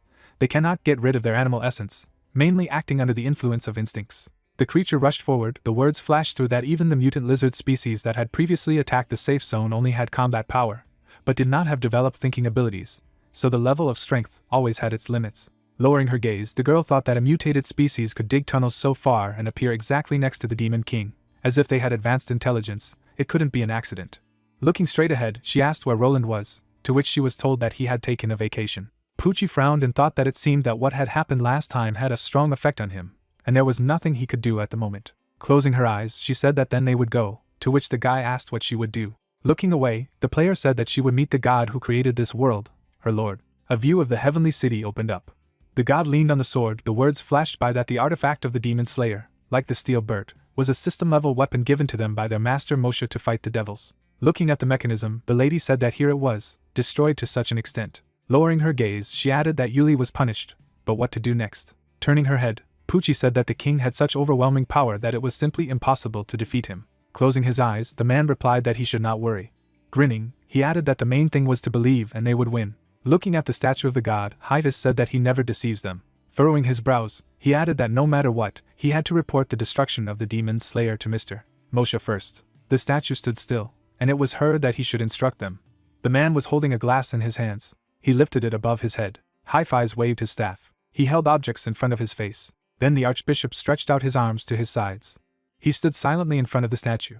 Wide-eyed, the man thought that there was no reaction at all. Looking down, the magician asked what was going on. Looking up, the girl said that the king's power is so great that it even affects a god. The creature stretched out its arms in front of it, and said that it had accidentally fallen asleep. After looking at the notifications, he asked what were so many missed. Standing before the deity, the archbishop said that their god had appeared. He replied to them, to which the lady said that it was true. Smiling, he added that it was great. It turned out that they had not been abandoned. The deity's eyes lit up and he said that they were suffering. He didn't think that there would be an opponent that even the demon slayer artifact couldn't defeat. Putting his hands to his face, Hi-Fi's replied that he really knew everything. Of course, he always paid attention to them. He was so moved. Looking at him, Moshe thought that this did not mean that he was constantly paying attention to them. Looking at the mechanism, he added that the debris was right behind their backs. He could see it at a glance. Looking up, the magician said that, as he said, the worlds merge, players come. Standing in front of the statue, he added that something unexpected had happened. Holding the book in his hands, the man said that they had written down everything that had happened. Moshe smiled when he heard that he should take a look, to which he replied that it was a report on the battle with demons. Really interesting. Taking the book in his hands, he added that they would see how heroically they fought the demons. The deity froze in bewilderment. Suddenly he threw the book on the floor. Looking at the screen, the god said that he had asked to destroy him, not to suck up to him. Looking at him, Hyas replied that but if they fought with their current forces, they would simply lose. He said that when the king appeared, he would be a child.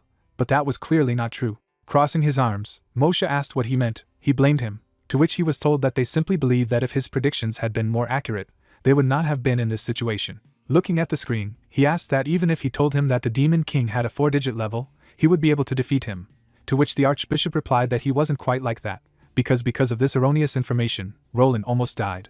A red glow appeared around the statue, and the deity asked that he blamed him, to which Hi-Fi shouted that he should excuse me. He is omniscient and omnipotent, he is always right. Throwing one leg over the other, the creature said that okay, he admits that they have reason to blame him. Looking up, the man thought that he was annoying. The statue stood at attention. Holding the book in his hands, Moshe thought that but he shouldn't be so strong from the beginning, even his artifact that he created was so easily destroyed. The cover of the book appeared, and he added that to a certain extent it could be considered a surprise.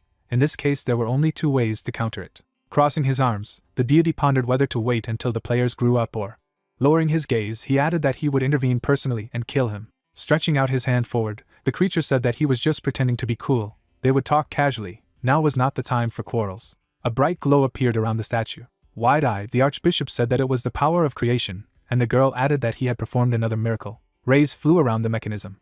A bright sphere appeared. Raising his hands in the air, Hi-Fi said that resetting and restoring a system artifact in an instant, he was his master for a reason, was a miracle. Pressing the buttons of the keyboard, the deity said that Julius has already become history. Humanity needs a new combat force to protect users and their growth. The player looked at the weapon in surprise. She looked at the statue as she heard the words that the new owner of Demon Slayer number 3, he had been chosen by her.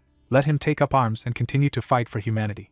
Pucci opened her eyes in amazement and asked that she was the new owner. She smirked when she heard that he saw her ambition and courage to go upstairs, to which she turned. Standing in front of the statue, the player said that even if system artifact number 3 was working again, she was afraid she wouldn't be able to defeat it. Looking at her, Moshe replied that he was sure that if she died in battle, she would go to heaven. The lady looked frightened and asked again. The man looked away, thinking that what happiness, suddenly got a chance to go to heaven, envious. He closed his eyes and grinned. Looking at him, the girl asked what to give it to him, to which the archbishop replied that no, thank you. Raising his head, the deity said that he should not worry. For thousands of years, mankind has always defeated all the races in this world, never being defeated, and this time will not be an exception. Putting her fist to her chest, Pucci said that she was praying with all her heart to live to see that day. The man stood silently beside her. He looked away. Throwing his hands behind his head, Moshe thought that it was good. The main thing was to ensure the growth of both Roland and the players in the future. There was nothing to worry about. The boy raised his head up. The words sounded that whether it was talent or faith, this child was a rare diamond. The guy waved his weapon. It was heard that being chosen by the hope of mankind, he showed perseverance and skill that surprised even him. Roland was standing near the computer. A phrase flashed through his mind that no matter how strong the opponent was, he would never give up. There would always be a way to win. The hero had his back to him. It was said that if this is him, then no matter how terrifying the Demon King is, he will definitely fight to the last moment. After all, he is the hope of humanity that will never be lost no matter what. Looking ahead, the deity said that one more thing. Let Father Roland be called back. The man looked at him in surprise and asked that holding the title of the number 1 Demon Slayer who held the line on the front lines, had it really come to such a serious stage? A view of the city opened up. The words were heard that they could not allow the hope of mankind to fall. The man stood at attention. Stretching out his hand, the young man said that he had a message. The fighter lowered his head upon hearing that something important had happened and was being asked to return to the heavenly city immediately, to which he replied that he understood. He stood on the ledge, saying that they were lucky. A crowd of creatures appeared. The monster's eyes lit up. The words sounded that when he returned and retrieved the family's treasures, they had better prepare to be completely exterminated.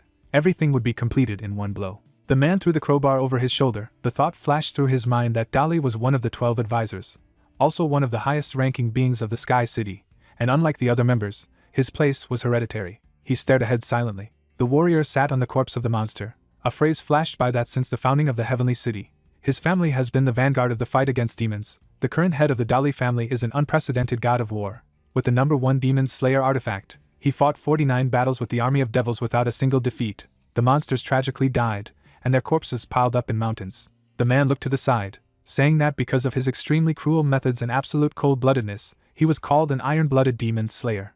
Standing near the fountain, he asked why he was called back. Looking at him, the young man replied that it was about Mr. Roland. The man turned off the motorcycle. Turning his head, he asked again. Frowning, Dali thought that Roland, he was his only son. As the heir to the family, he had come to Earth to guide the players. The young man sat in the study, and he thought that although he was called an iron-blooded assassin on the battlefield like his father, he had never missed his height. He knew him well. He was the hardest-working and most outstanding person in the Heavenly City. The young man stood before the priest. The thought arose that he was the hope of mankind, chosen by God. He was the man who was destined to lead them to final victory. Closing his eyes, the man thought that he had never let him down since childhood, and he was his proud successor. The doors to the hall opened. Words were heard that he should tell him about it. Roland came to Earth and achieved excellent results, right? The warrior went into the room. He froze in surprise. With his eyes wide open, Dali asked where the treasures passed down from generation to generation in their family were. The young man closed his eyes and mumbled. Standing in front of his father, he said that this was what happened to Mr. Roland in the rear when he was fighting demons on the front lines. Sitting at the table, the player said that in other words, he gave the king everything he could, fought monsters on a higher level in order to find an elf for the demon as a pet. He froze and thought that he should calm down and not panic. Frowning, the man added that these are all small scenes. On the battlefield he is called iron-blooded, and he is never in a hurry, even if he faces 3,000 enemy troops alone. Looking at the guy, he thought that he should look at everything from his son's point of view and think carefully. Memories appeared. The thought arose that there must be a reason why he did this. Closing his eyes, the young man said that he had told him To which Dolly replied that he had mentioned that he needed the dragon's claw, but had not said that he was selling off their family. Putting his hands to his face, he said that he needed to think about it calmly. Maybe the pressure from the mission to save humanity was too great. A view of the palace opened. The sky appeared. The words were heard that otherwise they should find him a psychiatrist. The dossiers were on the table, and someone said that these had good work experience. The guy stared at the photo in silence. Placing it on the table, he said that he was sorry to disappoint him, but he didn't need it, and it wasn't as he thought. Frowning, Dolly asked if he knew why their family was able to win every battle and have the status they have today. Roland looked down and replied that he had said because they had 100% faith in their masters. Putting his hand under his clothes, the man said that yes, but this was not a simple slogan. Holding the artifact in his hands, he added that it was different from all their relics. It was a real treasure of their family. It was the #1 Demon Slayer artifact, a pendant given to him by the Lord. Looking ahead, the player said that the more pious the holder is to the Lord, the number of times his combat power can be increased. Of course, it can also be used to test the owner's loyalty to the Lord. The young man frowned when he heard the words that only because he was 100% loyal would he be able to show strength. Getting up from the table, Dolly said that he had never lost in battles with demons, so he could not understand what was so terrible about them.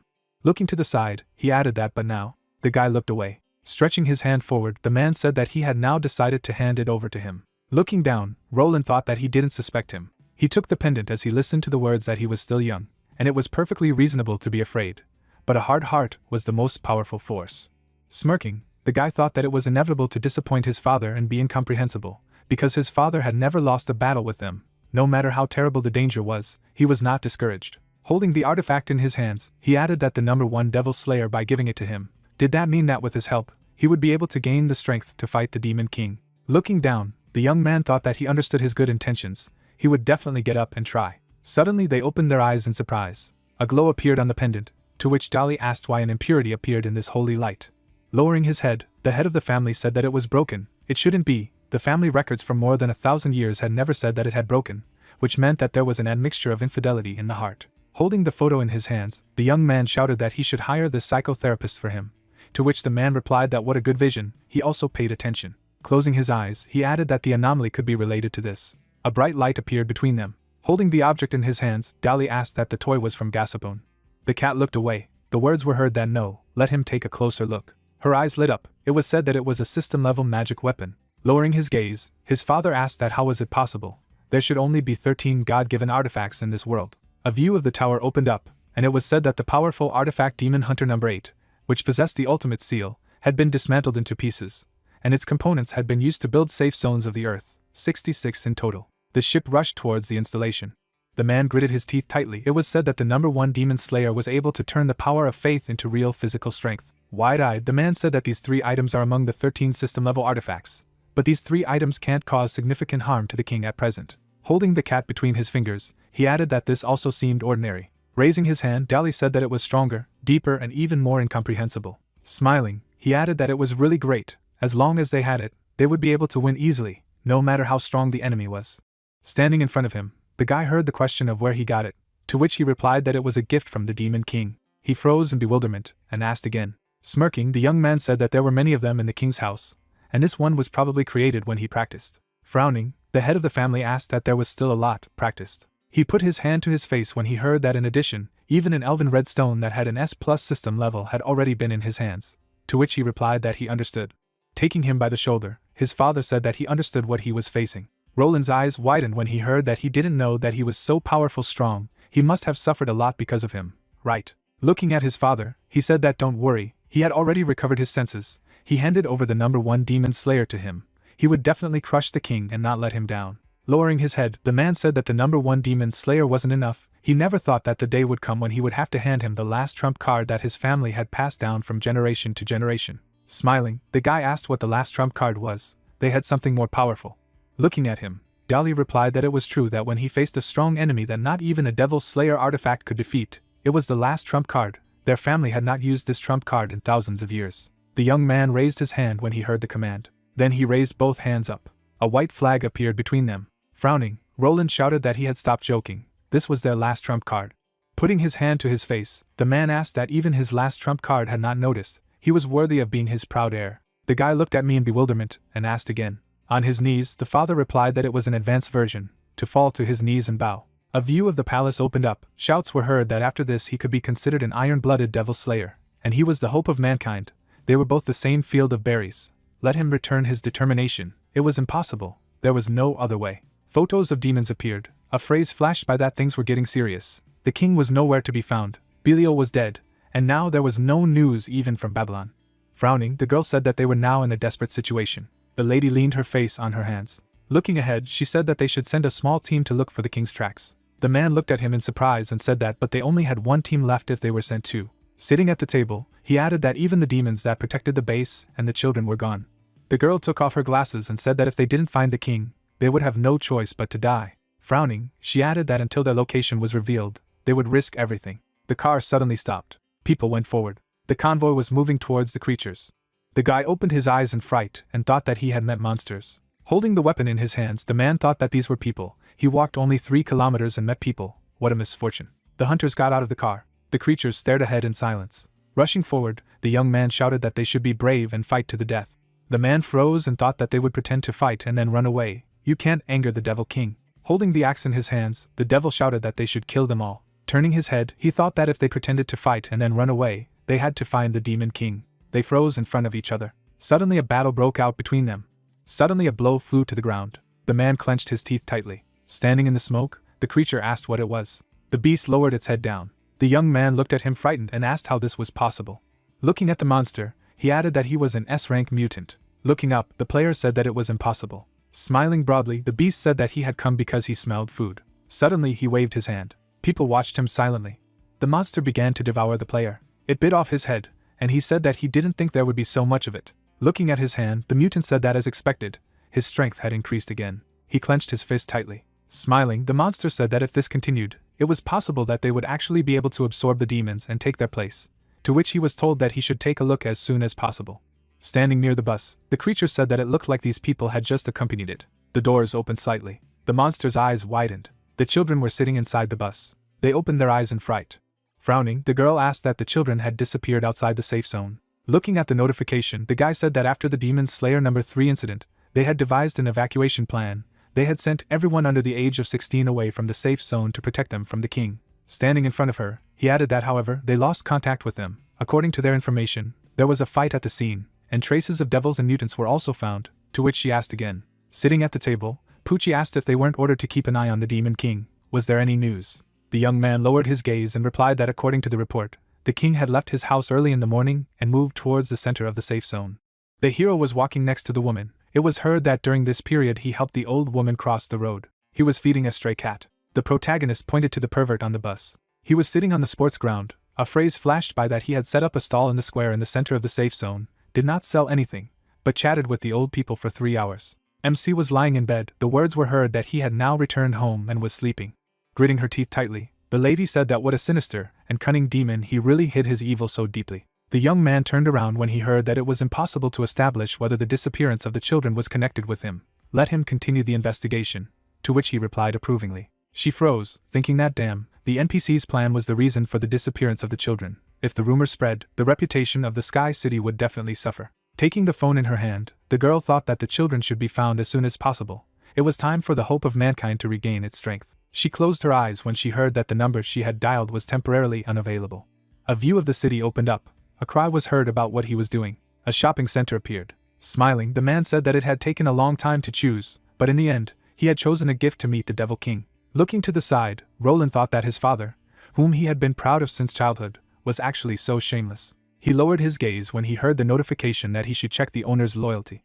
Raising his finger up, the guy shouted that showing kindness to the Demon King was temporary. Their ultimate goal was to defeat him. Let him remember that. To which his father asked that wasn't it obvious? Why say this? And even on the threshold of someone else's house, and so loudly. Closing his eyes, he added that he reminded him once again just in case, to which Dolly replied that then he would ring the doorbell. Then he pressed the bell. The monster looked at them furiously and asked that they were looking for death. Looking up, the young man wondered if it could be.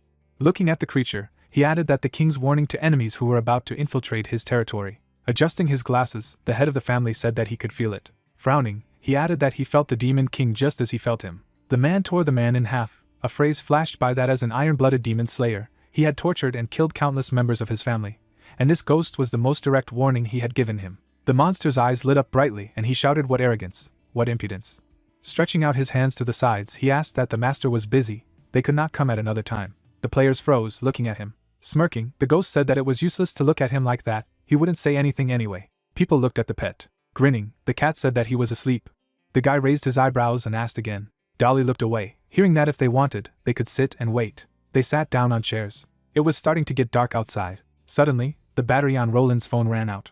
Closing his eyes, he shouted that he should take it seriously if the Demon King came back and saw them sitting on their phones. What would he think? Opening the gate, the hero said that he should forgive. He accidentally fell asleep too soundly. The young man smirked and replied that it was nothing, they had just arrived, and the man added that they had not waited long. The protagonist froze in front of them. Looking at the hunter, he asked who it was, to which the guy replied that it was his father, now holding a position in the Heavenly Council.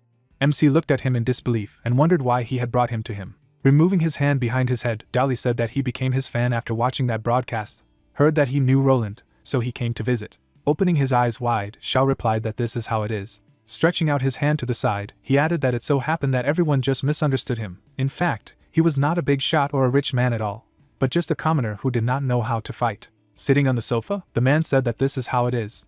Watching them, the guy listened to conversations about how, but he did not expect that the gentleman in person was much more beautiful than in the video. He was too polite. The hero shuddered in surprise when he heard that he would be allowed to give him a massage, to which he asked what was the reason for this. On his knees, the head of the family said that he didn't know, but his shoe-shining skills were also top-notch, to which the protagonist replied that he should let him ask if it was too much. The young man froze in bewilderment. Raising his eyebrows, the MC wondered if these high-level NPCs were chasing the stars like that right now, and then said that he was an ordinary person, their relationship should be more normal. Okay.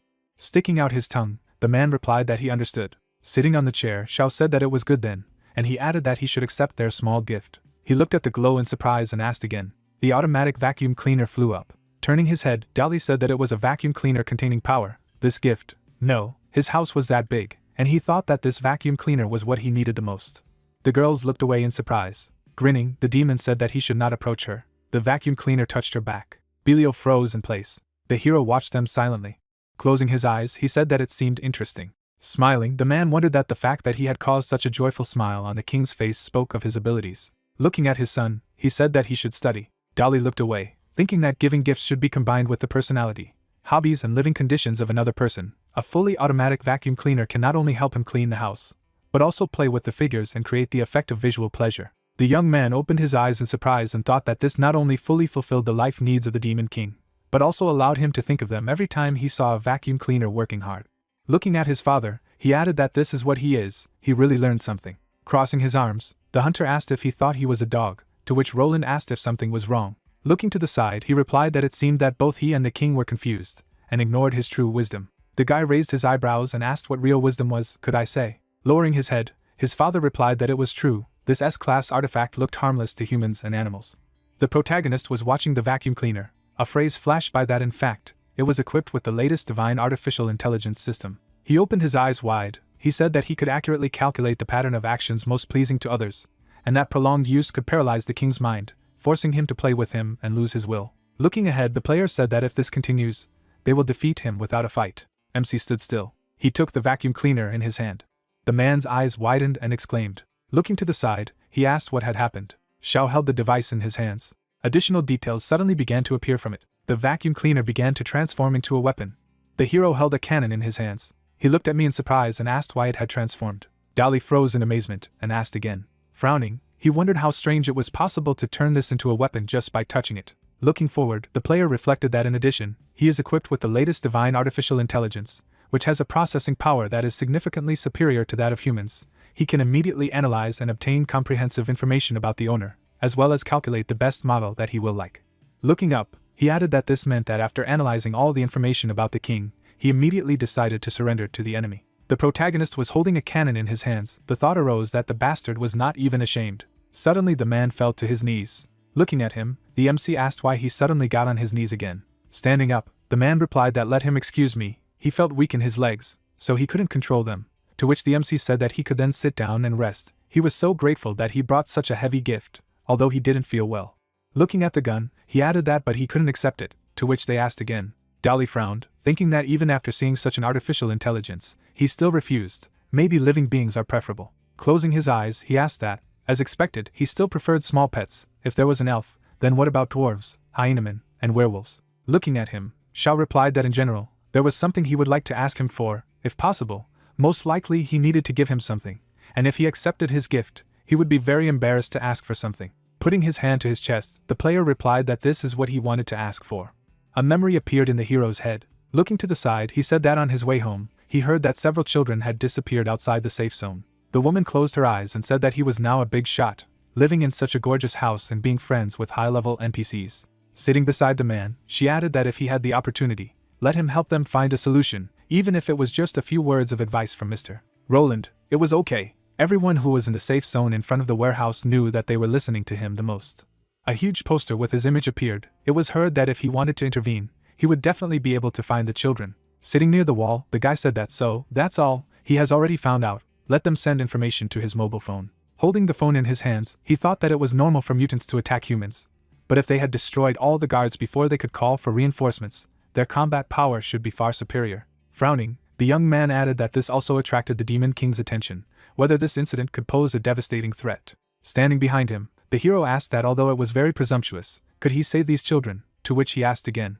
The protagonist's eyes watered and he said that he was very worried about them. People looked at him in bewilderment. Frowning, Roland thought that something was wrong. He had gone mad like the majestic Demon King. He was calling on them to save the children. If the war dragged on, the children would become the basis of the force to fight them. He froze, looking at the hero. MC lowered his gaze, to which the guy thought that he pretended to be harmless to people and animals, but in fact, he had some kind of evil and cunning plan.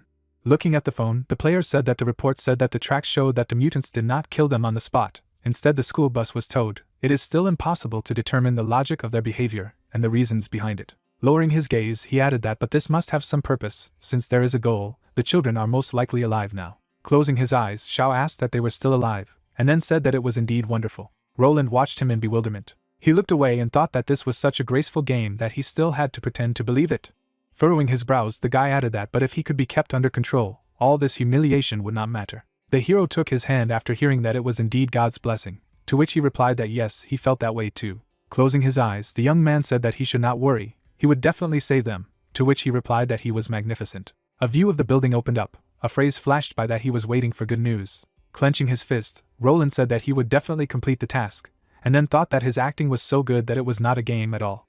Stretching out his hand to the side, he shouted that let the NPCs on the front line take orders, block all level 50 mutants within a radius of 100 kilometers, and monitor their movement for 3 hours. Sitting at the system equipment, the guys listened to instructions to select those groups of mutants that show signs of collective behavior. Frowning, the young man said that let them distribute the task to the players. The priority is carnivorous mutants. The man shuddered when he heard that they should collect evidence about the missing children. Putting his hands on his side, the guy thought that this way he would be able to get the news as soon as he found a clue. Smiling, he added that let him just wait for good news. Looking at him, his father wondered why he was so motivated to complete the Demon King's mission. Holding the weapon in his hands, he added that the king had chosen to cooperate with him, refusing the S-class vacuum cleaner. It seemed that Roland had surpassed him in trying to please, in terms of stabilizing the Demon King. Closing his eyes, the man thought that this was really calming, then he could safely return. Lowering his head, he said that only by stabilizing this pedantic top leadership could he be given time to grow, something that only he could do. Placing the weapon near the wall, the hunter said that from now on he would accompany his son. The device hit the wall. He looked up in fright when he heard the words that the divine power of artificial intelligence was connecting to the Sky City network. The artificial intelligence was running network monitoring of all the people in the Sky City. If any anomaly occurred, it would be reported to the Demon King. With his eyes wide open, Dali said that yes, it had already surrendered to the enemy. He froze in shock and wondered if this was the real reason why the Demon King refused to receive him. The pyramid hung in the air, and words were heard about what a sinister and cunning demon. Standing in front of the people, the hero said that Brother Roland had already intervened. Let them not worry, he would definitely save the children. If he could not do it, perhaps no one in the world could do it. The woman closed her eyes and replied that the Sky City had just released a lot of reward quests urging everyone to hunt mutants and find the whereabouts of children. The rewards were very generous. Smiling, the protagonist said that it was really great, now they could rest in peace. Residents smiled as they talked about how while they didn't quite understand what that meant, they said that successful completion would also boost their reputation, and all engagement costs would be reduced by 5% in the future. MC raised his eyebrows and said that in the future, store purchases, transaction fees, and manufacturing skills training could be reduced by 5%, rounding up, that is $1 million. Then he looked down. Standing in front of the people, Xiao asked that hunting mutants is a bit dangerous. That's right. Besides, these tasks were released after he asked his brother for help. It would be a little embarrassing if it became known that he was also involved. He put his hand behind his head when he heard that he was also interested, to which the hero replied that he had better forget about it. The words on the sign appeared. The protagonist held it in his hands. Residents passed by it. He stood silently in place. Turning his head, the MC heard that this wasn't a big internet celebrity. The young man smiled as he looked at him. The protagonist scratches his head, holding a bag of scrolls on his shoulder, and the guy says that he used to see him on live television and thought he was a big shot, and asks how he got to the point where now no one agrees to even help, and he replies that it's a long story. The young man tosses 2 coins in his hand. The chubby player is huddled against the wall in fear and says that all the rewards are here and they can be collected, and begs to be released, and promises to deliver them on time tomorrow. And the guy in the green hoodie says that if he doesn't want them to post his pictures on the World Channel, then let him do what he is told. The pleased young man clenches his fist and exclaims that the new missions are a gold mine, and that their commander has collected so many low-level ones that they can enjoy success and earn a tidy sum. And the girl agrees that collecting so many naked low-level photos that their commander is really great. The lady shifts her gaze to her companion and says that it seems to be time for a good celebration. The prefect puts his hand on the protagonist's shoulder and says that it turns out that everything was a coincidence, which means that he is not a big celebrity, and Xiao replies that he still only has LV.1 level, and that unlike that, he has always been great at everything he does. The girl straightens her hair and asks what the commander has found a low-level one, and what's such an exemplary worker, and the guy clarifies that he isn't from their course, and that he rents an apartment off campus and doesn't go to classes, and the girl adds that she doesn't really remember him. A young man with blue hair benevolently flips coins up and says that he sees how pathetic the player is, and that he will help him. The protagonist looks at the coin in surprise. He has received 3 silver coins. He shifts his gaze to the headman.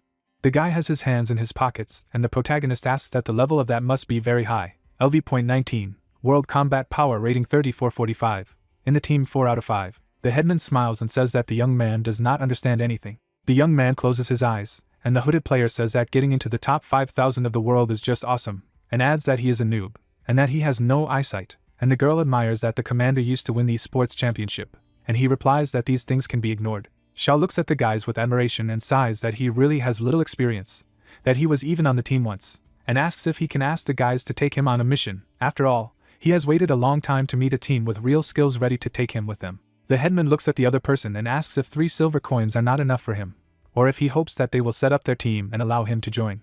The saddened protagonist lowers his head and says that he can pay, but the interlocutor does not believe and asks how much you can get from the first level. He straightened his shoulders, and the information sign says that the interlocutor is requesting a deal with the headman for the transfer of 2 gold coins. The headman looks at the information he received in amazement, and thinks that he has accumulated 2 gold coins in all this time. He looks up and asks in bewilderment, and exclaims why this newcomer has as much money as him, one of the top 5,000 in the world. Xiao looks at the guy confidently and says that the full payment of 5 gold coins after the mission ends, he will give 3 more, and asks what suits the player. The protagonist raises his finger and declares, because given the rating of the team, it seems to him that if it is expensive, then it is a suitable option, and added that in the end, he paid only 10 gold coins to the number 1 team in the world. The embittered guy looks up and thinks that for some reason it seems to him that the player is condescending to him, and that some outcast of the course, after one live broadcast, already dares to show off in front of him. The young man closed his eyes and giggled. The elder glared to the side and decided that he hadn't planned to take any action against Xiao, but now he had changed his mind, and was thinking that he would lure the guy out of the safe zone, teach him a lesson, and then take a nude photo of him, turn him into his subordinate, take all the possessions, and see if he dared to show off in front of him after all this. The main character looks at the young man with disbelief, and he says that since they are classmates, it is not worth talking about money. The headman shifts his insinuating glance to the interlocutor, and asks if it is not natural for them to help each other. In the square, among the ruins, there are players, and a guy in a hoodie turns into a young man not to run, because he can be eaten by mutants, and he will not be able to save him in time. This is a place where players of all levels can hunt monsters. The young man, sitting on the ground, looks at the speaker and asks him not to frighten him by saying such things, and asks if he will protect him, and reminds him that he still has to pay everything. The guy with a weapon in his hand stands in a fighting stance, and says that he does not care at all about the protagonist's final payment. Xiao quickly examines the information in the scrolls and says that the part has already been completed, and it is worth continuing at the same pace. He closes his eyes in satisfaction and wonders how much more he needs to do to get the reputation reward, and realizes that it seems like enough. The information says that after completing the task, he receives the title of Friend of the Sky City. The full moon illuminates the night sky. A young man stands in front of the seated protagonist and suggests that if all the tasks are completed, then he can return to the city, and he replies that it is already dark, and that the tasks he took are really too difficult. The players leave the city ruins, and the hoodie player says that before you always had to dig and search a lot, and that the tasks were also difficult, and asks how it happened that this time everything changed so suddenly, and the girl replied that she did not know, and that they would ask about it when they returned. The elder shifts his gaze to the young man and thinks that it has darkened just in time, and that he will now take Xiao to a place where there is no one.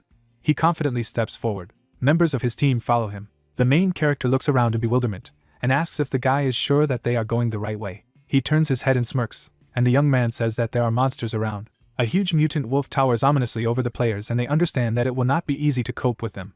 The player turns their head and angrily shouts for everyone to run. He is thrown back by the power that escaped from the elder's hand. The protagonist falls backwards in disbelief. The young man and the girl run forward, and Xiao does not believe that they will really betray him and run away on their own. A ferocious monster opens a huge mouth, and the main character understands that this is bad and everything is over. The protagonist lands on the floor in the cell. There is a lock on the door. He gets on his knees and screams happily, looking through the bars, that he is still alive, and that this is great. Tears of joy appear in the eyes of the main character, and he decides that next time it is better to ask the top 10 to take him with him, and that he will no longer save. Tears flow down the little girl's face. The young man shifts his gaze to the side and listens to the fact that it is crying. Small children are standing in front of him. They look at the young man in fright. The main character looks around and sees that these are missing children, as well as missing players and defenders, and realizes that they also could not escape. The players who framed the protagonist are sitting in the next cell. The guy shifts his thoughtful gaze ahead and thinks that not only the children, but all the missing people survived, that Brother Roland said about this, and wonders what the mutants want to do. The young man looks at the crying children, and one of them says that they are afraid that it stinks so much here and they want to go home. A cooked bird appears. Children look at the food with delight. Xiao closed his eyes. The girl looks at him and says that her mother told her that there is too much protein in the bird. He holds his sword in his hand, and the baby says that it does not glow, and that it is not cool at all. He hands the children a toy, and the toy asks that he is not an otaku. The astonished young man looks ahead and thinks that it is so difficult to comfort the children at this time. The girl rounds her eyes and asks the guy what is in front of them. He shifts his gaze to the glowing box and says that it is a sea-level production skill obtained during the previous task, a potion of primary purification. After use, it can purify low-level negative states. The girl holds a green bottle in her hand and thinks that it glows beautifully, and asks if it is possible to clear such bad emotions as fear, anxiety, and unhappiness. The main character looks at her confidently, and replies that he hopes so. He raises his finger and asks the girl not to be afraid of anything, and she asks that the guy himself just looked like he was scared to death, and why you shouldn't be afraid of anything. The mutant watches the prisoners in the cell, and they continue the conversation, and the young man replies that because someone will definitely come to save them. The girl clarifies whether this is true, and he assures her that everything is so. The beast shifts his gaze to the speakers, and they continue to talk, and Xiao declares that by then all the monsters will be killed and there will be nothing to fear, and the interlocutor says that this is encouraging. The children look at each other and the boy asks why these monsters are so strong, and who will come to kill them, and save the prisoners. The main character looks thoughtfully ahead. He opens his mouth and asks if the children have ever heard of humanity's hope. The creature spreads its wings to the sides.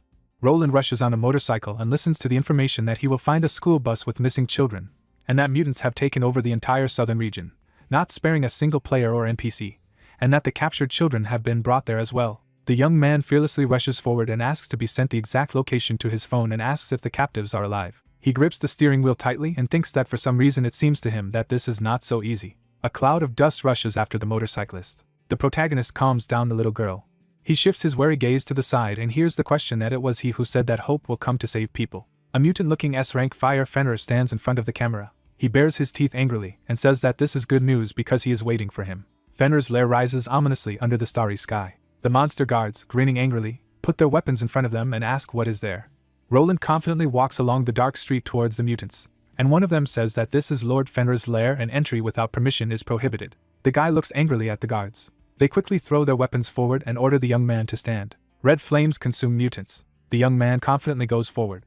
Fenrir raised his head in fury and exclaimed what had happened, and that it was an earthquake. The mutant quickly approaches the master and says that it is Roland coming. The wolf bares his teeth and says that after such a long wait, he has finally come. He shifts his burning gaze to the side and declares that as soon as he meets the enemy, he will be able to, and he does not have time to finish. Mutants scatter from a powerful explosion to the sides. Stones are flying everywhere. Fenrir looks around in bewilderment among the ruins. The young man turns an angry look at the opponent and demands that the children be given to him. The mutant rounded his eyes in horror and wondered why he was so scared, and that he was mentally ready for the meeting, but still confused. He bares his teeth furiously and says that the guy is worthy of the title of the hope of mankind, that his momentum and speed are amazing. The young man turns his demanding gaze to the opponent and says that enough nonsense, and asks where the people are. The sinister Fenrir points his paw at the shattered bars of the cells and tells him not to worry, that all the prisoners are safe. The protagonist looks at the savior in surprise. He lowers his head in bewilderment and doubts that he really made a mistake. Confused, Roland shifts his gaze in front of him and wonders why the Demon King is also there. Zhao's eyes widened in delight and exclaimed that Brother Roland had come, and that Brother Roland had been waiting for him, and thought that he had asked him to save the children, and he was saving him. The formidable Fenrir stands ready for battle, and says that he has long awaited the hope of mankind. The guy rolls his eyes indignantly, and is surprised that the mutant was waiting for him. He stands in front of a dumbfounded young man and thinks that he has come here to spy on him because he does not trust him, and that he wanted to see his defeat and see if he would show up. The guy shifts his angry gaze to the side, putting his hand on the hilt of his sword, and decides that if so, then he will try even better so that the guy can see everything for himself. He prepared to attack the enemy, surrounding himself with mana. Roland violently attacks the mutant, and demands that he give him all the prisoners. The children run to Fenrir in a panic and shout that they are scared, and that he should not give them up, and the monster asks, grinning, the enemy which of them is the villain. A young man with eyes glowing with rage rushes forward. He swiftly plunges his sword into his opponent. The bloody Demon King falls backwards. Stones are scattered to the sides from a powerful explosion. The girl turns her head and says with admiration that this is a strong sword aura, and that this is indeed the hope of Roland's humanity. The young man attacks the monster furiously again. The wolf lands on its paws in front of the enemy. He angrily opens his mouth and growls that he actually grabbed these people with no intention of harming them. The guy is holding a sword. Zhao looked away and asked in his mind if his goal wasn't to kill Brother Roland. A shadow fell on the young man's face, and he asked what was the point. The mutant turned around and told him to look at his level, and the system notified that Fenrir was a rank 5 mutated species and had a level of 101. Roland looked menacingly ahead and asked if the level was 101. Wolf smiled and explained that he had awakened a super strong ability to grow, and added that by eating one sentient being, he could gain a level of gluttony, and then clarified that by spending one such level, he could raise the level. Wolf took a fighting stance and said with admiration that in just 2 days he had risen to level 101, although there were 15 more levels that were estimated to be unnecessary, and then asked the other person that aside from the other owners of the divine artifacts, he was invincible. The monster bared his teeth and clarified what the interlocutor would say if Fenrir, being invincible, wanted to make an alliance with humans. The monster's eyes glowed red, and he mentally reported that his goal was not to be an enemy of humans, but to find opportunities to exist so that more mutants could survive in this world. The young man held the sword, and the mutant continued to muse that he had only told his interlocutor about his abilities in order to gain an advantage in the negotiations, and clarified that Ronald would inevitably be shocked to learn of his strength. The mutant raised his eyebrows questioningly. Zhao moved his torso forward in bewilderment, and the young man mentally asked why he wasn't surprised, but looked at the man. Fenrir hit his teeth and said to himself that he was still angry at what he had done to humans, and his hostility towards him must be eliminated. The mutant raised his hand to his chest and stated that he could apologize for this, and explained that he had captured them only to create conditions for negotiations and rather, he had saved them all. The wind blew the young man's cloak, and he asked the wolf if he had saved them, and what it meant, and the interlocutor replied that when he met them, they were attacked by demons, and then furiously asserted that it was he who killed all the demons and saved these people. Fenrir pointed his finger at himself. The starry sky illuminates the interlocutors. The boy held onto the wall and thought that this wolf was seeking death. His hair covered the young man's forehead, and he said with understanding that this was how it turned out.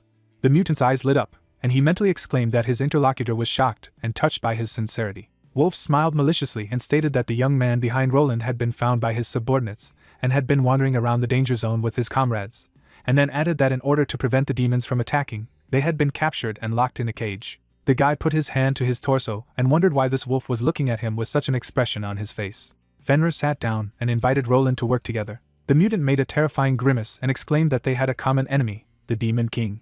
Zhao's silhouette burned with purple flames. The guy quickly raised his sword and stated that his interlocutor was talking nonsense, and he couldn't let him continue talking. The young man turned around, and the protagonist asked if it was true, because he thought that the wolf spoke quite confidently. Drops of sweat appeared on the fighter's face. A blue glow illuminates the roof.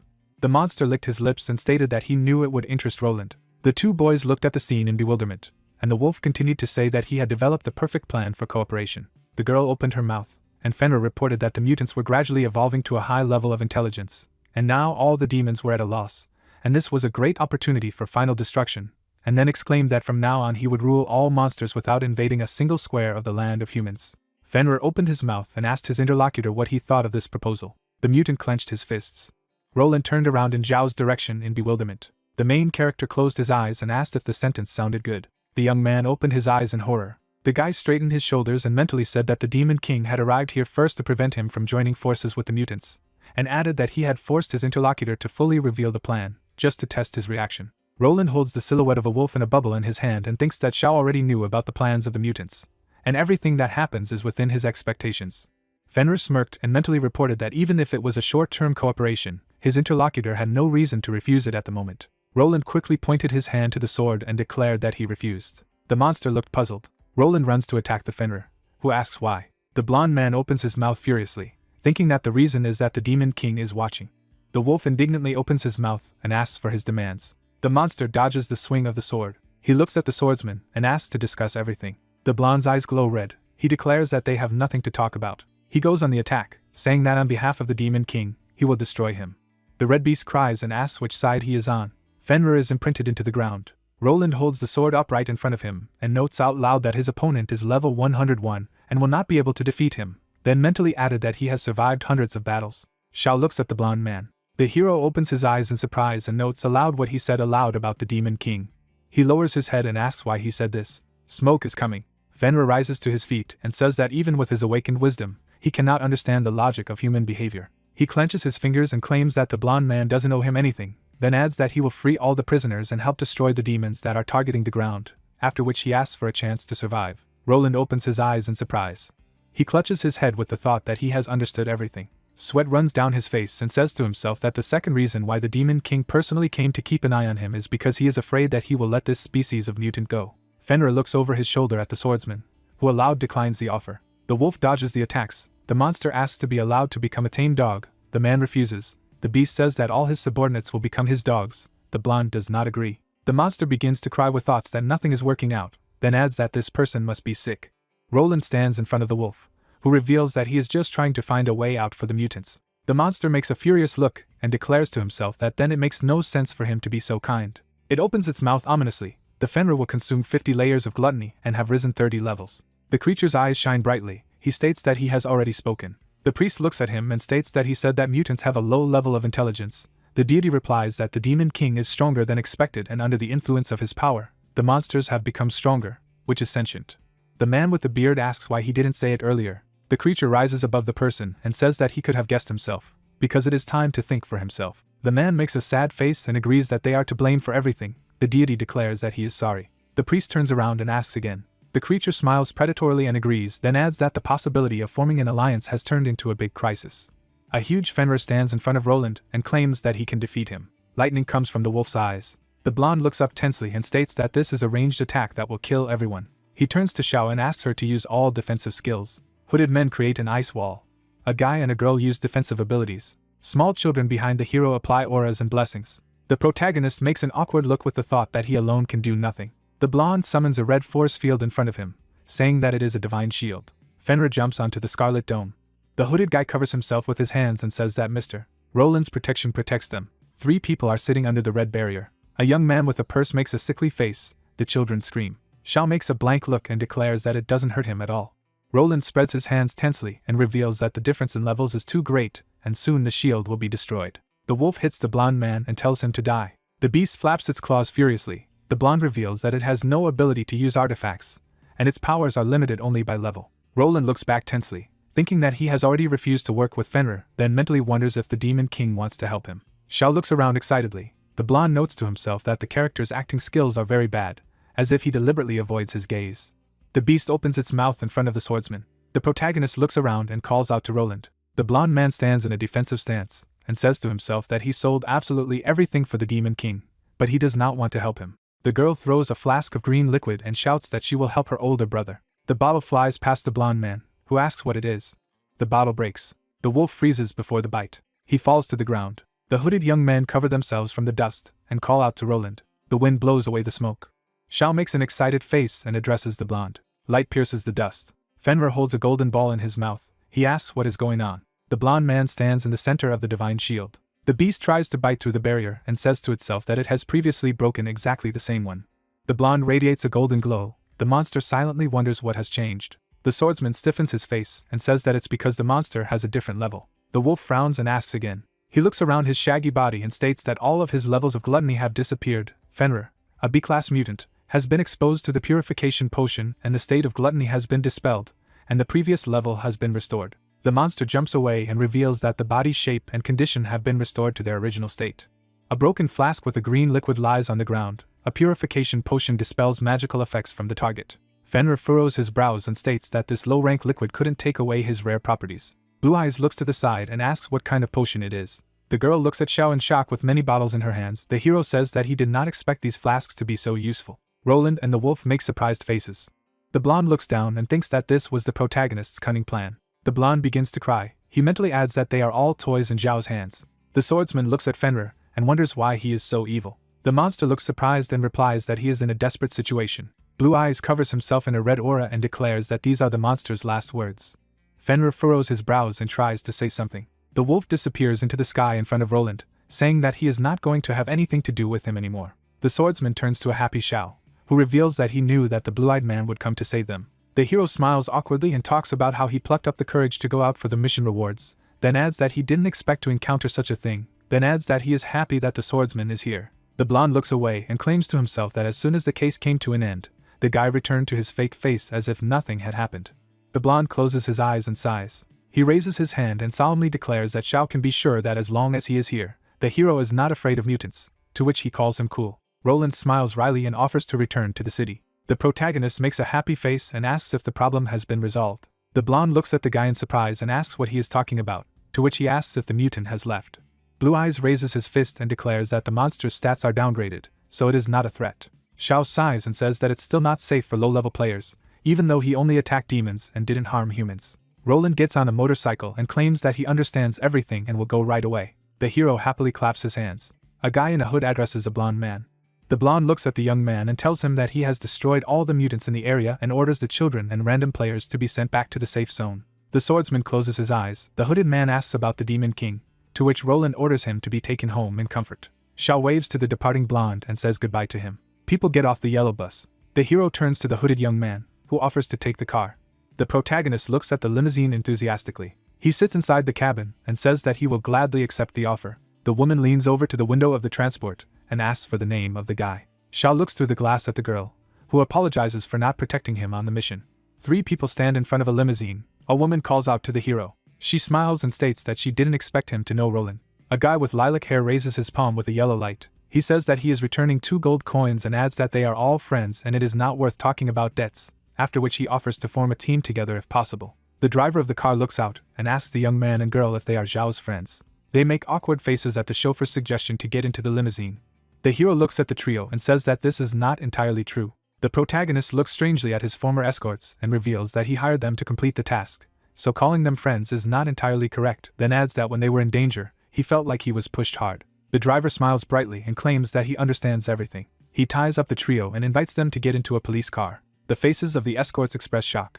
A huge white building is shown. A man with papers in his hands looks straight and says that his interlocutor said that he made a mistake. The trio are behind bars. A man in formal clothes wondering if this is extortion. He looks down at the documents. The man holds sheets of paper that say the detainees pushed MS.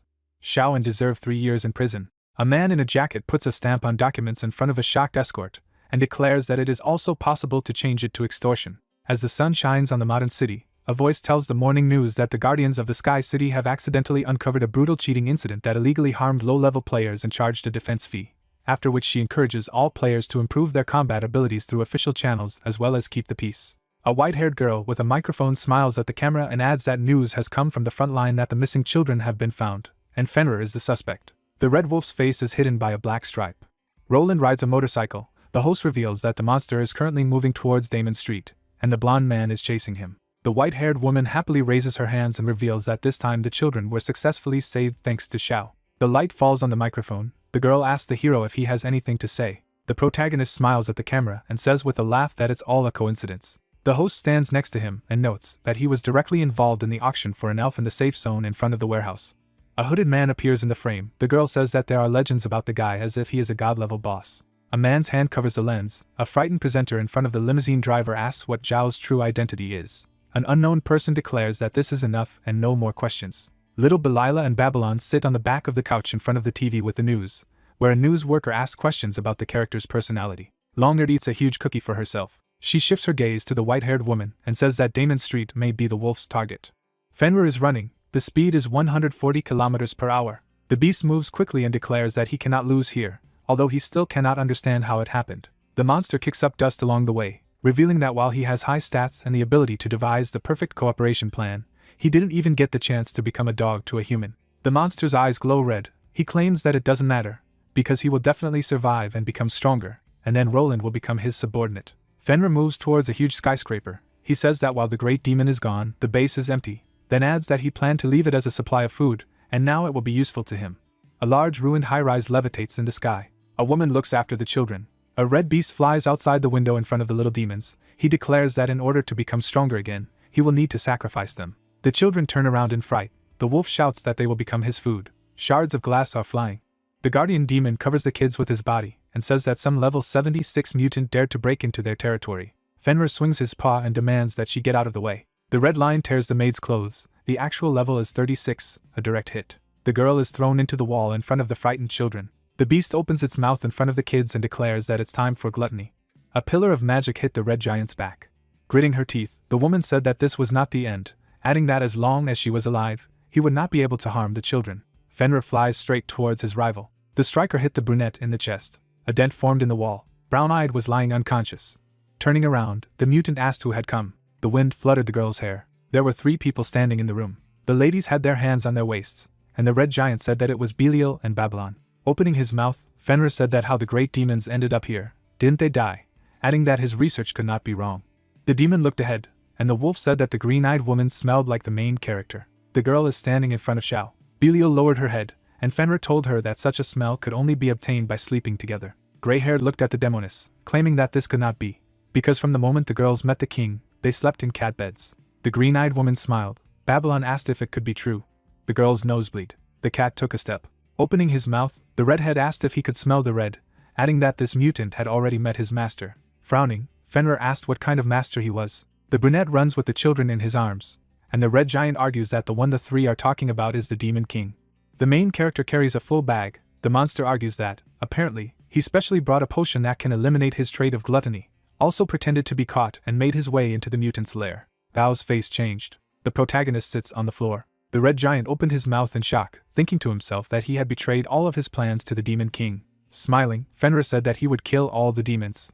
Raising his paw, the beast said that he needed to feed on demons. Standing in an attacking pose, the mutant said that he and the boyfriend would only eat demons. Roland runs forward, and the giant reasons that it is now clear why the blonde shouted on behalf of the demon king, adding that he is the only one who did not know anything. A tear flowed from the monster's face. The redhead came closer.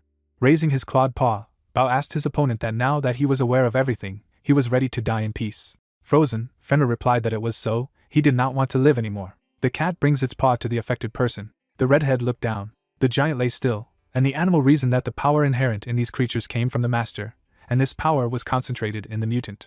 Taking a closer look, the green-eyed man wondered that maybe the main character did not kill the monster for some purpose, and added that if it was, then he would give Red a chance. The wolf frowned. The cat jumped to the floor. The red-eyed man looked ahead, and the red-haired man explained that he would go with them to the master to answer for his actions. Bao, approaching the girls, said that he saw the plans of the giant and could not calm down. Babylon thanked the cat for accompanying them. Turning around, the redhead said that if the king accused the crew of arbitrariness, it would be on Fenrir's conscience. The trio moved into the hole at the command of the main that it was time to return. Bao looked down. Someone was peeking out from behind the stone. With a change in his face, the blonde thought that he had accidentally discovered a demon camp. The lord was frightened. It was said that his name was Roland. Originally he was the hope of mankind, but now he is in despair all year round. He received an order to pursue the kidnapper Fenrir, but by mistake ended up in the den of demons. The man looked at the cat and the 2 girls, and after he was discovered, he found himself alone surrounded by 3 powerful demons. Belial and the girl stood beside him, apologizing that he could only kill him to silence him. Roland looked down, reasoning that his strength was the highest among men, and in a one-on-one duel, either Belial nor Babylon could stand against him. But at the moment, he had no chance of winning. The cat jumped up, spreading his paws to the sides. The man said goodbye to the little hope. The lord gritted his teeth, saying that this was the only way. The man raised his hands in the air, activating the Lee family's last trump skill, shouting that it was the demon king who had asked him to come. The cat's eyes shone with magic. Energy rings formed around them. Bao narrowed his eyes, asking again about what he had said. The city was in ruins. Roland jumped to his feet in front of the girls. He put his hands in his pockets, saying that it seemed that they, the minions, weren't that smart. None of them knew anything about the demon king's plan. The queen was angry, asking that he knew his master's plan better than they did. The second shouted that it was arrogant. The cat looked up, asking to be allowed to speak. The lord looked at them sternly, replying that he had given him a task first, saying that he had to rescue the children who had been taken prisoner. The main character joined his index fingers, talking about how the children are so weak and helpless. It is better for them to stay in the safe zone. He is very worried. He can go and return them. The man closed his eyes, continuing that when he arrived, he found him already waiting at the scene. Later the mutant escaped here, but met them. Babylon clenched her fist, objecting to what he was talking about. If the master wanted to kill him, he would do it instantly. Did he think that the Demon King was so bored? Belial lowered her head, confirming that the Lord had said it was true. The queen smirked as she said that with her foresight ability, and being close to the Demon King, she had known about this plan for a long time. Bao looked up, saying that now that everyone knows, he doesn't need to pretend anymore. This is really the master's plan. The girl was shocked. Babylon looked at them, wondering that she was the only one who didn't know. Roland lowered his head and said that, as expected, if you both confirmed it, then there were no mistakes. He looked up, adding that the Demon King had long known about the possible danger to his subjects, although he seemed indifferent. In fact, he thought of every action and hid his true intentions behind the mutants. Whether it was saving human children or killing mutants, this was not his real goal. He was just using saving children as a cover. The characters looked up sharply when talking about moving the little demons to the safe zone. The cat smiled, saying that he thought he was right. The child stood on the edge, asking who they were talking to. The guys crowded around the window, discussing that it looked like this man was the same Roland. The Lord looked up at the building. The monster clenched his fists, exclaiming that he needed to be killed to ease the Demon King's worries. The man, after a high jump, found himself next to the little demons. He smiled, inviting them to come with him. The children sat on the floor, not understanding what was happening. The sun shone on the building as it was said that Roland would take them to the Demon King. Red windows appeared, indicating that his application was not considered. The application was rejected by the system. The young man turned at the sound, wondering if someone had arrived. The hero met the guys outside the gate. Xiao smiled, wondering if the cat had got a pet. The guy looked at the Lord, who spread his arms to the sides, asked that he should take care of these. The main character was indignant, wondering if they asked him who decided this and why. The guy pointed his finger at Bao, wondering what he was thinking about. A small pet gets a pet, some kind of nesting doll. Is it logical? A red dog was shown when a young man asked the question that he must be very gluttonous, wasn't he? The cat lowered his ears, thinking that it had been refused, and said that it was good if it was so. He released his claws, thinking that only death remained. Xiao spread his hands to the sides, addressing Bao that he could not even feed himself, but wanted to get a pet. Did he think about who would pay for his food? The young man opened his eyes wide, thinking that if he said so, then so would his food expenses. The girls sat on their knees when he knew they would pay for it. The guy put his hands on the belt, saying that in fact, he loves it very much. If he really wants to get a pet, he will just take it to the backyard and tie it up. The cat sat comfortably on the dog's head, reasoning that it turned out that this was what the owner wanted. He pretended to refuse in order to scare him. The dog turned to look at the protagonist, thinking about the Demon King forgiving him. He sat in the cage, reasoning that from now on he would be the king's dog. He was standing in a cage in the corner of the room, summoning the Demon King. Roland spread his arms to the sides, asking to take care of these children. The hero wondered why he was talking about it so naturally. The Lord sternly turned his attention above. The man lowered his head, reasoning that this was indeed what he had planned. When the Lord said this, he looked at him differently. The young man looked ahead. It was said that his gaze had changed. Roland stepped closer to the hero, saying that he had tracked down Fenrir and found this group of children, who had also been victims of almost dying at his claws. He winked, saying that the past and personalities were completely unverifiable, so there would be no problem. Xiao lowered his gaze, pondering what it meant. The man, as an official representative, asks him to contribute to the social construction. He has indeed helped him many times, and it will be a little embarrassing to refuse. The guy closed his eyes, holding out the thing, replied that it would be a little difficult to settle with him, wouldn't it? It's better like this. He has some initial equipment. He will distribute it among everyone so that they can warm up. The conversation was about slow-selling goods. A plot of land in the city was shown above, when a young man said that he would sponsor an orphanage, talked about the fact that he was given a plot of land, but he never used it. Roland was surprised to ask about the orphanage. The hero replied that he really could not give more. It was said about mental pain to the point of coughing up blood, HP -100. The child took hold of his trouser leg, calling for the king. The children opened their eyes wide, looking up, wondering that they were now orphans, those who had no one to rely on. Xiao was surprised, realizing that everything was so sad. He looked down, reasoning that it might work. The hero smiled, answering that if he, Brother Roland, really needed his help, he had an idea. Xiao held up a thumbs up, wondering why not create a guild and accept everyone, so they would be closely bonded, take care of each other, and help each other. The children in headphones stared at the guy, who said that if there was an organization, they were no longer helpless. The main character closed his eyes, smiling, understood that if he had to pay, then at least it should be a win-win situation. The guy clicked on the notification window, thinking about how the conditions for creating a guild are extremely harsh. Not only will they have to pay a very high fee, there are also requirements for combat power and the number of people. But after creating a guild, the maximum interaction fees can be reduced by 15% when you consider his reputation and an additional 5% discount, resulting in a 20% discount. Xiao smiled as he held a roll of paper in his hand. He was sitting at the computer chair when he realized that he could also use the guild to participate in more activities and earn more money, and thus it would be profitable. The guy smiled as he showed what he had written, said that it was a coincidence, but he already had an application form to create a guild. Roland carefully looked at the system window, thinking that the feigned refusal was in order to create a guild. But if that's the only thing, then, in principle, it doesn't really matter. The Lord bowed his head down when it was said that he had approved, and the guild was successfully formed, pondering the name of that guild. A bright light lit up above the children as they talked about congratulating Xiao on the founding of the Overworld Guild. The characters looked in one direction with interest. The girl opened her mouth, wondering if the whole world meant that people from all over the world could come together and rely on each other, realizing that it was so warm. The girl closed her eyes, thinking that the meaning of the whole world is that the master wants to create a whole new world in which all races can live in peace, and this is indeed a grand plan. Belial narrowed her eyes, calling them a bunch of fools, and understood what that meant. The hero laughed when the meaning of overworld was explained, meaning above world. Roland was horrified, tears in his eyes, wondering what he had just done. The city was shown when it was said that a new guild overworld had been created. Qin looked to the side, asking that the Demon King had founded a guild. Xiao was sitting on the couch, looking at the system window, when a notification came that Qin was applying to join his guild, and also, Lu Xiao had applied to join the guild. The main character was surprised, looking in front of him. The characters appeared in the same world when it was reported that they had joined the guild overworld. The rogue was stunned, wondering. He looked in front of him, receiving messages that he had become the deputy head of the 35th, 36th level, and had obtained the title of Demon King's Claws. Obara turned, addressing Qin. He looked down, did not answer, froze. Warriors appeared behind. The fighter looked ahead, wondering what was happening to them.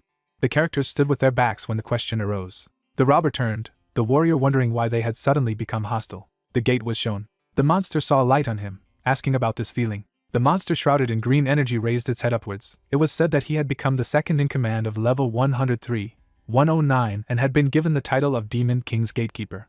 The monster looked down, revealing that he was originally only a ghost, but the Demon King had suddenly given him a physical body. A location was marked on the globe. The guy clicked on the message window, saying that a red dot suddenly appeared on the map. This is a dungeon. The second clarified that the Demon King's mansion in the safe zone had completely turned into a dungeon. The girl silently watched the work of the guys, who came to the conclusion that the risk was too great to calculate. The lady looked forward, listening to the speed of leveling up the players did not increase, and the strength of the Demon King was growing rapidly. She lowered her head, realizing that humanity had never faced such a terrifying enemy. The girl grabbed the cross, calling on God. The entity sat silently as the request for God to protect was made. The creature was smiling, saying that they should not worry, because the worst outcome would be if she came in person. The possessions of the protagonist were shown. Roland was standing at the gate, bent down.